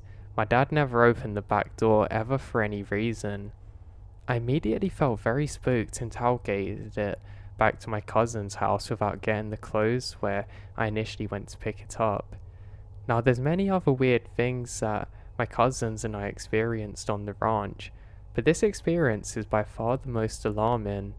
It was during the summer of '07, so we're about 12 at the time. We were at my cousin's house, and my dad took us to Hollywood Video earlier that day to rent a movie. This is what he did to make up for being at the bar until around 2 a.m. So we ended up renting the Texas Chainsaw Massacre and decided to watch it until around 1 a.m. We chose to rent this movie and watch it at the time because we love to get spooked. Well, after we'd finished the movie, it's around 2 a.m. and we're still up and want to play or party around. So we decided that we would walk to my trailer and pick up the boombox so we could listen to our CDs we'd just burnt on LimeWire and jam out and dance. Remember, my cousin's driveway is connected to the main road parallel to where my driveway was. We went to walk in, and out of nowhere we hear a chainsaw going off in the hill about 50 yards to the left of us, way too close for comfort. Again, this was 2 a.m. in the middle of nowhere. All the land surrounding us is owned by a close family. No one would ever go there to clear the land or operate a chainsaw, not at 2 a.m. in the dark. We had to use a flashlight to see the dirt road in front of us, that's how dark it is. When we heard the chainsaw, we all paused and looked at each other confused. Once we processed what we're hearing, we ran as fast as we could, and make it to the trailer just about over to my cousin's house. Unfortunately, my dad wasn't home. He was out doing whatever he was doing, so we couldn't tell him about what we just heard or ask for a ride back to the cousins. Now none of us even had a cell phone at the time. We ended up grabbing my loaded .22 and walking back with it in hand. Now luckily we never heard that chainsaw again. Now to this day, my cousins and I are perplexed over this experience. There's literally no logical explanation for the chainsaw we heard at like 2 a.m. In a weird way, it almost sounded like a very loud recording of a chainsaw rather than an actual one. Again, none of my family would wake up at 2 a.m. and start clearing land/brush, or play with a very loud chainsaw recording for any reason. I feel especially weirded out because at the time we just finished watching that particular film. Even though we were trying to get spooked, we know it wasn't just in our heads because we all heard it and we weren't expecting to hear it either. We all heard it as clear as day at the exact same time. My cousins and I told our family about the experience multiple times. My family is always weird. My dad got short with us and said, well, shouldn't have been out there at that time. My tia said something like, well, this is why we always tell you to get back inside after the dark. Now, for some extra info, our family has been in Texas since it is a part of Mexico. My cousins and I are part of Daughters of the Republic of Texas, and our history runs deep. We also have native/indigenous lineage.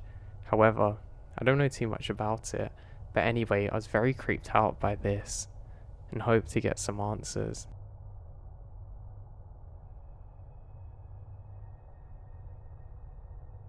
So this happened on Thursday, and I want to know what you guys think. Okay, so I totally understand if no one believes me, but we're still unsure of what happened, so let me explain. On Friday, we're making our way to Clark Summit.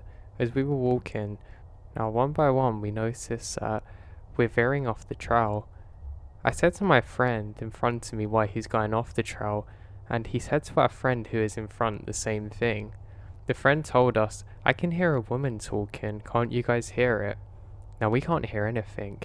We tried to convince her to leave it because it's already kind of dark, and we were close to where we wanted to set up camp on the trail. The friend in the front is female, and insisted what she heard sounded like a woman calling for help, and it sounded like it was really close. She said she felt like she is inclined to investigate a possible female in distress. While we're totally okay with going about our business, really. Okay, so I got a bit spooked at first hearing that because she's obviously serious, and we're absolutely certain we can't hear whatever she is. Here's where it gets weird. We only veered off the trail about 300 to 400 meters, yet at one point, we're completely lost. We don't have any fancy gear or GPS stuff because we never really needed it. But we've been on this trail long enough to know that we haven't gone far yet. Yet, we couldn't find any trail or direction after walking for a good 20 minutes. I started to feel weird and really lightheaded, and when I mentioned this to another, they said they felt the same. Now, this was already getting pretty strange. It was like something changed the environment around us, or moved us somehow to another location. I have no idea which way to go, and now it was fully dark. My female friend said she also heard the woman say that "I'm over here and please help," saying it sounded like Curtin crying. So now we're somewhat lost after only walking for about 20 minutes off a large trail because my friend is hearing voices. We decided to stop walking in any direction because the last thing that we wanted to do is get lost in the dark. Now we had 2 tents, yes, and sleeping bags in our packs, so we found a clearing and set up. We figured once the sun was out we would easily find our way back off to the trail. Before we could even lay out the rest, I noticed a tree near us was moving as if someone was climbing it. Now, it was really dark. I wear glasses, so I really struggled to see. So then I called them over to see. I thought it was an animal at first, but it wasn't. It wasn't anything. I could see the outline of what was roughly a human shape, but it was transparent, like completely see-through. That's the best way to describe it. It's similar to the way that heat waves move on the pavement and whatnot. It's the same effect. They see it too. My male buddy said to me, "What are we looking at?" And when we finally spot it, they all said the same thing, transparent but still visible through the foliage. We all just stood there, still whispering theories back and forth as to what we were looking at. I thought maybe it was some kind of optical illusion, but they both immediately jumped to aliens, of course. The thing just sat there, perched on a large branch about 50 feet up. It was like it was watching us. The other oddity is that, after staring at this thing for about 10 minutes, the rest of the forest sounds seemed to go back to normal. Now this was really odd. The hairs on the back of my neck stood up, and I have goosebumps all over me for realizing that it suddenly went silent for no reason. After about 10 minutes of us standing there, whatever this thing was started climbing up the tree and ever more, until we can't really see it anymore. We approached the base of the tree slowly, walking in a circle with our nets cranked up trying to see it. It was too dark, and the trees were too close up for us to see the top. We didn't hear it jump to another tree, so we assumed it was still up there. We're all obviously spooked, so we're not really sure what to do at this point. Now after 5 minutes of walking, we managed to get back on the trail.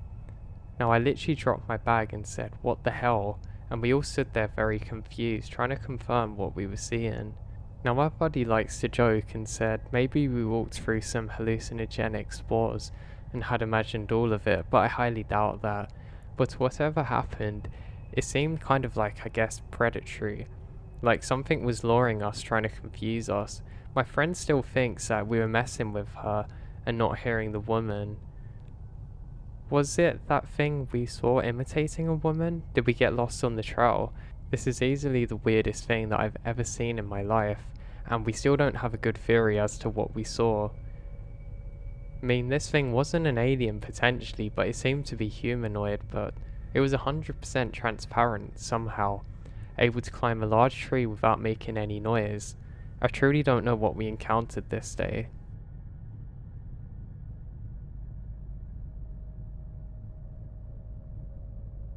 While working as a park ranger, it wasn't uncommon to get calls out to investigate fires, and that happened one day, and boy, I'll never forget it. I headed over to a reported area, and there was already a few other police there and firefighters. They had already checked out the area and knew nobody was in there. I went to go and look at a cabin just before it collapsed, and I kid you not, I saw a dark figure come, stand perfectly in the middle of the flaming doorway, and not move even once it collapsed. They remained completely black amongst the fire, and seemingly just vanished after that. I wasn't sure whether somebody was there and maybe just somehow melted, but we searched through the whole area and there's literally no one. Okay, for some quick background, I'm of Mexican descent, and in our culture, the dead and spirits are a big part of our culture as seen by Día de los Muertos. I butchered that. Now as a kid, my family would always share ghost stories from the old country in Mexico. I would like to share a few if you're willing to listen. This one is from my grandma. She states that when she is a little girl, she saw the devil or some kind of creature imitating it. Back in the 1940s, many families were poor, and I mean really poor. She lived in a poor village in Guerrero, and to go to the bathroom, you literally had to take a trip to the forest, even at night in pitch black darkness, with only the stars and moonlight to guide you. She was there peeing when she walked back home, and she suddenly heard what sounded like a parade of horses coming her way. Of course, that was not possible as it was complete darkness. No one travelled the roads at the time. She saw a figure on top of a single horse, and she said he didn't look up, just told her something and kept going before disappearing quickly after. When she arrived home, her mother saw her hair standing up on end. Now this meant that there was some kind of evil presence in her village. And now another story. She encountered the famous weeping woman, La Lorena, in a similar situation while out in the woods at night. She said a woman who was half white and half shadow was walking down a dirt road while crying, giving out lament sounds. She couldn't see her face and she didn't seem to have any legs. Now this is my mother and father. In Mexico and other places in Latin America, there are many accounts of gnomes and evil nature spirits such as shapeshifters, forest imps, and fairies. My mother told me the story of her sister who had a baby daughter one night. My aunt was sleeping. They lived in a village near forest, and apparently she saw a little child walk around making noises. She had a young son, but he was sleeping in his room. This girl was a newborn child, and shouldn't be able to walk yet. She had no idea whose child this was. She called the child thinking it was her son, and it ran towards her room and under her bed. When she looked down getting ready to scold this child, which she thought was her son playing in the late hours of night, there was nothing there. In Mexico, it is believed that gnomes can kill and take the souls of children. This almost happened to my father. He was getting ready at my grandmother's house playing in the yard as a kid. Apparently they were going out later, but she had many trees. When suddenly he saw a bunch of children on the tree top calling his name, gesturing him to come up. His grandma said that he could play with kids, but of course, she saw nothing up there and held him inside because she knew what it was. She said some prayer completely freaking my dad out and said he's not allowed to go outside again. In another instance though, unfortunately, he was playing with his baby cousin sitting in a baby chair when suddenly his cousin just dropped her head like that and went to sleep and passed away. My dad called over his aunt, and when examining her, they found marks on her neck, as though she's attacked by an unseen force. My mother said that her father and a neighbour were enemies, but there was something about this neighbour that scared the locals. There were many rumours and claims that he was a Nahual, but this is so. Apparently when the house was sold, they found hidden within a book of spells, witchcraft and Satanism, and other horrible stuff. Finally, the last story to tell, it involves ghosts from the Mexican Revolution. My mother was a young girl. This is basically a repeat of my grandmother's story, where she went out to use a bathroom at night, and when she looked up, she saw a man dressed in Revolutionary era clothing sitting on a rock. No one was out at those times. He had an old Mexican Revolution type sombrero, and just looked in my mum's direction but had no face. Just a silhouette. She got up as fast as she could and ran back inside. It is said in her village that a Mexican Revolutionary guerrero soldier was executed in that spot, hanging from a tree. This was common in the time as most revolutionaries were either hung or had a firing squad execute them.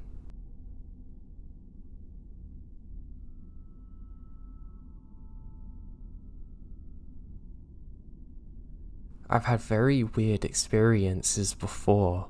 Now, I'm not from Sierra Nevada, but far north of that. I spend the majority of my free time in the summer hiking, camping and fishing.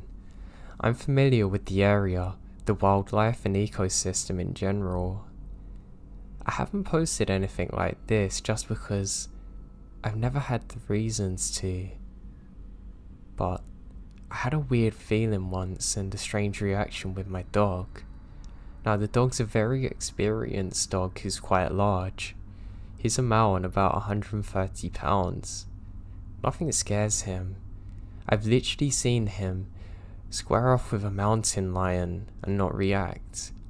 Now, it was on the smaller side, but still a juvenile male. With a couple of good growls and posturing on my dog's side, it sent the cat running. Now, I had another in the same area, would hear it crying.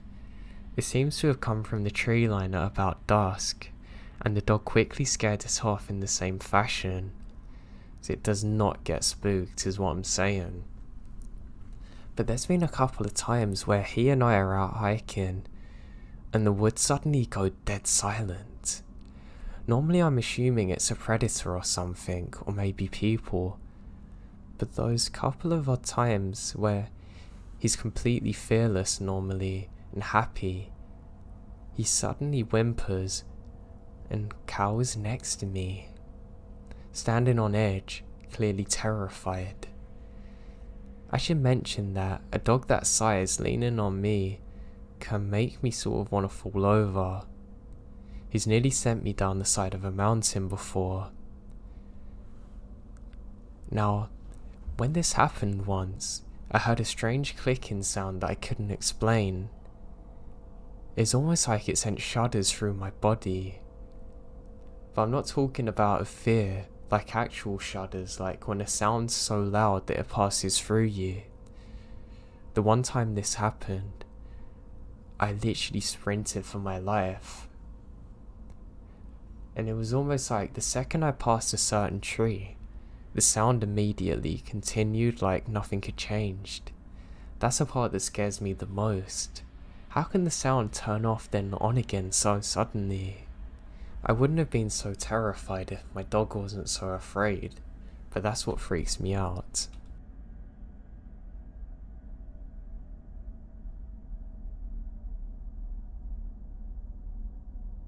It was our second year in our new home in the suburbs, specifically in the Philippines, Cagayan de Oro City.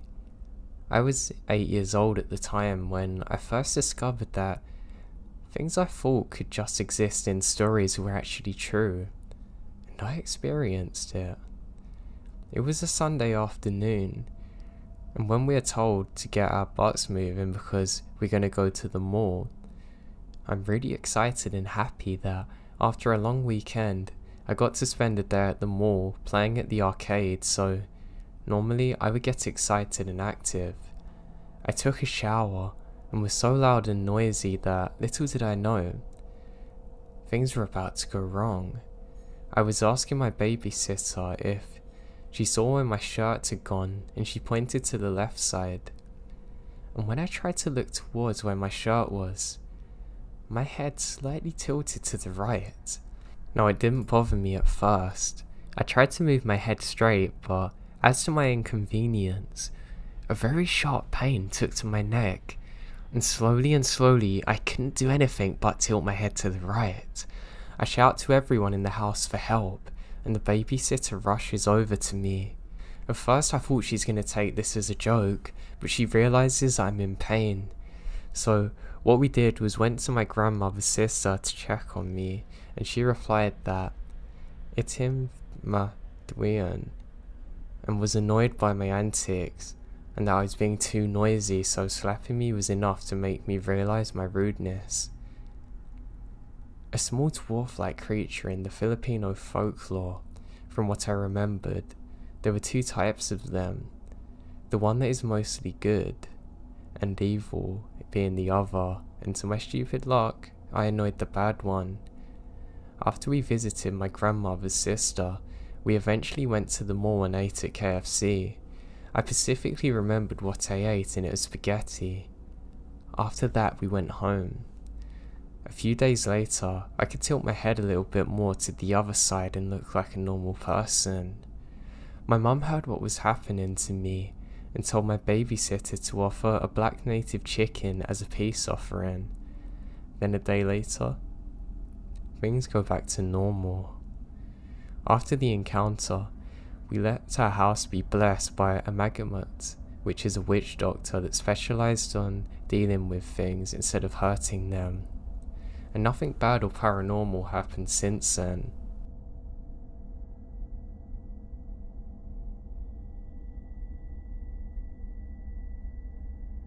For my entire childhood, my father and I used to take late night walks due to his insomnia from shift work.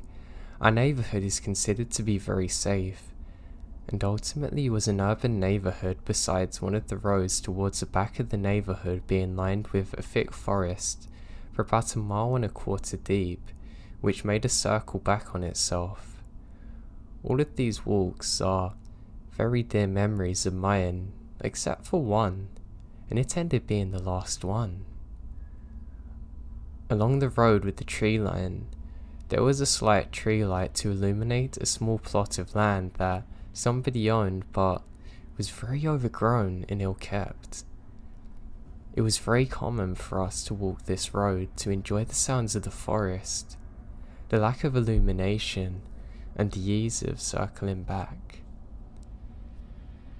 One ordinary night as we are walking and making conversation, my father abruptly stops, pulls me closer, puts a hand over my mouth, crouches with me, and points towards a single illuminated plot roughly 100 yards away. At first, I don't see anything. I think he's pulling my leg, but as I began to look into the forest, I see a very small humanoid figure, roughly 3 feet in height, scrawny with long limbs. It almost materialized out of the bush line and cautiously takes in its surroundings before signaling towards the bush. After a few seconds, 2 other small humanoid figures materialize as well. After a brief moment of what looked to be a discussion, all 3 make a dash for the tree line. Once this happened, my father picked me up, threw me on his shoulder, and we make a break for home, which is about 1/2 mile away. Now my dad is 6'5", 220 pounds, but I'm only 120. He literally never showed a sign of slowing down. That's how scared he was. And after that night, we never took late night walks again. Instead, installed 4 bright motion detection lights on our porch. The few times I brought it up, he says he doesn't want to talk about it. Those figures still give me chills, and the image of those 3 huddling together is very vivid 15 years on.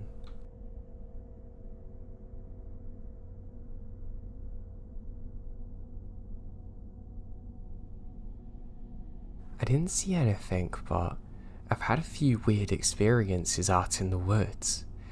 I live near the eastern Sierra Nevada mountains. I hike up there pretty much from May to October.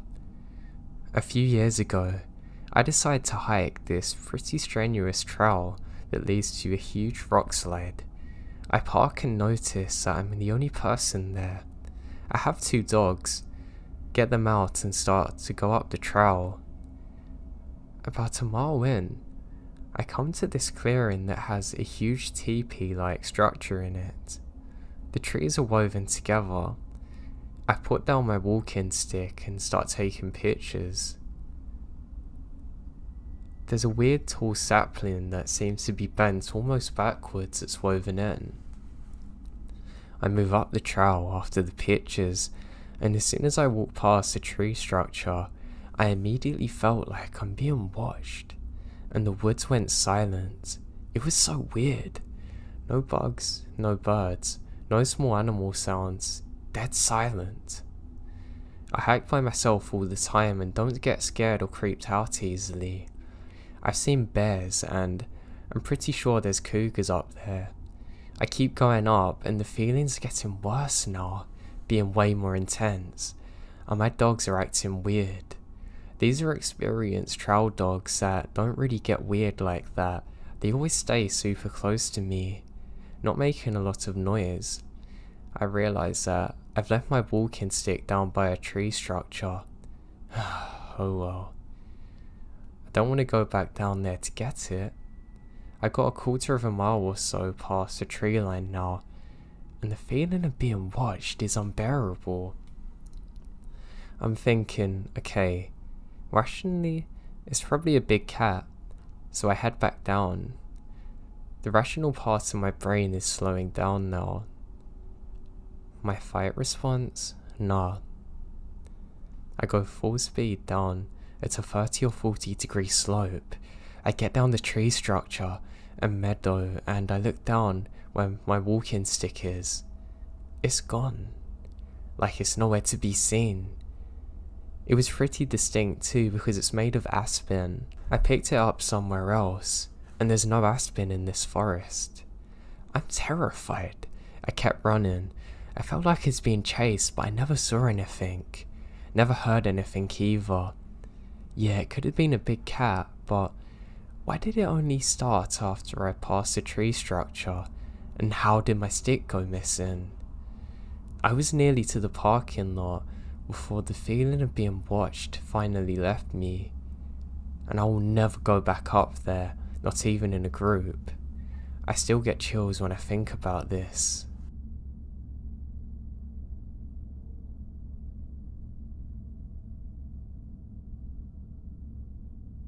When I was about 7 or 8, every morning when I would wake up, I would go into my grandma's room and lay in bed with her until she got up. One morning, I'd go in, get some blankets and lay down with her, when I look over to the dresser, and in front of the closet, I kid you not, there's 2 6 to 8 inch men. I just stared at them and froze because I was terrified. I finally closed my eyes hard and hoped they would go away. After a couple of seconds, I opened them up and they're gone. I always wondered if what I saw in my mind was real, but I can picture it so vividly. Even what they were wearing. One had a red shirt, one had an orange shirt, and to this day, I'm now terrified of gnomes. Like I get sweaty palms and like flashbacks, almost like I had PTSD.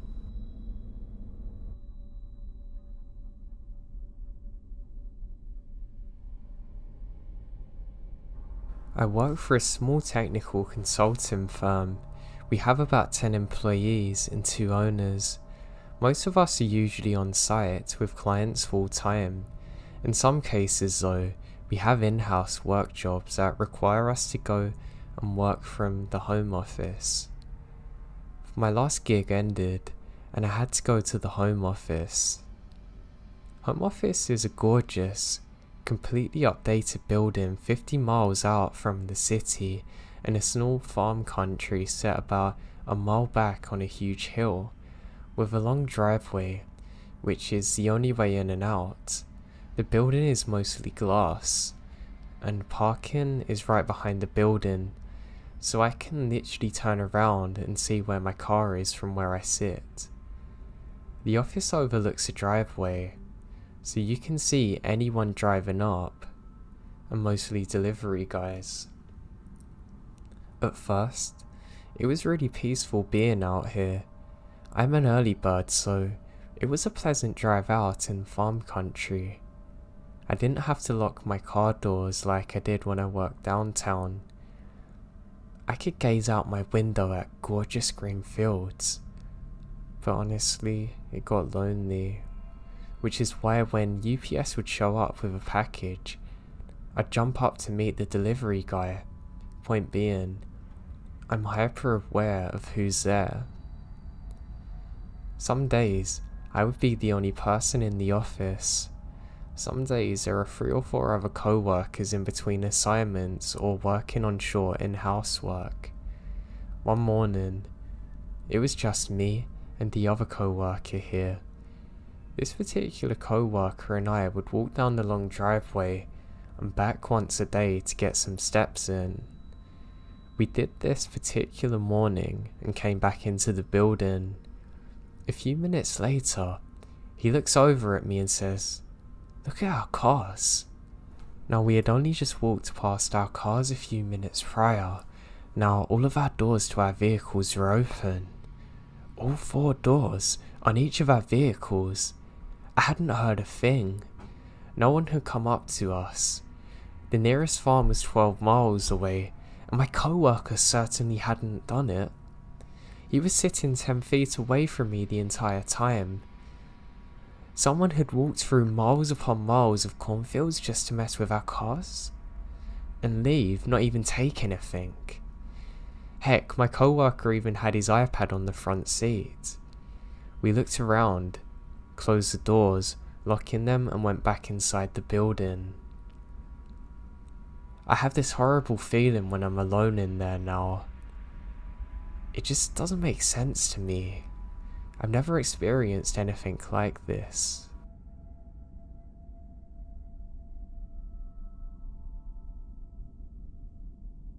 This happened to me about a week ago.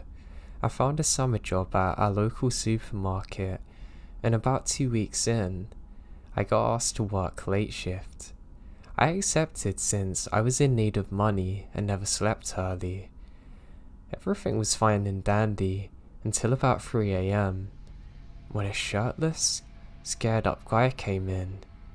After lingering around the store for a while, he quickly came up to the counter, making instant eye contact with me, and as I was about to ask him if he needed any help, he whispers, "Don't you dare move."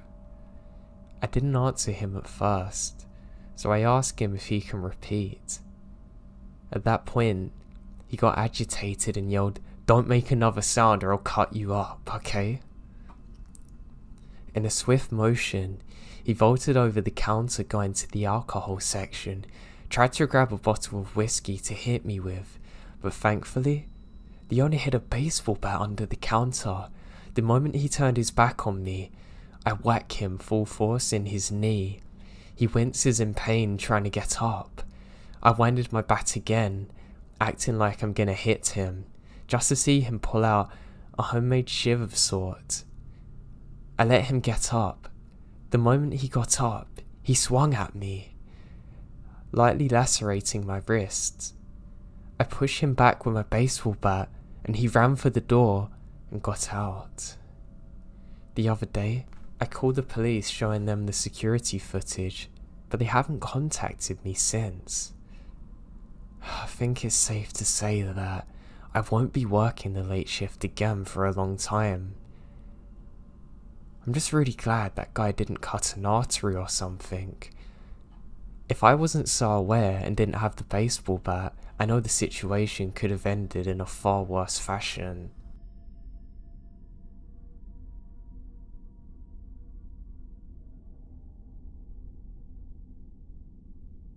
A few years ago, during what was probably the darkest period in my life. I worked overnights at a local Walmart 6 days a week. I would spend 9 PM to 7 AM stocking anything from fishing lures to makeup. I've never been to a more depressing environment. Everyone was really apathetic and too caught up in their own depressing lives to care about anyone else, including the managers. Walmarts have a generally wild, weird vibe to them anyway, but this was a 24-hour supercenter in rural Western Virginia, so you can imagine the characters, the meth and opioid addicts mostly, that would show up throughout the night. We had no security guards, and from what I've come to understand, a lot of cameras haven't worked properly in a while. Being one of the few young female overnight stalkers, I've encountered my fair share of unwanted advances, but the one who took the cake was the guy who showed up every time I went outside for a smoking break, regardless of the time. 2 AM, 4 AM, 6, doesn't matter. The dude would appear around the corner, trying to strike up a conversation within seconds of me stopping outside. It didn't matter what entrance I used, they're always there. At first, I assumed he worked there. I mean, why else would someone voluntarily lurk around a crappy Walmart this late? Pretty much everyone on the night shift during their 2 nightly 50 minutes breaks wouldn't encounter him. Maybe the timing's a coincidence, but no, I came to find out he doesn't even work there, even though he often wore a dark blue t-shirt like that of an overnight employee. I stopped going outside alone and would only venture outside with one of my guy friends, particularly one I've been friends with since middle school. Even their presence doesn't deter him, and it became a store-wide joke. I was weirded out, but not alarmed until he started getting a little more aggressive. He'd ask me if I was seeing anyone, and would ask me out. Pretty much every chance he got. I was playing Grand Theft Auto 5 at the time, so I came up with a story about my scary long-distance boyfriend Trevor from Northern California. Even then, he wasn't fazed. I was really annoyed though and started ignoring him. Now one night when my main guy friend had called in sick and the others were working on something on the opposite side of the store, I went outside with 2 older women in my area. After a few minutes they went inside, and just as I was about to follow them, Walmart creeper suddenly appeared and insisted on going to his car with me. He then literally tries grabbing me by my hand. I rip it away from him and lose it, sprinting inside. I report him to the head manager that night and found out that he had a cousin who worked in there. Apparently he likes to hang out with his cousin. The cousin apologizes profusely. The management's on a whole nother level of crappy and doesn't do anything. They don't even ban him or say anything. I ended up quitting specifically because of this.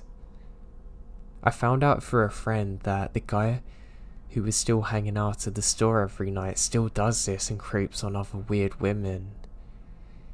Apparently he tried like hell to learn my name and where I lived, stalking me for months after.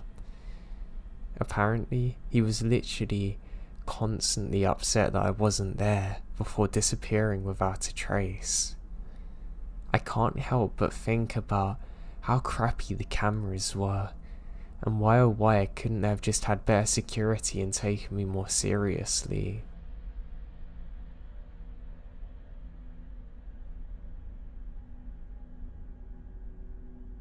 So I have a good friend that I work with.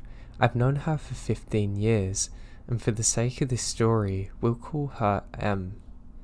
We work at a restaurant/theatre together, and often after our shift, we go to a local bar to have a drink and a talk. The bar has your usual crowd of guys looking to hit on pretty girls, though and we often have to tell people to leave us alone. Em's not the best though.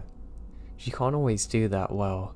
She often gets sucked into having conversations with weirdos if no one is around to rescue her polite awkwardness. This happened to be the case a few nights ago. An older man approaches us and it seems harmless at first. She was alone reading and he was a professor that was drawn to people that seemed to be more intellectual. He claimed to be a regular guy at the bar and just wanted to get out and talk to feel less lonely. She pitied him and decided to be friendly. As the night progressed and he became more intoxicated, he starts saying stranger things, complimenting M, saying things that make her feel weirded out. He mentioned something along the lines of, "I have a lot of money in my bank," and insinuated that it had been obtained illegally. Maybe he secretly sold drugs or something. All I know is that it sounded weird. He's a biochemistry professor too apparently. Doesn't add up.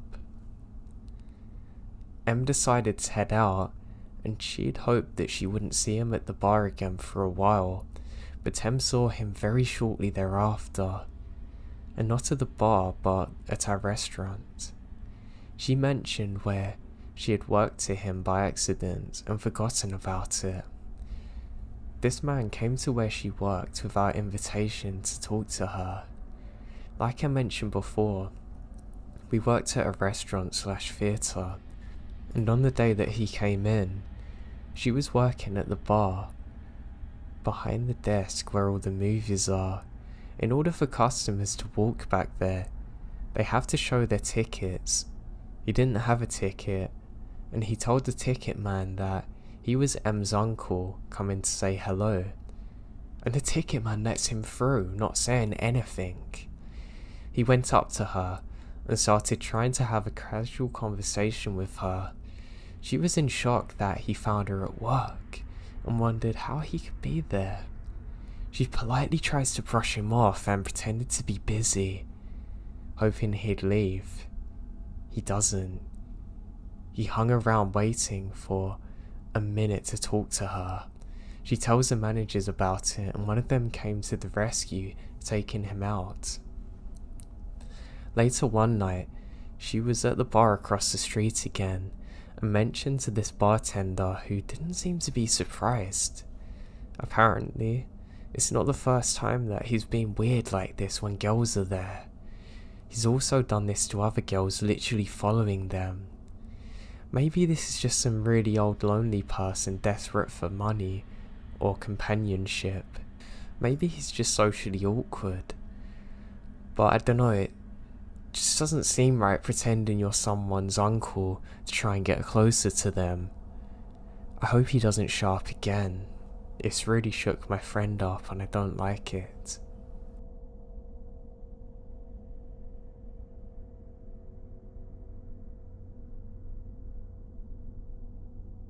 I work as a cashier at a grocery store, and nothing about this night would have stuck out to me if it wasn't for this event.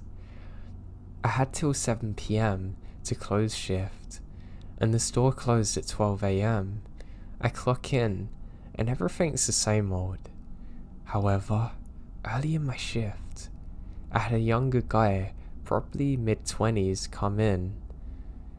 He grabs a soda from the cooler. Nothing special that sticks out in my mind. So my break time comes around 9 PM. I go to the back to lock out, and then head out. I go to call my boyfriend at the time, and as I'm walking out, I saw the same younger guy that I rang up the soda for over an hour ago at the lottery ticket machine. Okay, whatever. He's bored. It's not uncommon to see the same customer coming back for a second time. I make my call, and my break's about to go up, so I clock back in. I get on my lane and look over to the lottery machine, and he's gone. Fast forward about 30 minutes before closing. I'm cleaning up, And guess who I see over at the same machine? Yep, shady soda guy. We make brief eye contact and he walks out the store. Over the next 15 minutes, I get so busy cleaning and making sure that the store is ready for the day shift that I forget all about the soda guy. Time to clock out, so I do so. I usually wait and walk out with the office checker and the security guard, but on this particular shift, I don't know the security guard and don't care too much for the office checker on duty, so I walk out without waiting. As I get out, I head to my minivan.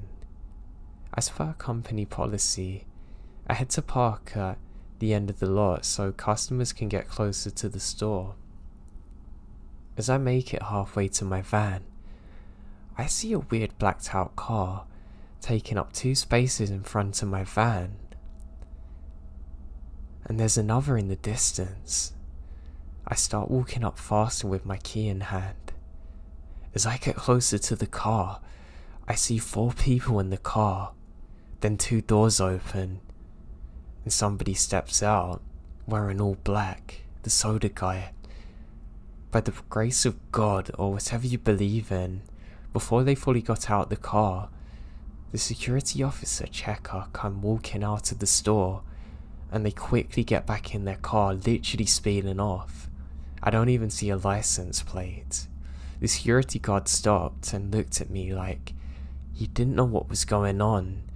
I was freaking out, so rushed the rest of the way home, crying my eyes out.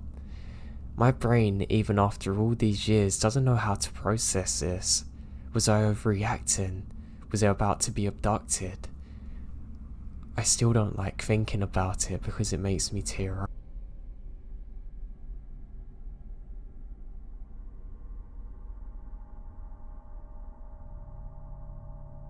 At about 8 PM last night, I was walking with a friend of mine, Sally, about a mile to the closest cafe.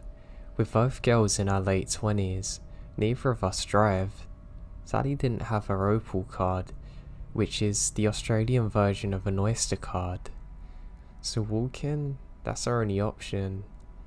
It's summer over here, so it was fairly well lit, and we're both walking down the main roads and not too concerned.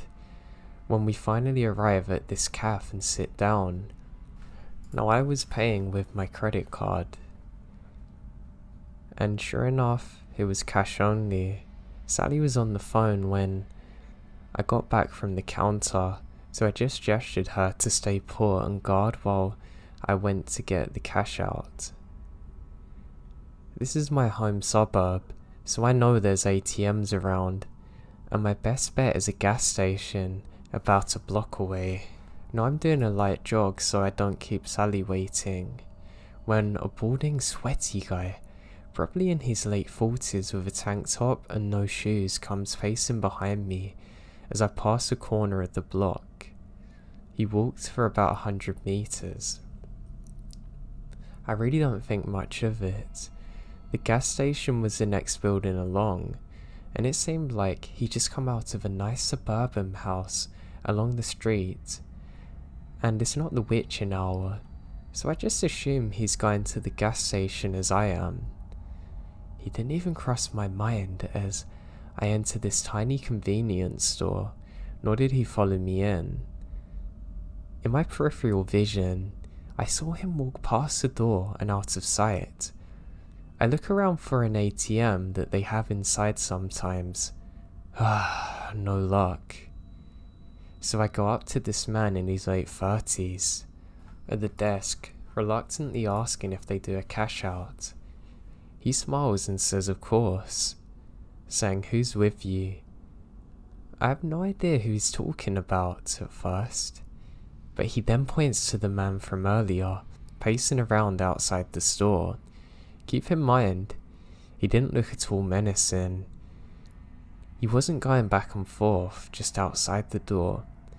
He was just drifting in space outside, from the pavement to the gas pumps to the storefront, seemingly aimlessly. Maybe he's on drugs. I tell the clerk no, not thinking much of it, and he says, "He was staring at you before, and I thought maybe he's your father." I laugh it off. I wasn't concerned at all. He was still ambling around outside. I couldn't imagine him having a fixed gaze on anything. I thank the clerk for the cash, but before I turn away he says, "Just wait and see if he leaves." We wait for a few minutes in silence, and the guy begins to pace back and forth directly against the front wall of the store, looking straight ahead, but never in. It still looks like the man was just a drug addict and seemed harmless.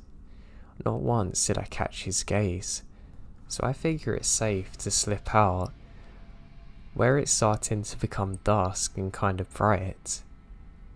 Sally was texting me, "Where are you?" I thank the guy at the desk again for his concern, assure him that I don't know the guy and am not involved in some weird scheme to rob the store. The clerk asks if I want him to walk out with me. I say that it should be alright, and begin walking away from the block. As I leave the store though, the drifting man stops pacing and makes a beeline for me from the other end of the building. I seriously don't think much of the guy at all up until this point, but now he's powering towards me. The hairs on the back of my neck stand up. I start to power walk so he doesn't think I'm actively trying to escape him. Still trying to convince myself that I'm being paranoid and should be more casual. I don't look behind me to see how close he is. I've reached the pavement on the other side of the gas pumps when I hear the clerk outside. He's yelling at me, "Run!" I make a break for it, looking over my shoulder. He grabbed the man from behind. The balding man isn't even glancing behind him or trying to escape. He's literally just staring at me, running away with this death stare. I kept running until I crossed the road and then turned around, but still standing. The clerk is holding on to the man. The clerk and I are just looking at each other in pure bewilderment, not really knowing what to do. He makes a hand gesture to go and I wave thanks. I go back to Sally and we rush home a complete different way. It's a really weird experience. I'm just thankful that the gas station worker was so kind and caring.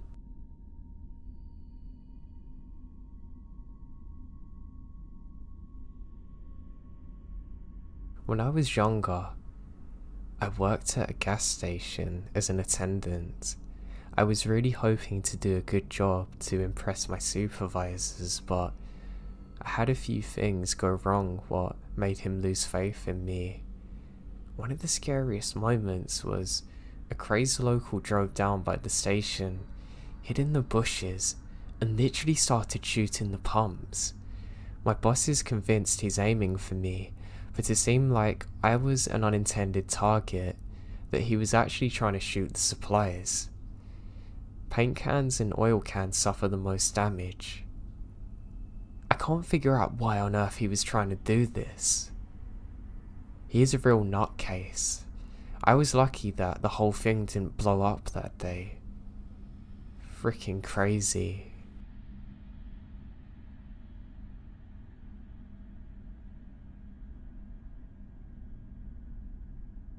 This happened about 6 months ago, and it's really been bugging me since.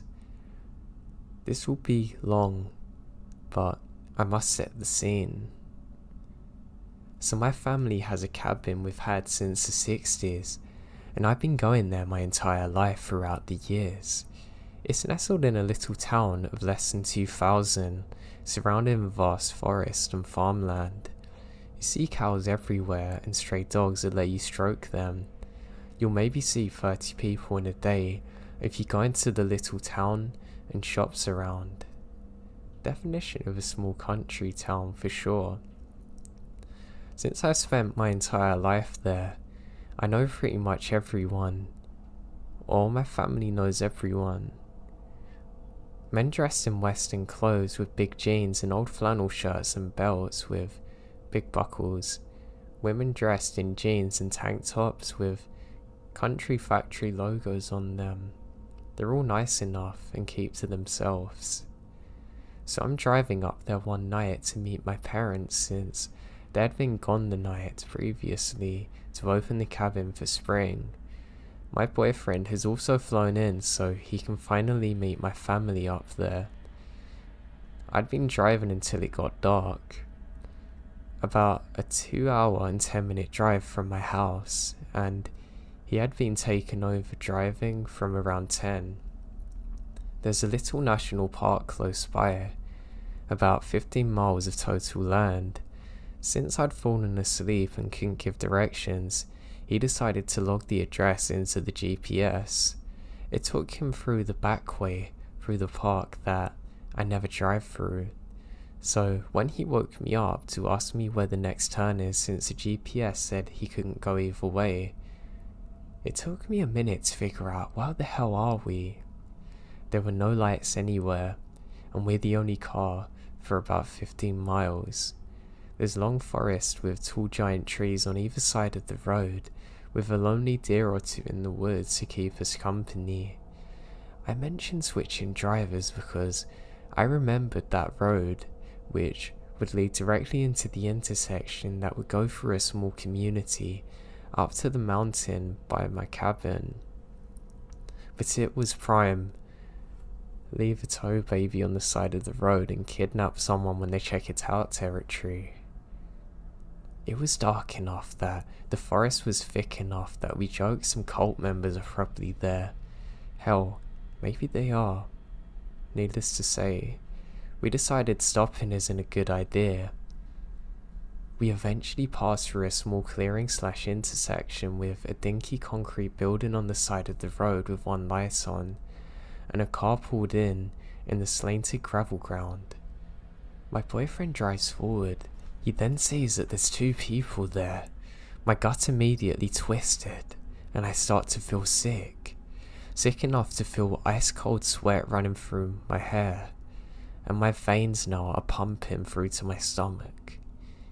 You never see people at night here, and it's 2 teen boys in fact, wearing nice clothes, Nike shorts and obnoxiously coloured sport workout clothing, aka very out of place, like something's wrong. They see us coming and walk away from what appears to be an old beat up car, probably from the 1960s, and it's important to note that this was completely gone of any paint and rusting. They smile at us and wave. I don't have a clue who these people are, and I'm starting to hear noises around us. I knew a gas station was right up the road from us. They could have just walked from there, but there's no lights up the road and no reason to be here. The building around us is abandoned, but there's a light on the wall. I'm starting to think these are in on it. They walk out onto the road, almost blocking my boyfriend from going forward, who had to slow down continuously not to hit them. Suddenly the light goes out in the building. They constantly wave their arms and smile at us, saying something that we can't hear. We think about stopping but decide it's stupid to. My boyfriend quickly drove around them, slamming on the gas, trying to calm me down since the whole scene scares the life out of me. Images of getting out of the car and something stranger or worse happening flew through my head. I look behind us and they're suddenly angry, staring at us, not moving an inch, and the light flickers on in the background in the building. Who are those kids? Why were they wearing city clothes? They look too young to be driving. I know it wasn't their car. And who was in the building? We finally made it out and found the intersection we wanted that led to the familiar gas station, and he didn't hesitate when I said I need to drive next. About 10 or so minutes later, we get to the cabin and explain what happened, and my parents are terrified. God knows what would have happened if we had stopped and actually got out. I don't like to think of it.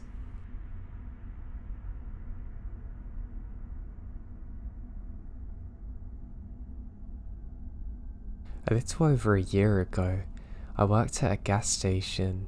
It was one of those 24/7 ones with a mini mart inside of it, and I worked the evening shift. Now, I saw and dealt with a lot of messed up things in that store, which just led me to roll my eyes when people were doing or saying creepy stuff. Hell, if I had $1 for every time I was threatened with death, I'd be retired now. So one night, I was out in the store restocking shelves when one of the regulars came in and started talking to me. He was a full-blown druggie. He would have been in his 50s. And he was tweaking while sitting on me. By this point, I'm used to weird stuff and ignore it. He said some messed up things to me though. Something about what he wanted to do with me. I zoned in and out of what he was saying. It wasn't uncommon for him to ramble about weird acts and other gross things. I tell him that I have to get back behind the counter because my co-worker needs me to make coffee for a customer. He was a bit irritated but said that he would talk to me later and left the shop. After making coffee, I had to restock drinks, but the day team hadn't emptied the trolleys of boxes, so I took out the boxes to the big bin. The bin is located on another side of the store, but there's no cameras, so people inside the store can't see you there. That used to make me nervous, but I had been there longer than some of the people who had come through, and was used to the environment. As I was throwing the boxes in the bin, the tweaking guy from before comes up to me, grabs my arm. I tried to play it off like he's goofing around and laugh and say something like, "Hey, I know you like me, but you can't do that. My husband's gonna get mad." Sounds like I wasn't trying much, but with people like him, it was best to remain friendly. The last time someone was more firm, he got knocked out by a right hook, and I was a lucky girl who got to witness it and call the police. He then gets angry and says, "I told you I was gonna have my way with you." Now, I've stopped smiling and I'm scared. He shoves me against the bin and goes to unbuckle his belt when glass smashed. One of my favourite customers was across the road at a pub and saw him go straight for me, knowing his reputation, knowing something bad was happening. And when he saw what was going on, he smashes a bottle over his head. Cops were called and I don't see him again. As for the guy who saved me, I'd given him free coffee for a month. I refused outright to take out the boxes now. I'm just glad I got off okay and was saved that day.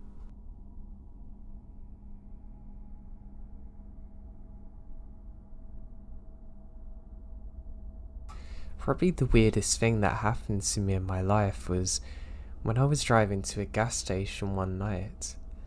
Now, I was on a very long road trip at the time, heading from college to home. I literally had to drive hundreds of miles, and I'm in the middle of the backwoods, not seeing cars or buildings for miles. I'm starting to get worried because of how low my gas is running. I'm really thinking that I'm gonna have to tent it out here in the middle of the night or something, the last thing that I want to be doing. And hey, did I forget to mention that I'm terrified of the woods? Just as I'm thinking this, I decide to switch on the radio to try and calm my nerves. Even worse, they're playing ABBA songs. I really don't like ABBA songs, and I continue going. Luckily for me though, I've got the moonlight to help guide me, even though that my headlights aren't doing much to penetrate the woods. We now entering the dangerously low gas territory, and I'm worried. But lo and behold, what do I see? An old gas station up ahead. Ah, thank God, I think to myself. I was getting worried there. I pull into the gas station and stop for a second before getting out. I have a really weird feeling. I know it's quiet where I'm driving, but it's just far too quiet up here. I look around and don't see anyone. There's no one near the counter either, and it looks abandoned almost. I then hear a voice on the intercom. Yeah, just go pump your gas, we'll help you in a minute. In a horrible raspy old voice. Now the very second that I go to unlock my door, all of the lights shut off. I know it's not a power outage either, but I can still hear the sounds of the intercom not being turned off fully. Needless to say, I turn my engine key.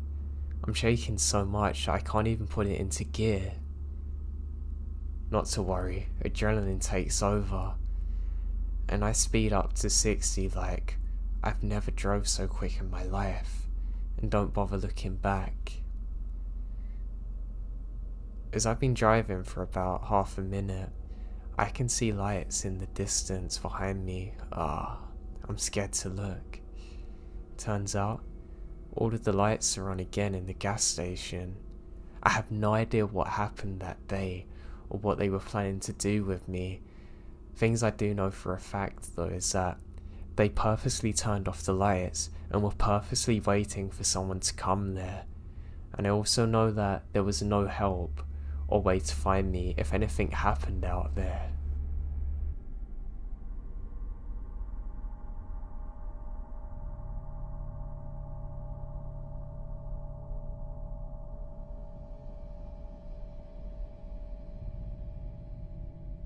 My family loves to go on vacation in Sweden, and my grandmother even has a cottage in the forest that all the family members use if they want. A couple of years ago when I was 20, I was on vacation there with my mum and grandma sometime in autumn for about 10 days. This is the Swedish backwoods. We go there to unwind, to enjoy nature and take a rest from civilization. Hiking, canoeing, and looking for stuff, sitting around the campfire, and just them sorts of things. It's not completely isolated. You can find some villages and fields here and there. It's definitely very rural though, so you don't have much of a chance of encountering other people. Now, I've always liked to go exploring on my own, finding out the new paths through the woods, fixing our old maps to reflect the landscape better.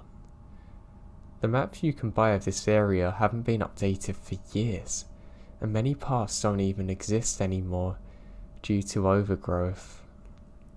What I also like to do is explore old abandoned buildings, and rural Sweden's great for this.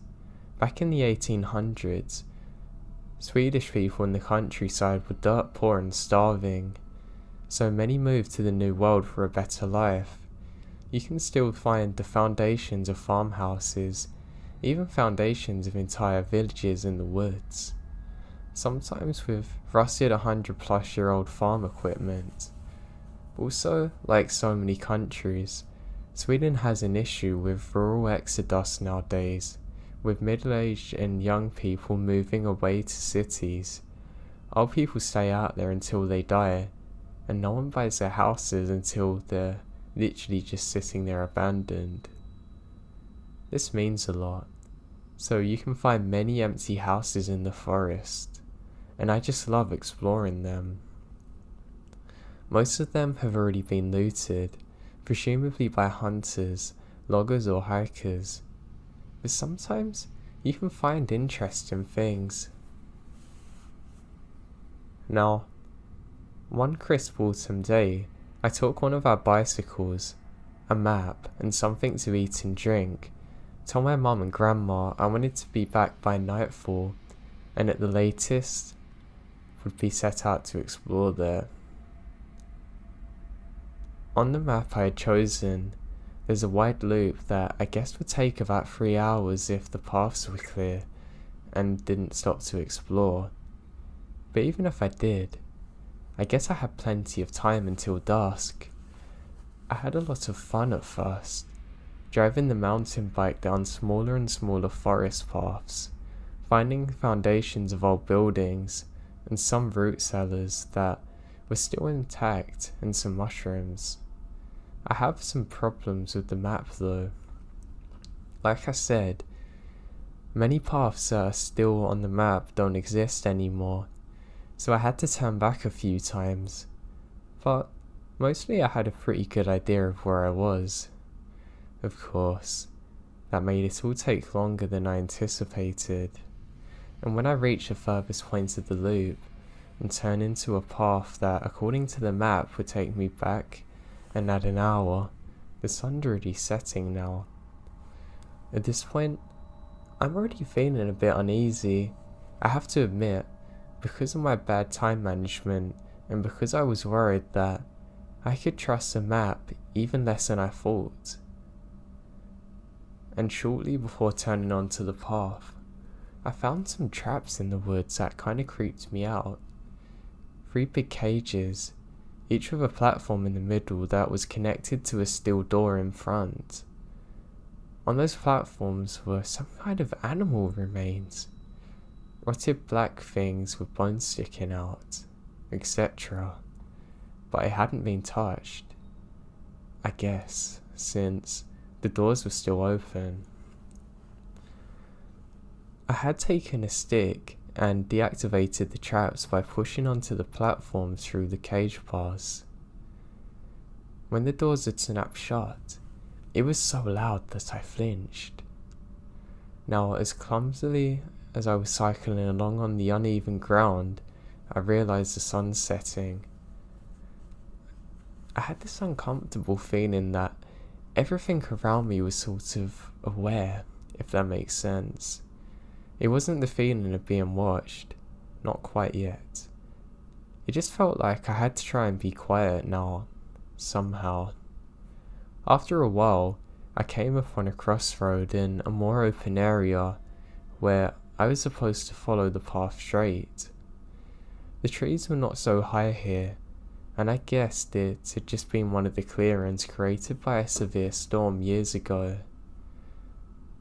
At that crossroad was a tiny wooden building, somewhere between a shed and a cabin. I had originally set out to find abandoned houses so far, and have only seen a couple of foundations. So even though at this point I should have turned back, curiosity gets the better of me. I want to check if this was locked and if I could take a peek inside.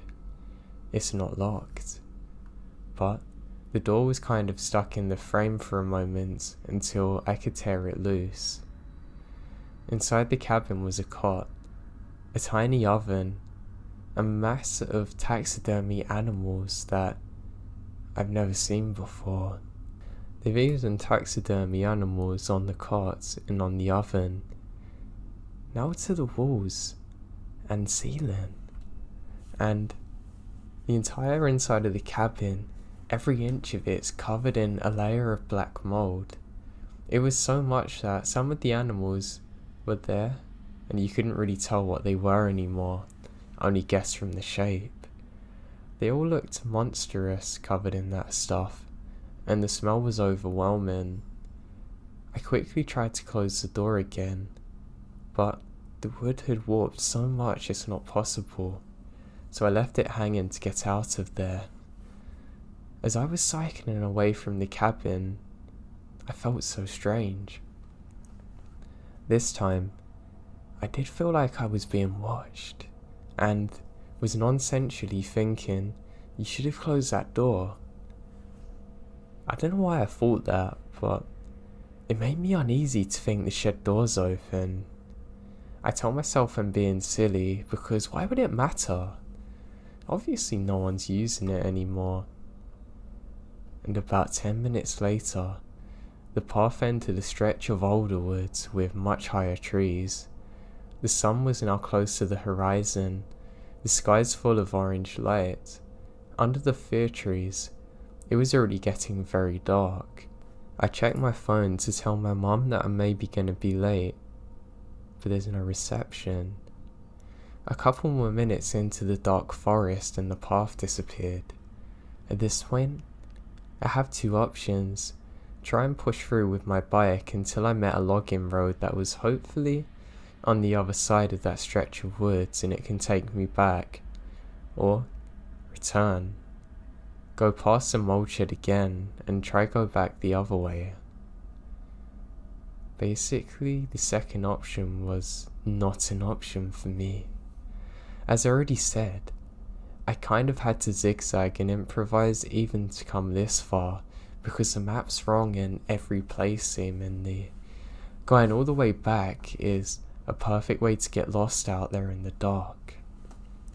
But also, I really don't want to go past the shed again. And now I have a sudden aversion to look behind me. As dusk was creeping through the forest, I was getting really paranoid at this point. The uneasy feeling crystallized into the idea that I've disturbed something there. Because I've left the door open, it's following me. I know it's stupid, but I can't shake the feeling. Going back past the shed, past those traps, and then through the ruins of that old village, past the open mouths of the root cellars in the dark. Getting lost in there with the feeling of something possibly on my trail. No way I'm going back. You might even get lost trying to go through the woods in front of me. And I would have to push, maybe even carry my bike. For the woods don't seem to stretch too far in front of me, only left and right, so it seemed like the better option. I was just hoping at this point the supposed logging road on the other side's still there. After tearing through some barbels for a bit, I found what I guess might be the remnants of the old path, because the ground was sort of lower there, and I tried to follow that until I come upon another set of ruins. The foundations of some farmhouse presumably. Behind that, the ground slopes down into a marshy area with birches that seem very white in the gloom under the trees. At this point, I stopped to listen. I still don't want to turn around.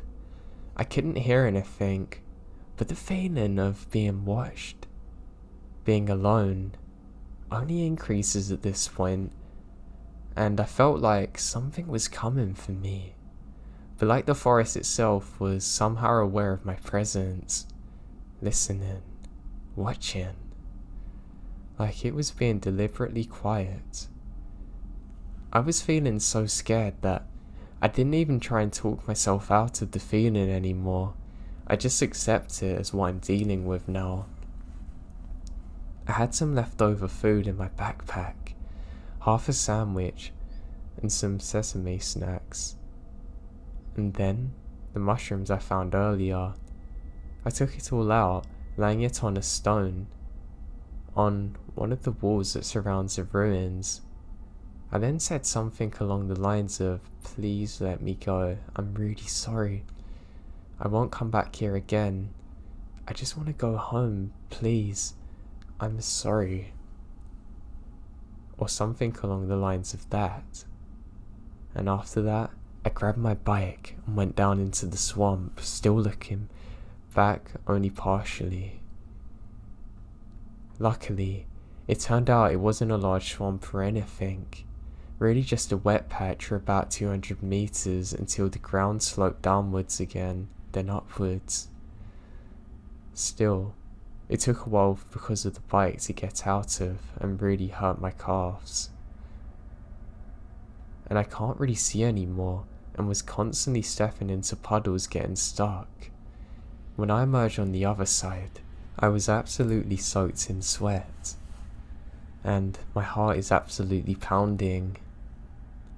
And then, wouldn't you know it, the trees opened up, and there it is, the logging road. I could have cried with joy and relief in that moment. I stepped onto the road and turn to look behind me, but I can't even see the swamp through the trees now.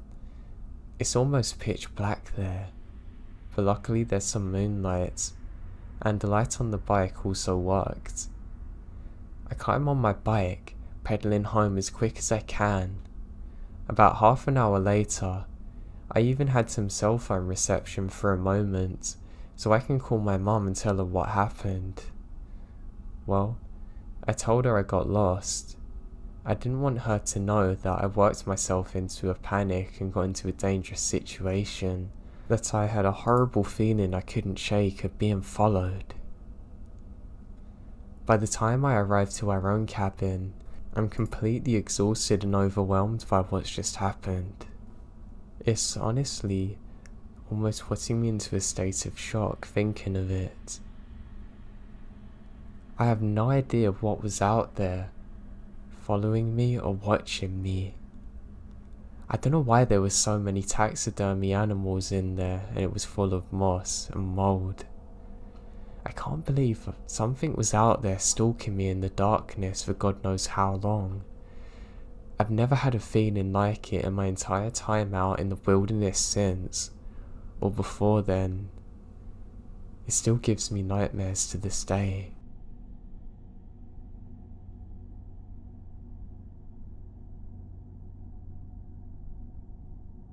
I was 12 or so at the time.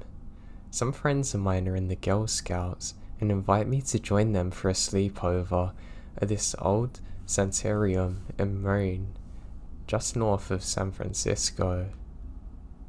At this time, 50 years ago now, the building's not in the best of conditions. There was an old caretaker's cabin and some outbuildings. My friend and I have wandered around and explored for the first day, Saturday, and well, we're not the best behaved little monsters. In spite of the locked door, we crawl through a window into the caretaker's cabin exploring there. My friend went upstairs and I stay in the downstairs part as a sentry.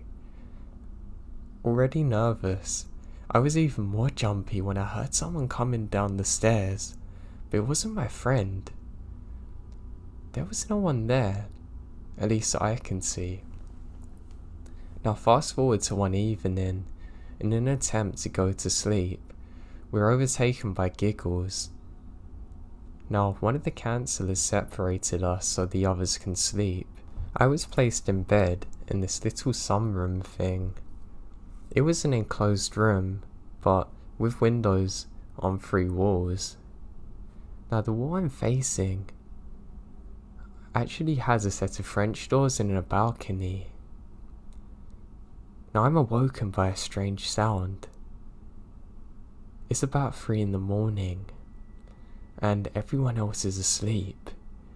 I then watch a woman in an old-fashioned dress walk past the doors through to the balcony, look at me, then descend the stairs silently. I figure out it's just a counsellor, until I wake up in the morning and realise that there's no stairs. We explored every acre of that place and never found any signs of where she could have went. And none of the counsellors were up at that time either.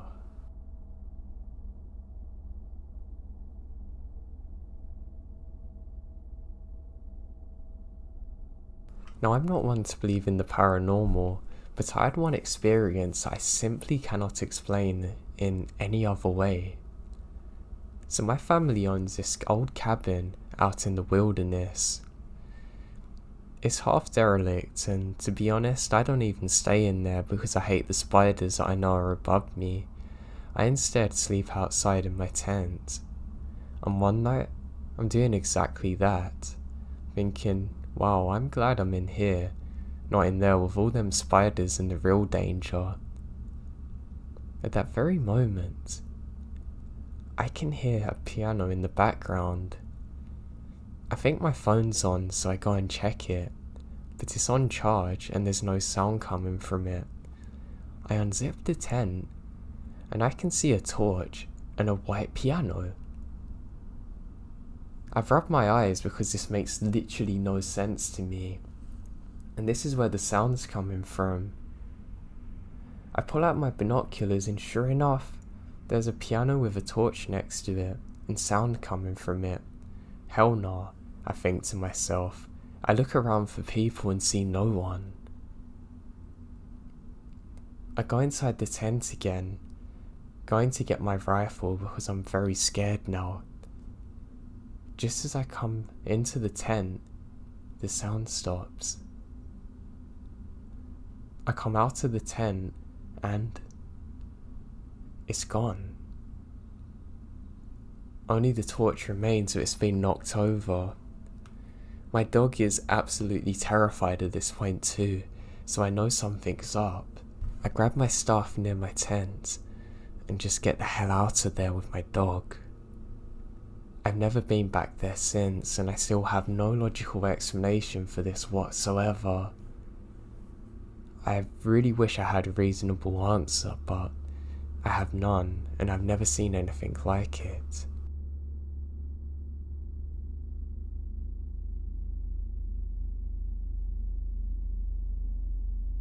Me and my dad and younger brothers and mum were all staying in this lovely cabin out in the forest one winter.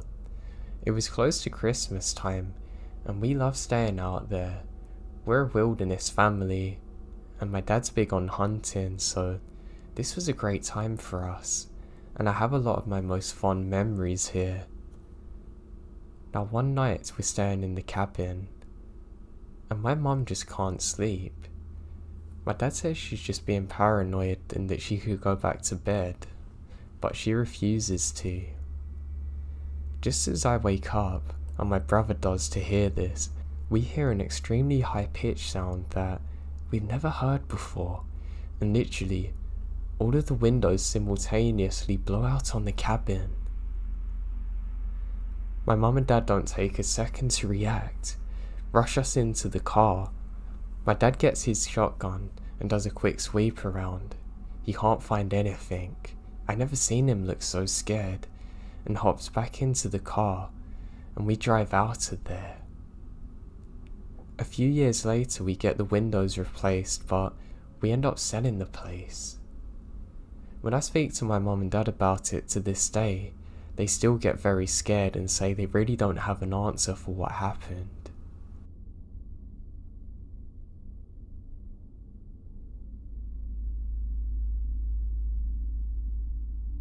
When I was younger, I used to love go exploring the woods and forest with my friend. Now, we used to have to lie about what we were actually doing, because there's no way in hell that any parents in their right minds are gonna let their kids do this. But we were lying and did so anyway. Now we set off like normal one day, and it began to rain heavily. I already slipped on a rock and ended up twisting my ankle, so I wanted to go home. However, my friend, James, wanted to stay out later. I was hesitant but said fine because I had nothing better to get on with. So we're going about exploring when we realise how dark it's getting. Not to worry, we have flashlights. We shine our lights around and hit a dark object. We both focus our lights simultaneously and hey, it's a cabin. It's a really old looking one too. We both look at each other and smile, really excited to go and explore in there. My friend James says as a joke, last one to get there is a loser, and jogs off, and what happens no less than 4 seconds later? Twist his ankle like me. He's in some pain, but I literally cannot stop laughing. I still think it's one of the funniest things I've ever seen. I eventually catch up with him and say we've really got to get heading home now, but not before we explore in here. As we're doing so, I get this horrible feeling like we're being watched. Something just feels off and I don't know what it is. I get worried maybe an animal's in there, so decide to throw a log in. As I do so, I hear an extremely loud thump sound, and snap. It scares the life out of me and I actually fall over. "I can't believe you're that scared, man," my friend says to me, and I say sharp, "I didn't think the floor was that weak." I throw it through the window, but it also props the door open. And as it does so, to my horror, I can see this place has been booby wrapped with a bear trap, and I've just set it off, and some other trap in the background that I can't actually see. And the feeling of being watched, it's getting worse now. We both look at each other terrified, knowing that we can't even run if we want to. We both link arms and kind of support each other's hurt legs and get out of there as quick as we possibly can. We both swore never to tell our parents what happened, but looking back on it now, it's absolutely horrifying to think that someone booby-trapped a cabin in the middle of the woods, obviously trying to lure people in. And that was almost us. If it wasn't for some stupid injuries, my friend would have sprinted in there and trapped himself, and God knows what would have happened. Or it could have been myself.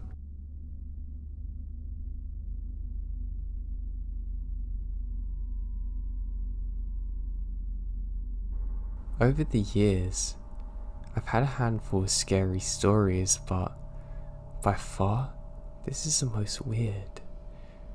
I grew up in the South, with tons and tons of beautiful places to see that haven't been taken over by concrete yet.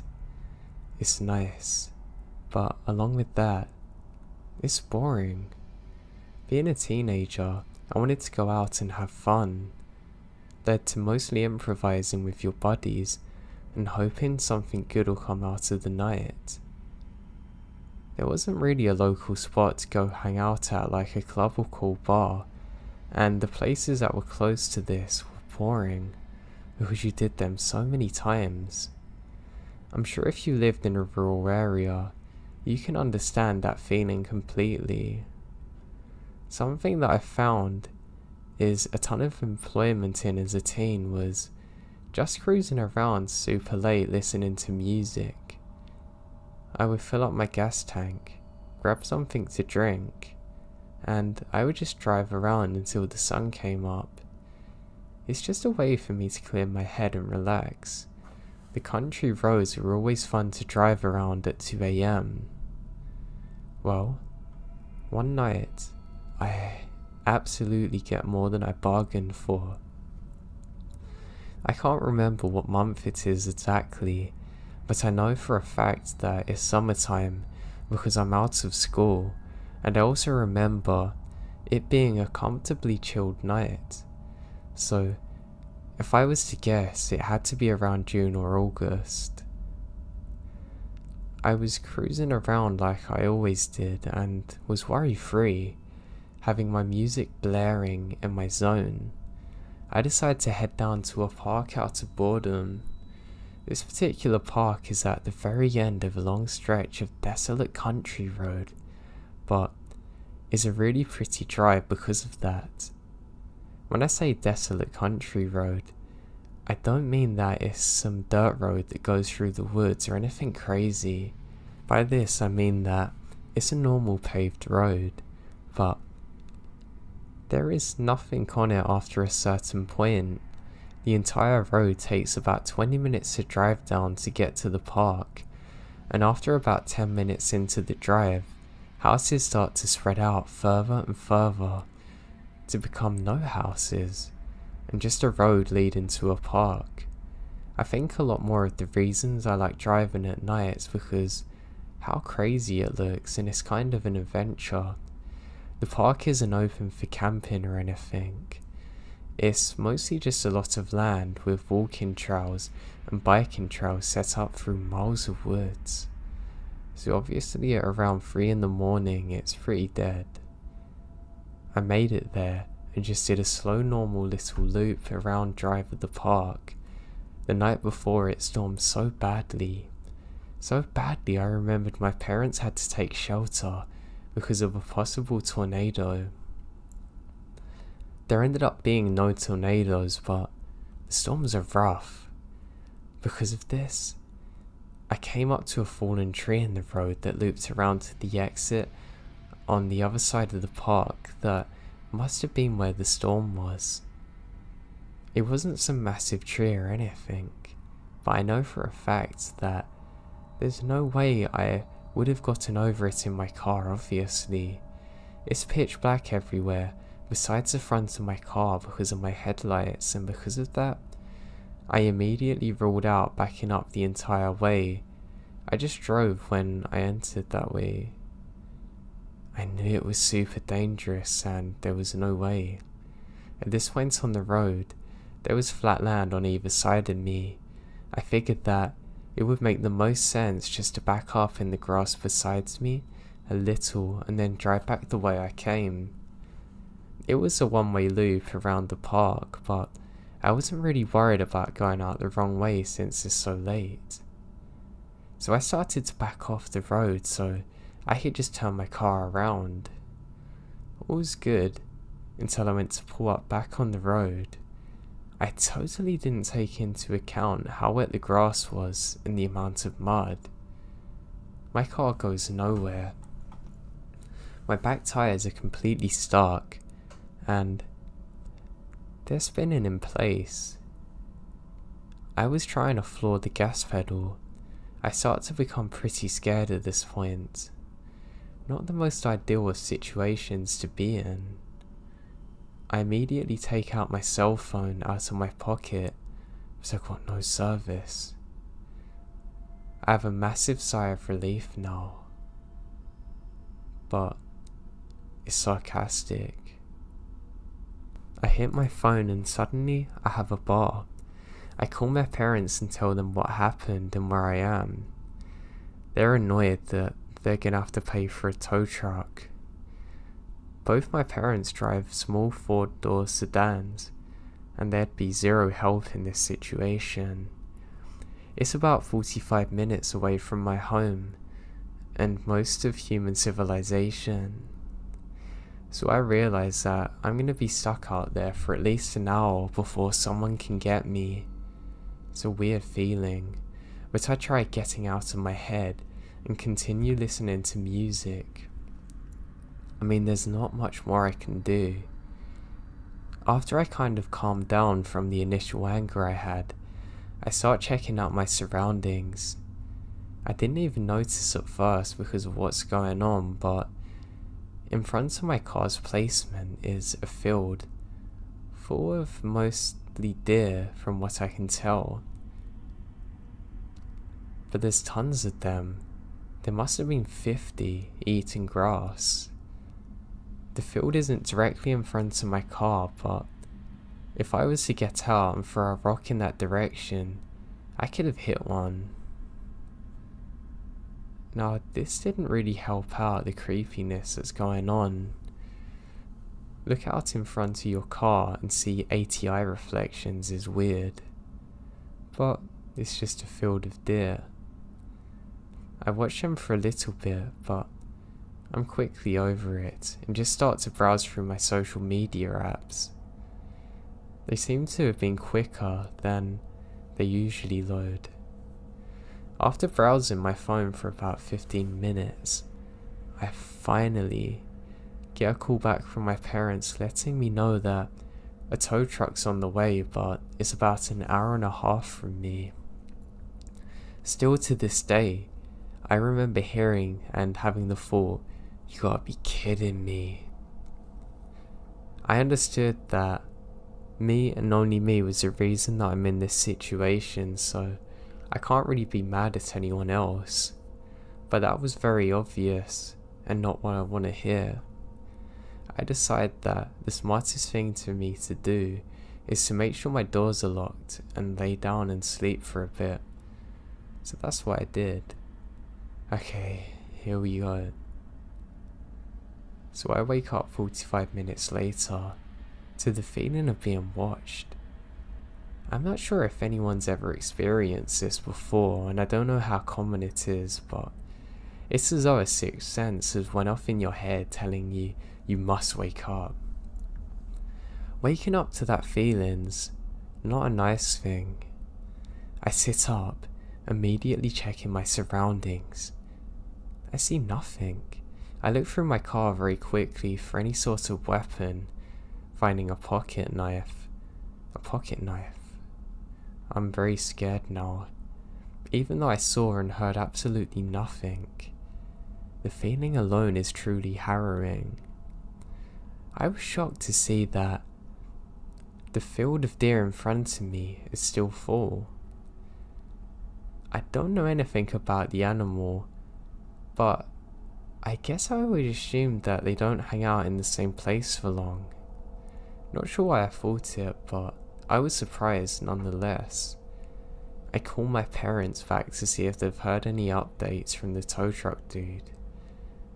I decided to not mention the feeling I'm having because I didn't want them to worry more, and I also knew that there's literally nothing they could do to help if I really needed it.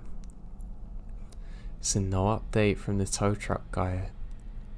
Ah, great. The call lasted just a few minutes and I felt like an idiot. They both had to wake up for work in a few hours and now have to spend over $100 on top of all of that and are worried about me. I could tell they're annoyed at the situation but worried. I told them I'll be sure to tell the guy that I'm fine and make sure he hurries and that I'm sorry when he arrives.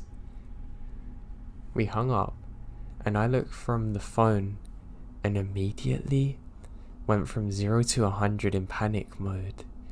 The deer in front of me are all completely perked up, staring in the same direction in front of them. Let me remind you that there's around 40 deer in this field. Every single one stopped dead, standing still, staring. I put on my high beams and stared, waiting for anything to happen. Nothing. I tapped my horn real quick. They don't even budge. They are completely still, glued to what's by them. The way the tree line was, I couldn't see that far over. I knew that they're looking into the woods by them, but where? I can't see. I could hear my heartbeat now. I grabbed that stupid pocket knife, just waiting for something to happen. I would say it was about a minute after I honked. Every single one of them in unison starts to run the opposite way, at full speed. I mean, within literally 20 seconds, the field's empty. I'm petrified in fear. I knew staying in my car is the safest thing to do, but it's the worst feeling being a sitting duck. My head's on a swivel. I was freaking out in every possible way. I assumed that it's a bear or something, but it could have been absolutely anything. I was convinced at that point it was the devil himself. I don't know what to do. I knew the tow truck was close by, but I have no idea where he is. I begin to shake because of nerves and look around to make sure nothing's by me. I'm focusing on the field in front of me. I did this for what felt like an actual eternity, sitting in complete silence and complete darkness in the middle of nowhere, waiting for someone to jump out and attack you. 15 minutes go by and I start to see lights break through the tree line. As I get closer, I see the tow truck guy. The lights on his truck felt like Jesus coming from the heavens to rescue me. He gets up to me and I jump out of my car, immediately asking if he has a gun. I told him very quickly what's happened, and something's definitely out nearby. He let me know that he had a shotgun in the truck and assures me that it's a bear or bobcat. He gave me the whole, they're more scared of you than you are of them crap. The tree was small enough for him to sort of bulldoze it out of the way, with his truck, and then he attached my car to his, pulling me out of the spot I'm stuck in. He was very nonchalant about what I experienced, but I'm badly shaken up. The whole time he was doing this, I still have my eye glued to the field, just waiting for something to happen. Anything. He was completely done with everything in about 15 minutes, and he told me to follow him out to his truck to the main road again. I get in my car and was ready more than anything to get out of here. We start to drive away from the spot I was in, my head on a swivel, completely shook up. As we're driving away, I look in my rearview mirror. We were down the park road just a tiny bit, but I could still see the spot I was stuck in partially lit up from the vehicle's lights and the moon. I watch in my rearview mirror, and a man comes out of the tree line where my car was, walking into the middle of the road, watching us drive away. My heart stopped beating, legitimately. I lost my breath. My eyes start to fill with tears because how absolutely terrified I am in this moment. I couldn't see any kind of details of what he looks like, or even necessarily what he's wearing. To be honest, I don't care. The feeling that I felt driving away from that spot, knowing that he was right there the whole time watching me. Watching me as I'm freaking out looking around. Watching me as I'm completely alone for a long time. Maybe even coming up to my window, watching me asleep. That's a feeling that is something I can't necessarily put into words. All those years later, it still messes with me. The entire time we're driving off, as long as I can see him, he doesn't move. He watched us in the road. A million things are going through my mind. I was scared there may have been multiple people watching us. I tried to figure out if I should start beating on the horn like crazy or not. I decide that all I want to do is get out of there, more than anything. The second we finally got out of the park and was able to be on a 2-lane road again, I fly past a truck driver doing nothing but 70 the whole way home, flying through stop signs, driving like crazy. I don't care. The only thing on my mind's home. I get inside, running there, very quickly acknowledging my parents and saying sorry and thank you. I went to my room, don't get a second of sleep. I was researching for any records of these things happening here, escaped convicts, similar stories, etc. I came to the conclusion that the man was a squatter or something. I've read many things online about how people camp out in the woods building shelters. But what's the most scary part for me is what's unknown. What if? There's so many possibilities. I never told my parents this story until years later after it happened, and I'm already an adult. It freaked them out.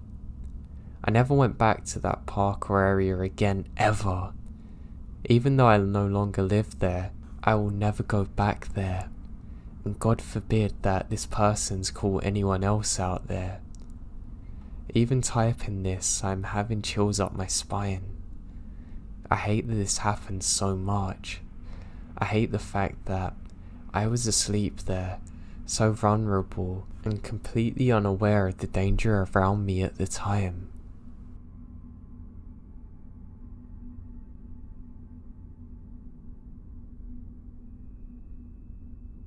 Me and my mum have a shared house kind of in the middle of nowhere.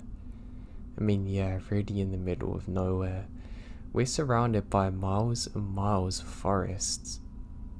Now, my mum has some medical issues, and sometimes when she's really tired she can hallucinate and see things that aren't really there. So when she saw someone looking in her window at night, She didn't think anything of it. I become a little paranoid and decided to sleep with her one night, and it turns out it wasn't just her medication or problems causing it. There really was someone there. I screamed and it woke up my dad. He quickly grabs a knife and runs outside to try and find whoever it was. But there's no signs of anyone, and 20 years later, we still have no idea who was watching us sleep or for how long they were doing so.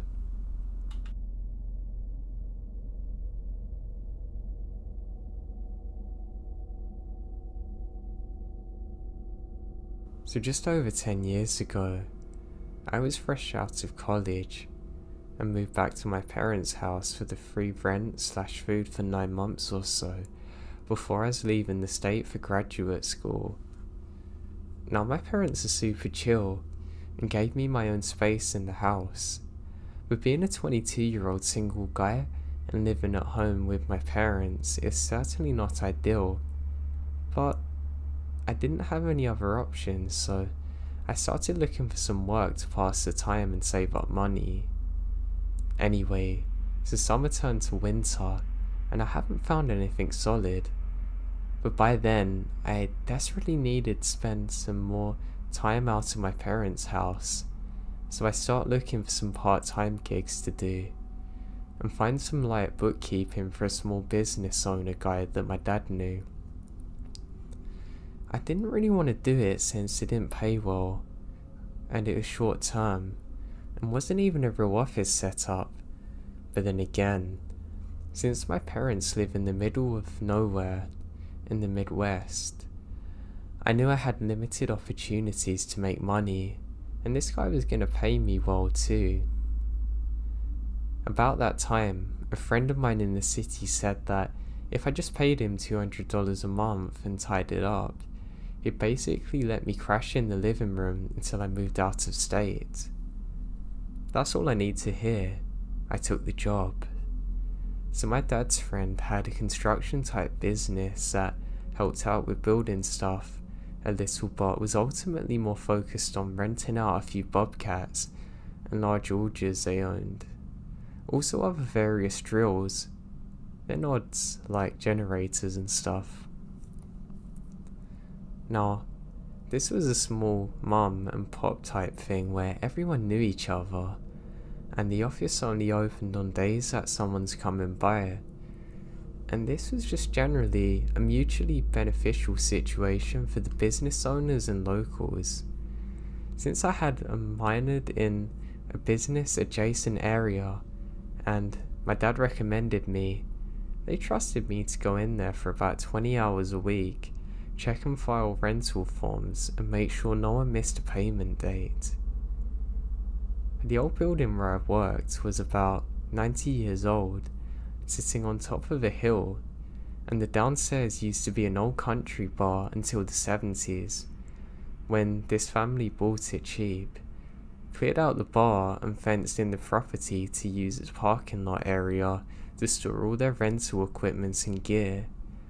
I could generally come and go as I pleased, work any hours I wanted, as long as I got the work done. So if things were slow and there weren't any rentals for a couple of days, I'd usually go in after 7 and stay around midnight or 1, since I knew I'd be alone and could listen to music and do what I wanted. The office I worked in was on the second floor of the building above the old bar and looked out onto the long driveway. From my seat, I can easily see out of the window, and once or twice saw a family of deer or raccoons scamper by, and I always glanced out when I saw movement since it's noticeable. So up here, it's incredibly remote, very still and quiet, so if something unusual occurred, or something felt off, I would definitely notice. Now one night during winter, it snowed a few inches, and my dad told me to stay in case it causes the roads to be bad, but I had an old SUV, and more than that I just really wanted to get out of the house, so I went to work at about 8 PM, and was gonna stay until after 1. I always left the gate open at the bottom of the hill since, believe me, when I say no one ever showed up because we're in the middle of nowhere, I really mean it. I think the nearest occupied house was about 2 miles down the road, and to even turn onto our short road, you had to only be coming to our Pacific building. It was a locals only type thing too, so I'm jamming away to Fallout Boy. Now everyone makes mistakes when they're young, and having coffee watching the snow outside, when I see an orange reflection there. I'm confused, but it looks interesting. At one point, around midnight, I went downstairs to the big bathroom to do my bathroom business, then coming back upstairs and getting settled into my work. I probably did about 5 minutes of work when I glance outside and see a huge imprint of something in the snow, just below the light. It seemed like a massive dog or substantial animals rolled around there. Since I didn't notice it 15 minutes before, it had to have happened while I was in the bathroom, or maybe back when I was focused on work, since I would have seen that movement for sure. I just shake it off and assume maybe a dog or farm animals came here. It's around 2 in the morning, it's time to leave. And as always, I got out of my car, unlocked the gate, and to be honest, I'd pretty much forgotten about the imprint. But when I looked down, I'm shocked to see that it wasn't just somehow disturbed snow. It was undeniably the imprint of a human-made snow angel. If you don't know what a snow angel is, it's when you lay on your back and move your arms and legs, and it appears to be an angel. I used to do this as a kid, so I 100% knew for sure what it was, and it was deliberately made underneath the light post. But it wasn't from a kid, it's from a very large person, or at the very least, a normal-sized adult wearing tons of layers of big winter clothing. I look up, and saw what I already knew, that whoever had made this snow angel could easily look up and have seen me through the window. So they must have been staring at me to do this. Why else would they have done this here? Now I definitely would have seen or heard someone if they drove up to the building. Someone walked deep into the middle of nowhere in the freezing cold to do this for miles. Literally stopping in front of our building, then doing a snow angel. Weird. I glance around in the tracks. I can see some that lead to the woods. It's clear the person didn't use a road, but instead came from the opposite side, which made me instantly uneasy, since the side was just trees and darkness for miles and miles.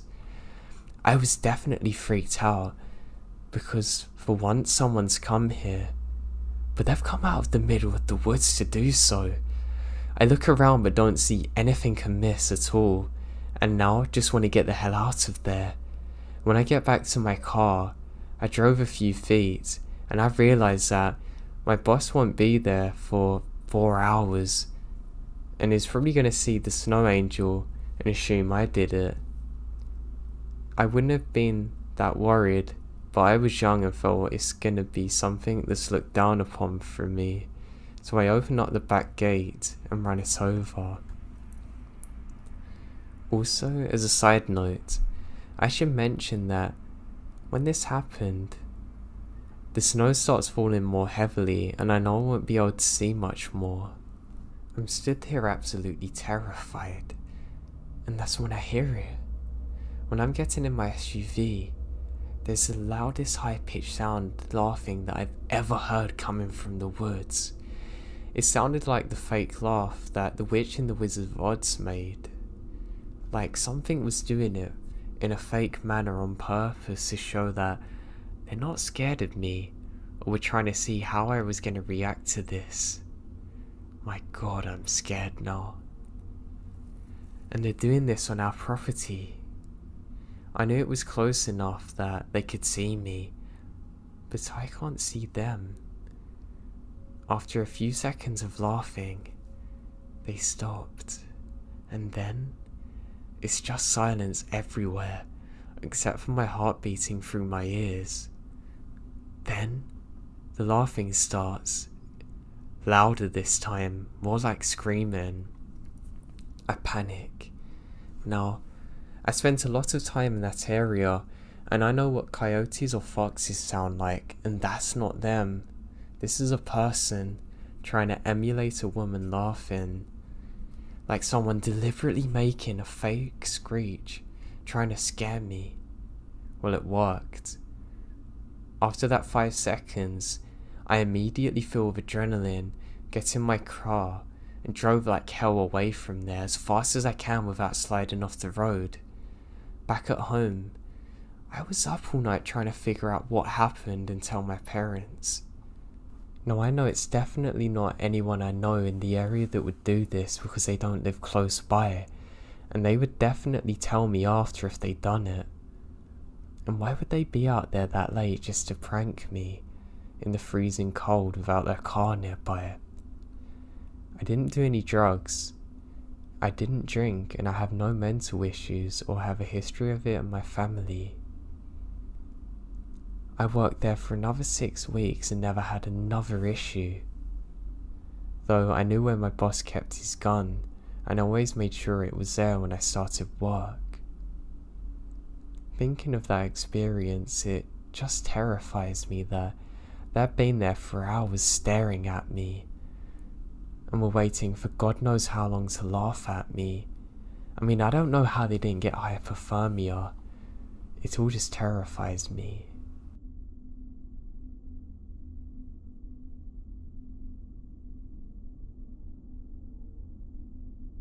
Well, where do I start? So let me give some background information first. I grew up in a very rural area. My parents have a pretty big piece of land with a nice 2-story farmhouse in the middle of it. To the south of the house is a peach orchard. The west is where the driveway is. It goes through an alley of cottonwood and peach trees, but the land is pretty open and was used for cattle farming. The east and north is dense woodland and shrubs, which reaches out to our neighbours about 4 miles away. Back then, I was working in a carpenter's shop. I just got my driver's license, and so I'm able to get there on my own. It's about a 1.5 hour drive though. We started fairly late in the day at about 10 AM. Now, the owner of the company was sort of a night owl and loved to sleep in. Because of that, we had to stay until 9 PM. That was no problem in the summer, but turned out to be a bit of an annoyance in the winter, as it got pretty dark early and I hated driving in the dark because the lights on my car weren't the best anymore. I drove a 1987 Chevy pickup, which had seen better days. I didn't have much money on me back then, so this was all I can afford. So one day in late December at about 10 or 11 years back, I left work much later than usual. I had made a pretty stupid mistake on a nightstand I was building for a customer and needed to fix it, as the customer was going to pick it up the next day. When I finally finished, it's around midnight. I cast out on my stupidity, closed the shop up tight and went to my car. There are 2 routes I can take to get home. One is on a highway, the other is through backcountry and dirt roads surrounded by thick brush and trees. I usually took the highway as it was much faster and safer, especially in dark. But this day, the highway's blocked by police because of an accident, so I took the long way home. As soon as I left the main road and made my way up dirt trails, I got this feeling, you know, the one as though something bad's about to happen, almost like an impending doom. The longer I drove on the road, the stronger the feeling I got, until it was like all of my body and soul was aching desperately to turn around, drive back all the way to the roadblock and wait until it got opened again. I tried to suppress it as best I could, and tried to convince myself that I have driven this route many of times before and I know it's safe. I'm driving on an especially tough piece of brush, and all of a sudden, my left tire popped. I did my best to keep the truck on the road and make it to a safe stop. I kept a spare tire in the toolbox, and had changed tires quite a lot on my own, so I knew it'd just be a minor inconvenience, and I'd be rolling again in a matter of minutes. That's where I was wrong. I climb up on the truck's bed, only to find that my toolbox has been broken into, and all my tools and spares have been stolen. So there I was, miles away from the nearest settlement in bear and wolf country, in the middle of the night with no cell phone or way to repair the truck. I always kept a sort of survival kit in my toolbox with a blanket, axe, fire starter, and some MREs. But it had gotten stolen too. Thank God I still had my trusty knife my sister gave me when she moved to Finland. So I made the second, but bigger mistake of the day, deciding to walk home. To this day, I still don't know why I made this decision. All I had to do was wait in my truck until sunrise, as I knew a neighbour was driving this route every day at around 8 AM. He could have taken me to town and called my parents to get the truck, but I said nah, I'm walking home. So when I went, I locked the car, took my rucksack with my belongings with me, and started walking. I couldn't have had walked for far when I got this eerie feeling like somebody's watching me. I turn around, but nothing's there. I pick up the pace to make it out of there. All of a sudden, I heard some rustling in the bushes to my left. I call out if anyone's in there, but of course, I get no answer. The feeling of being watched becomes stronger and stronger, the rustling more frequent, when suddenly the brush stopped and I come into a small clearing. That's when he spoke to me for the first time. "Hey there, boy," with a weird pronunciation. The first part was spoken soft, almost gently, but the boy was like an explosion to me. He made a tiny pause in between, then spewing out boy. He's big, I guess about 6'6", wearing a long trench coat, hat, grey short hair, lifeless eyes like a dead fish. That's what really scared me. But then I see his dog. It's a massive black shepherd-like dog, looking almost like a wolf. I've never seen anything like it. I froze immediately out of fear.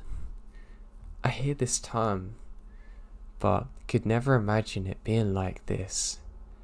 I can't move. I just can't. I tried, trust me, God did I try. "What you doing there, boy?" he said to me.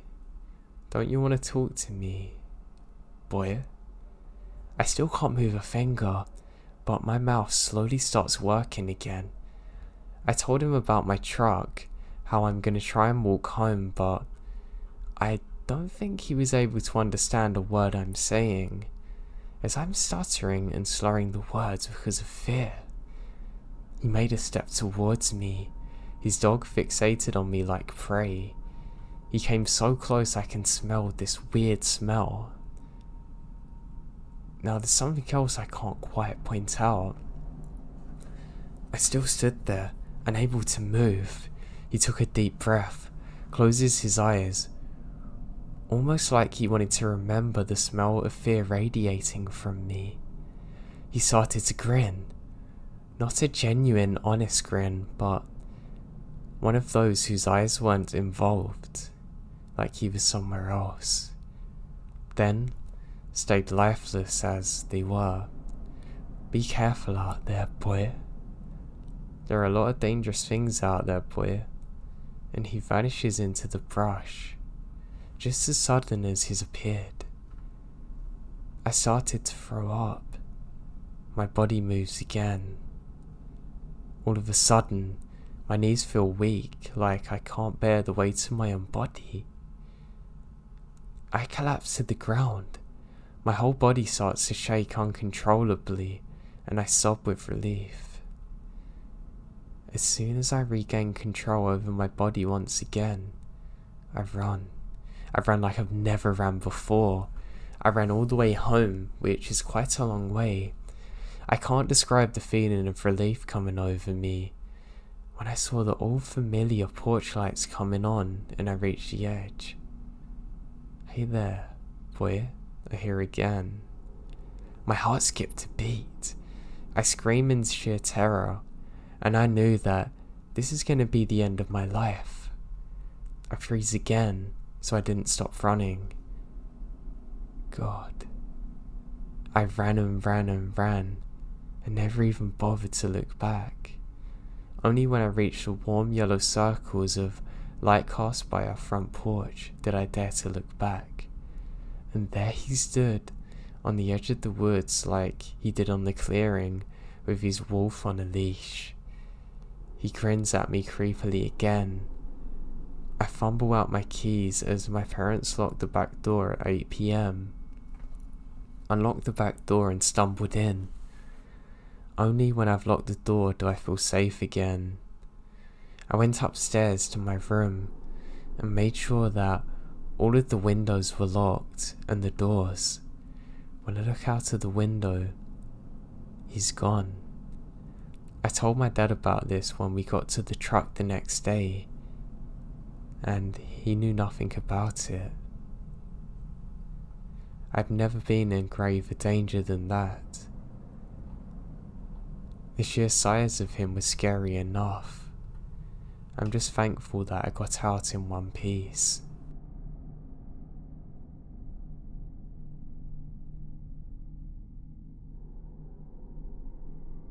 My dad owns a small cabin up in the Midwest. Now, it was snowing heavily at the time of this incident. I was staying there on my own. I liked how secluded it was, so I could really free my mind there. One night while I'm staying there, the snow's falling heavily. I just love looking outside the window, relaxing. I have the small fire going. I'm listening to music on my phone and really enjoying myself when I hear some kind of high-pitched sound. I can't figure out quite what it is. I wonder if it's something the fire's done. Taking out my earphones, I check, and that's fine. My attention goes back towards my bed area, and that's when I see some condensation from my face clearly on the window. I go to rub it off and my heart drops. I see a handprint and go to rub that. It won't disappear. These have been made on the outside of the window. I have no option but to investigate. I'm worried that my dad or brothers come to see me and can't get in. I grab my rifle and head out. I can see footprints leading up to the window. I call out Dad and Jerry, my brother. I get no reply. I decide to follow them. Why on earth would they be up here without telling me, I think to myself. I follow the tracks a little further when suddenly they stop. And the ones I'm following are clear as day. That's when I hear the high-pitched sound again, and I bolt it immediately to my car. I don't even bother getting my belongings. Something's terribly wrong here. I drive all the way home during the night time and only tell my dad the following morning. Him and my brother are both at home, nowhere near the cabin. Now what's worse is they've also reported hearing some weird sounds and seeing strange lights at night. To this day I have no idea what it was, but it terrifies me so much.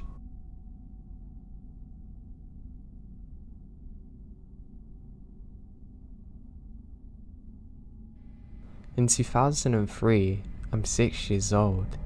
At the time, I live in a small condo. It's 1 bedroom, 1 bath and a connected living room and kitchen with an island in between and a spiral staircase with random miscellaneous things sorted under it. I was living with my dad, with a mother who was out of the picture. It was Saturday, and I remember specifically watching Codename Kids Next Door on TV in the bedroom after waking up. My dad worked a lot, but was such a nice guy that he left the TV on with Cartoon Network playing, which was my favourite channel. During a commercial, I got up to go pee, and even though I knew I was home alone, I closed the door out of instinct. God, am I glad about that. The next thing I comprehended was the sound of an incredibly noisy spiral stairs. That can be heard literally across the condo because of how small it is. Beginning to rapidly make noises that got quieter and quieter over the course of the next few seconds, telling me that whatever made the sound was fast. As a 6-year-old, this was extremely concerning because, as I said, my dad always turned the TV on before he left work, and I knew he was long gone. So what did I do? Well, as any paranoid 6-year-old would do, when they think they half imagined it, I walk out of the bathroom and look over the 3-foot railing across from the bathroom door and next to the stairs where you walk down. And what did I see? None other than an afraid looking man looking into my living room, staying hidden under the stairs. After being terrified in the bathroom, I made a distinct effort to be quiet, so there's no way he knew I was looking at him. But he more than likely knew I was in the house somewhere. Practically guaranteed now. Okay, so there's a man in the house. I can A, yell at him to leave and maybe be murdered with literally no one around to help. Or B, I can hide, and I opt for B. I wait for what felt like hours, but in reality, it's about 20 minutes, until I heard shuffling downstairs for about a minute. Then, the sound I was praying for, the front door opening. I was still extremely skeptical, even thinking it's a trap to lure me downstairs. So I stay up, all day. Until my dad came home, who I didn't tell about the whole incident. Out of fear, I should have had, thinking he was going to get mad I didn't approach him. The crazy part? Nothing valuable was missing from the home. But you sure as hell know that I checked under the stairs every morning for the next 4 years of living there. Why he was there I have no idea. How he was there, I think he come in through a window, but I'm not sure. It's just truly terrifying though, thinking of it now.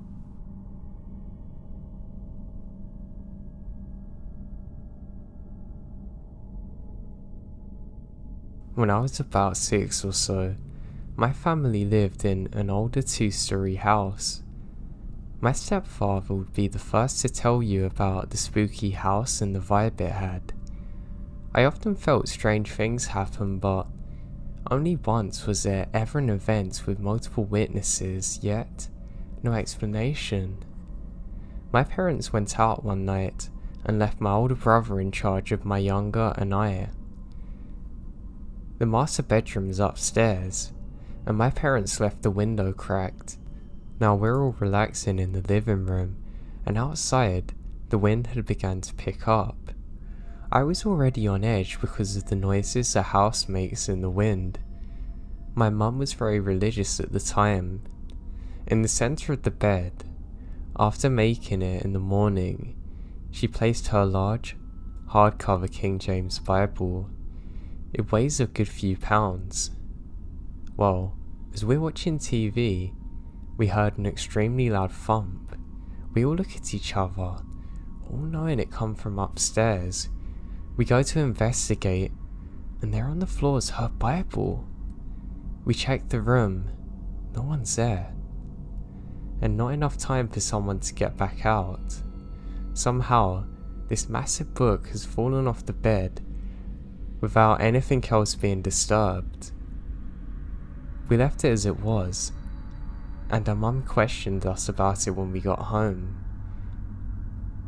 My dad checked the window inside for evidence of anyone, but there was none. Nothing was taken or disturbed, only the Bible.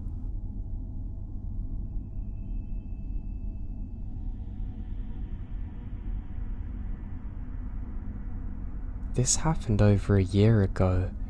Our oldest son, Camden, was 3 at the time, and our youngest son, Connor, was around 5 months old. It still gives me chills and still makes me uncomfortable even walking by it. It was January evening in PA.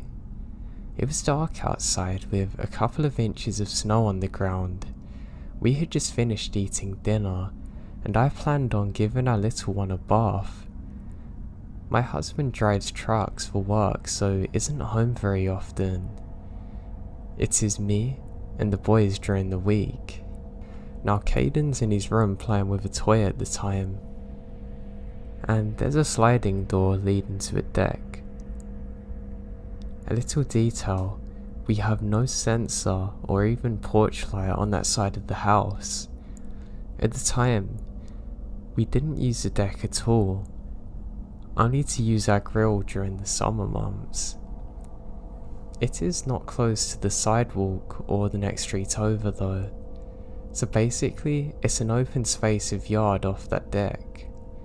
Anyway, Caden was playing in his room, waiting for his turn to have a bath while I brought Connor into the room. We were just about done with the bath time when I heard Caden's little feet running towards the bathroom. He stands away from the door and says, "Mum, there's a man looking in the side door. I think it's a mailman." Now my heart skips a beat because 1, no mailman's coming at 7 PM, and 2, the side door, as he called it, was never used. Especially not in the winter. I didn't hear a knock. I began to sketch myself out, more by thinking about how there's no light there, and one person is literally gonna have to walk through the yard in the snow, walk up the back stairs of the deck, and go to that door where the front porch light was on. So now I take Connor out of the bath, put him in a towel in his little chair, and told Caden to sit with his brother and not to come out until I said it was okay. He was confused but listens, just keeps asking what's wrong. I grabbed the biggest knife I can find, had 911 ready to call, and go get my mum a bare face on. When I walked to the side door, I shined the flashlight on my phone through the window of the door at a distance, walking up to it hopefully to scare someone away from it. Now the absolute worst fault that I have with this as a mother is that as I reach for the handle, it's unlocked. Someone could have walked right in. I flung the door open, shined my light, held up my knife and yelled "Hey!" in the most threatening voice a 5'4", 120-pound woman could make. There were footprints in the snow up the deck stairs and going down into the field and woods behind our home. I slammed the door, thoroughly freaked out, and locked it. I called the police and waited in the bathroom with the boys. While I was in there, I asked Caden, "Do you know who that man was?" And he said no, but he smiled and waved for a long time. I asked him what he was wearing. He said it looks like a mailman's uniform. The police officer came in search of property with flashlights before coming inside. He asked me and Caden questions, and then informed me that he not only saw footprints leading up to the side deck, but to the door of our basement and kitchen window on the other side. He then suggested that I have someone come and stay with us for the fortnight, and they're going to continue to follow the footprints that are left in the snow into the wood line. My father-in-law slept on the couch that night, with his guns being the closest relative to our house. My mother was a nervous wreck. I got very little sleep that night, and I never heard back from the police. I'm assuming the tracks were loose through the woods. Caden still mentions it from time to time, but I'm just terrified of this now. I pray it never happens again.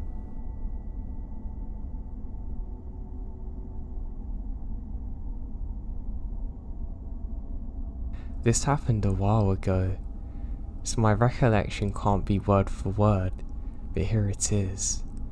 I'm a teenager. Me and my mum live alone. We basically live in the middle of nowhere. The nearest town is a little less than an hour away, and even being close to a gas station is a very hard thing to find here. We're literally miles away from anything. I know everyone who lives near me, and we rarely ever see new people in our area of the woods. So just seeing someone who isn't familiar is suspicious enough. So this is pretty creepy. Now, a couple of years ago, it's the middle of the night. Me and my mum are night owls. We like to be awake from midnight to 6 AM, the period that most people are asleep for. My mum was watching TV in the living room. I was using the computer in the kitchen. The kitchen and the living room are basically connected, so I wasn't too far away from her, only a few feet. The front door leads to the living room. It's a door with 9 windows, so it's pretty easy to see in. My mum looks towards the door, and she saw somebody staring at her through the window. He's wearing a hood that obstructed almost all of his face, and my mum jumped, and she of course walked into the door, asking him what the hell's he doing. According to my mum, he looked pretty young, but she could barely see his face. The man said something along the lines of, "Can you help my car, please?" in a tone I can only describe as miserable and off-putting. Even though it was dark out, there should have been a light from the car. As you can see, there's no car, and the man's holding his pockets really tight. My mum said no and apologised, causing him to grip whatever's in his pocket even tighter. So tight it makes his arm tremble. He stayed for a few more minutes and then swiftly disappeared. Throughout the night, maybe 1 or 2 hours later, we'd hear slight weeping, but we didn't see anyone at any of our doors or windows. Now, I may be making an assumption here, but I can only assume it was a weapon he was holding in his pocket. This was a creepy as hell experience. It's safe to say that he was blatantly gonna lure my mum out of the house to do God knows what to her. A year ago, there was a very small metal plate jammed between the front door strike plate and the piece that goes inside of it. We have no idea how this got here, but the metal stopped the doors from locking. so I'm assuming it was put there so someone can get in later. I'm worried these things are related. I hope this never happens again.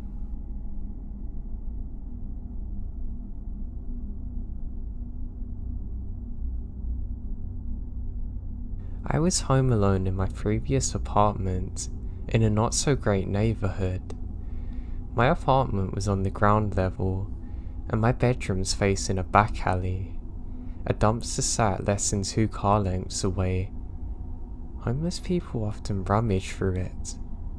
Now just before dawn one morning, I hear a tapping on the window. My back was to the window, my eyes are now wide open. It's still dark outside, and I sleep with my lamp on, and my worn out vertical blinds are missing a slate, causing a gap. So now it's clear in my mind that whoever or whatever the source of the tapping could now see me lying in bed, plain as day. The tapping was brief, maybe 5 or 6 taps. So I spent the next 5 seconds or so frozen, bizarrely trying to convince myself it was something / anything else but a person watching me and tapping on my window. Please God, let it be an animal. But then, more tapping. Now I was faced with the terrifying reality that someone had been watching me through my window in the dark for God knows how long, and he'd decided to tap on the window. Had one of the homeless people become aggressive during their dumpster dives? Something told me that nothing good was going to come from this. Now remember, my back was to the guy, so I sat up slowly, rubbing my eyes, pretending that I'm too groggy to hear him. I stand up hazily, made my way out of the bedroom as I was going to the bathroom or something. Once I was out of his sight, I ran to the phone and dialed 911, considering whether to forget my embarrassment of being in my t-shirt and underwear, and bolting out my front door, which is out of sight from the intruder. I just wasn't sure if I could outrun whoever it was, or whether anyone would help me if I couldn't. Before I make a decision, I hear a loud pop of my window being pried open. I thought my heart would jump through my chest. At the same time, I could hear my upstairs neighbour Mike descending down his stairs. I opened my door a few inches and peeked out to ask for his help. Mike's a big guy, and I heard he was trained in martial arts of some sorts. He didn't hesitate to respond, hustling to the back of my apartment to see what's going on. Within seconds, I heard rumbling and someone being thrown against a wall to the bushes. A few moments later, Mike came out to my front door telling me not to worry again. He'd beaten him up pretty bad. I wanted to believe Mike, that the would-be intruder was maybe dumpster diving, but that he would never do so again. But it gets worse. It wasn't a homeless person according to Mike. When the guy escaped, he ran to the front of my building, hopped into a red sports car and sped off. My neighbourhood isn't a red sports car kind of place. The police later told me that the intruder's likely someone who's seen me before and is stalking me.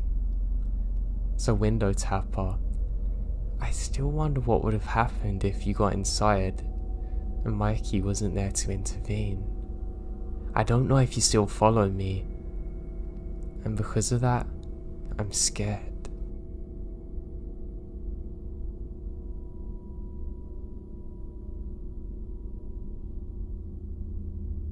This encounter happened when I was about 10. My sister and I were home alone since it was during the summer.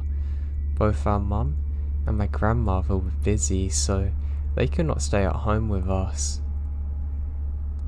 We were used to being home alone during the summer, so it's no big deal. The only thing we could do was not go outside or open the door to anyone. During this day, I had gotten up and started to play Sims 2 in our kitchen. My sister was watching TV in our den. A few hours into our game, I hear the doorbell ring. At first I thought it was my game, but I have the sound off. So I asked my sister if she heard the doorbell ring, and she replies she hasn't. She said it was probably just a show she was watching. I brushed it off and went back to my game. About 10 minutes later, I see a reflection on my computer of a man in a suit, his hands cupped around his eyes, looking through the glass door behind me. I turn around to be face to face with this strange man that I've never seen before. I had no idea how long he'd been there watching me. He waved at me like he knew me from somewhere. I call my sister's name, and the man hasn't been noticed by her yet. She grabs the phone quickly to call out to her grandmother. Now, we had seen the salesperson before. None of them look like this guy. He's wearing a full black suit that doesn't fit him. It was not strange enough that this guy was wearing a full suit in 99 degrees.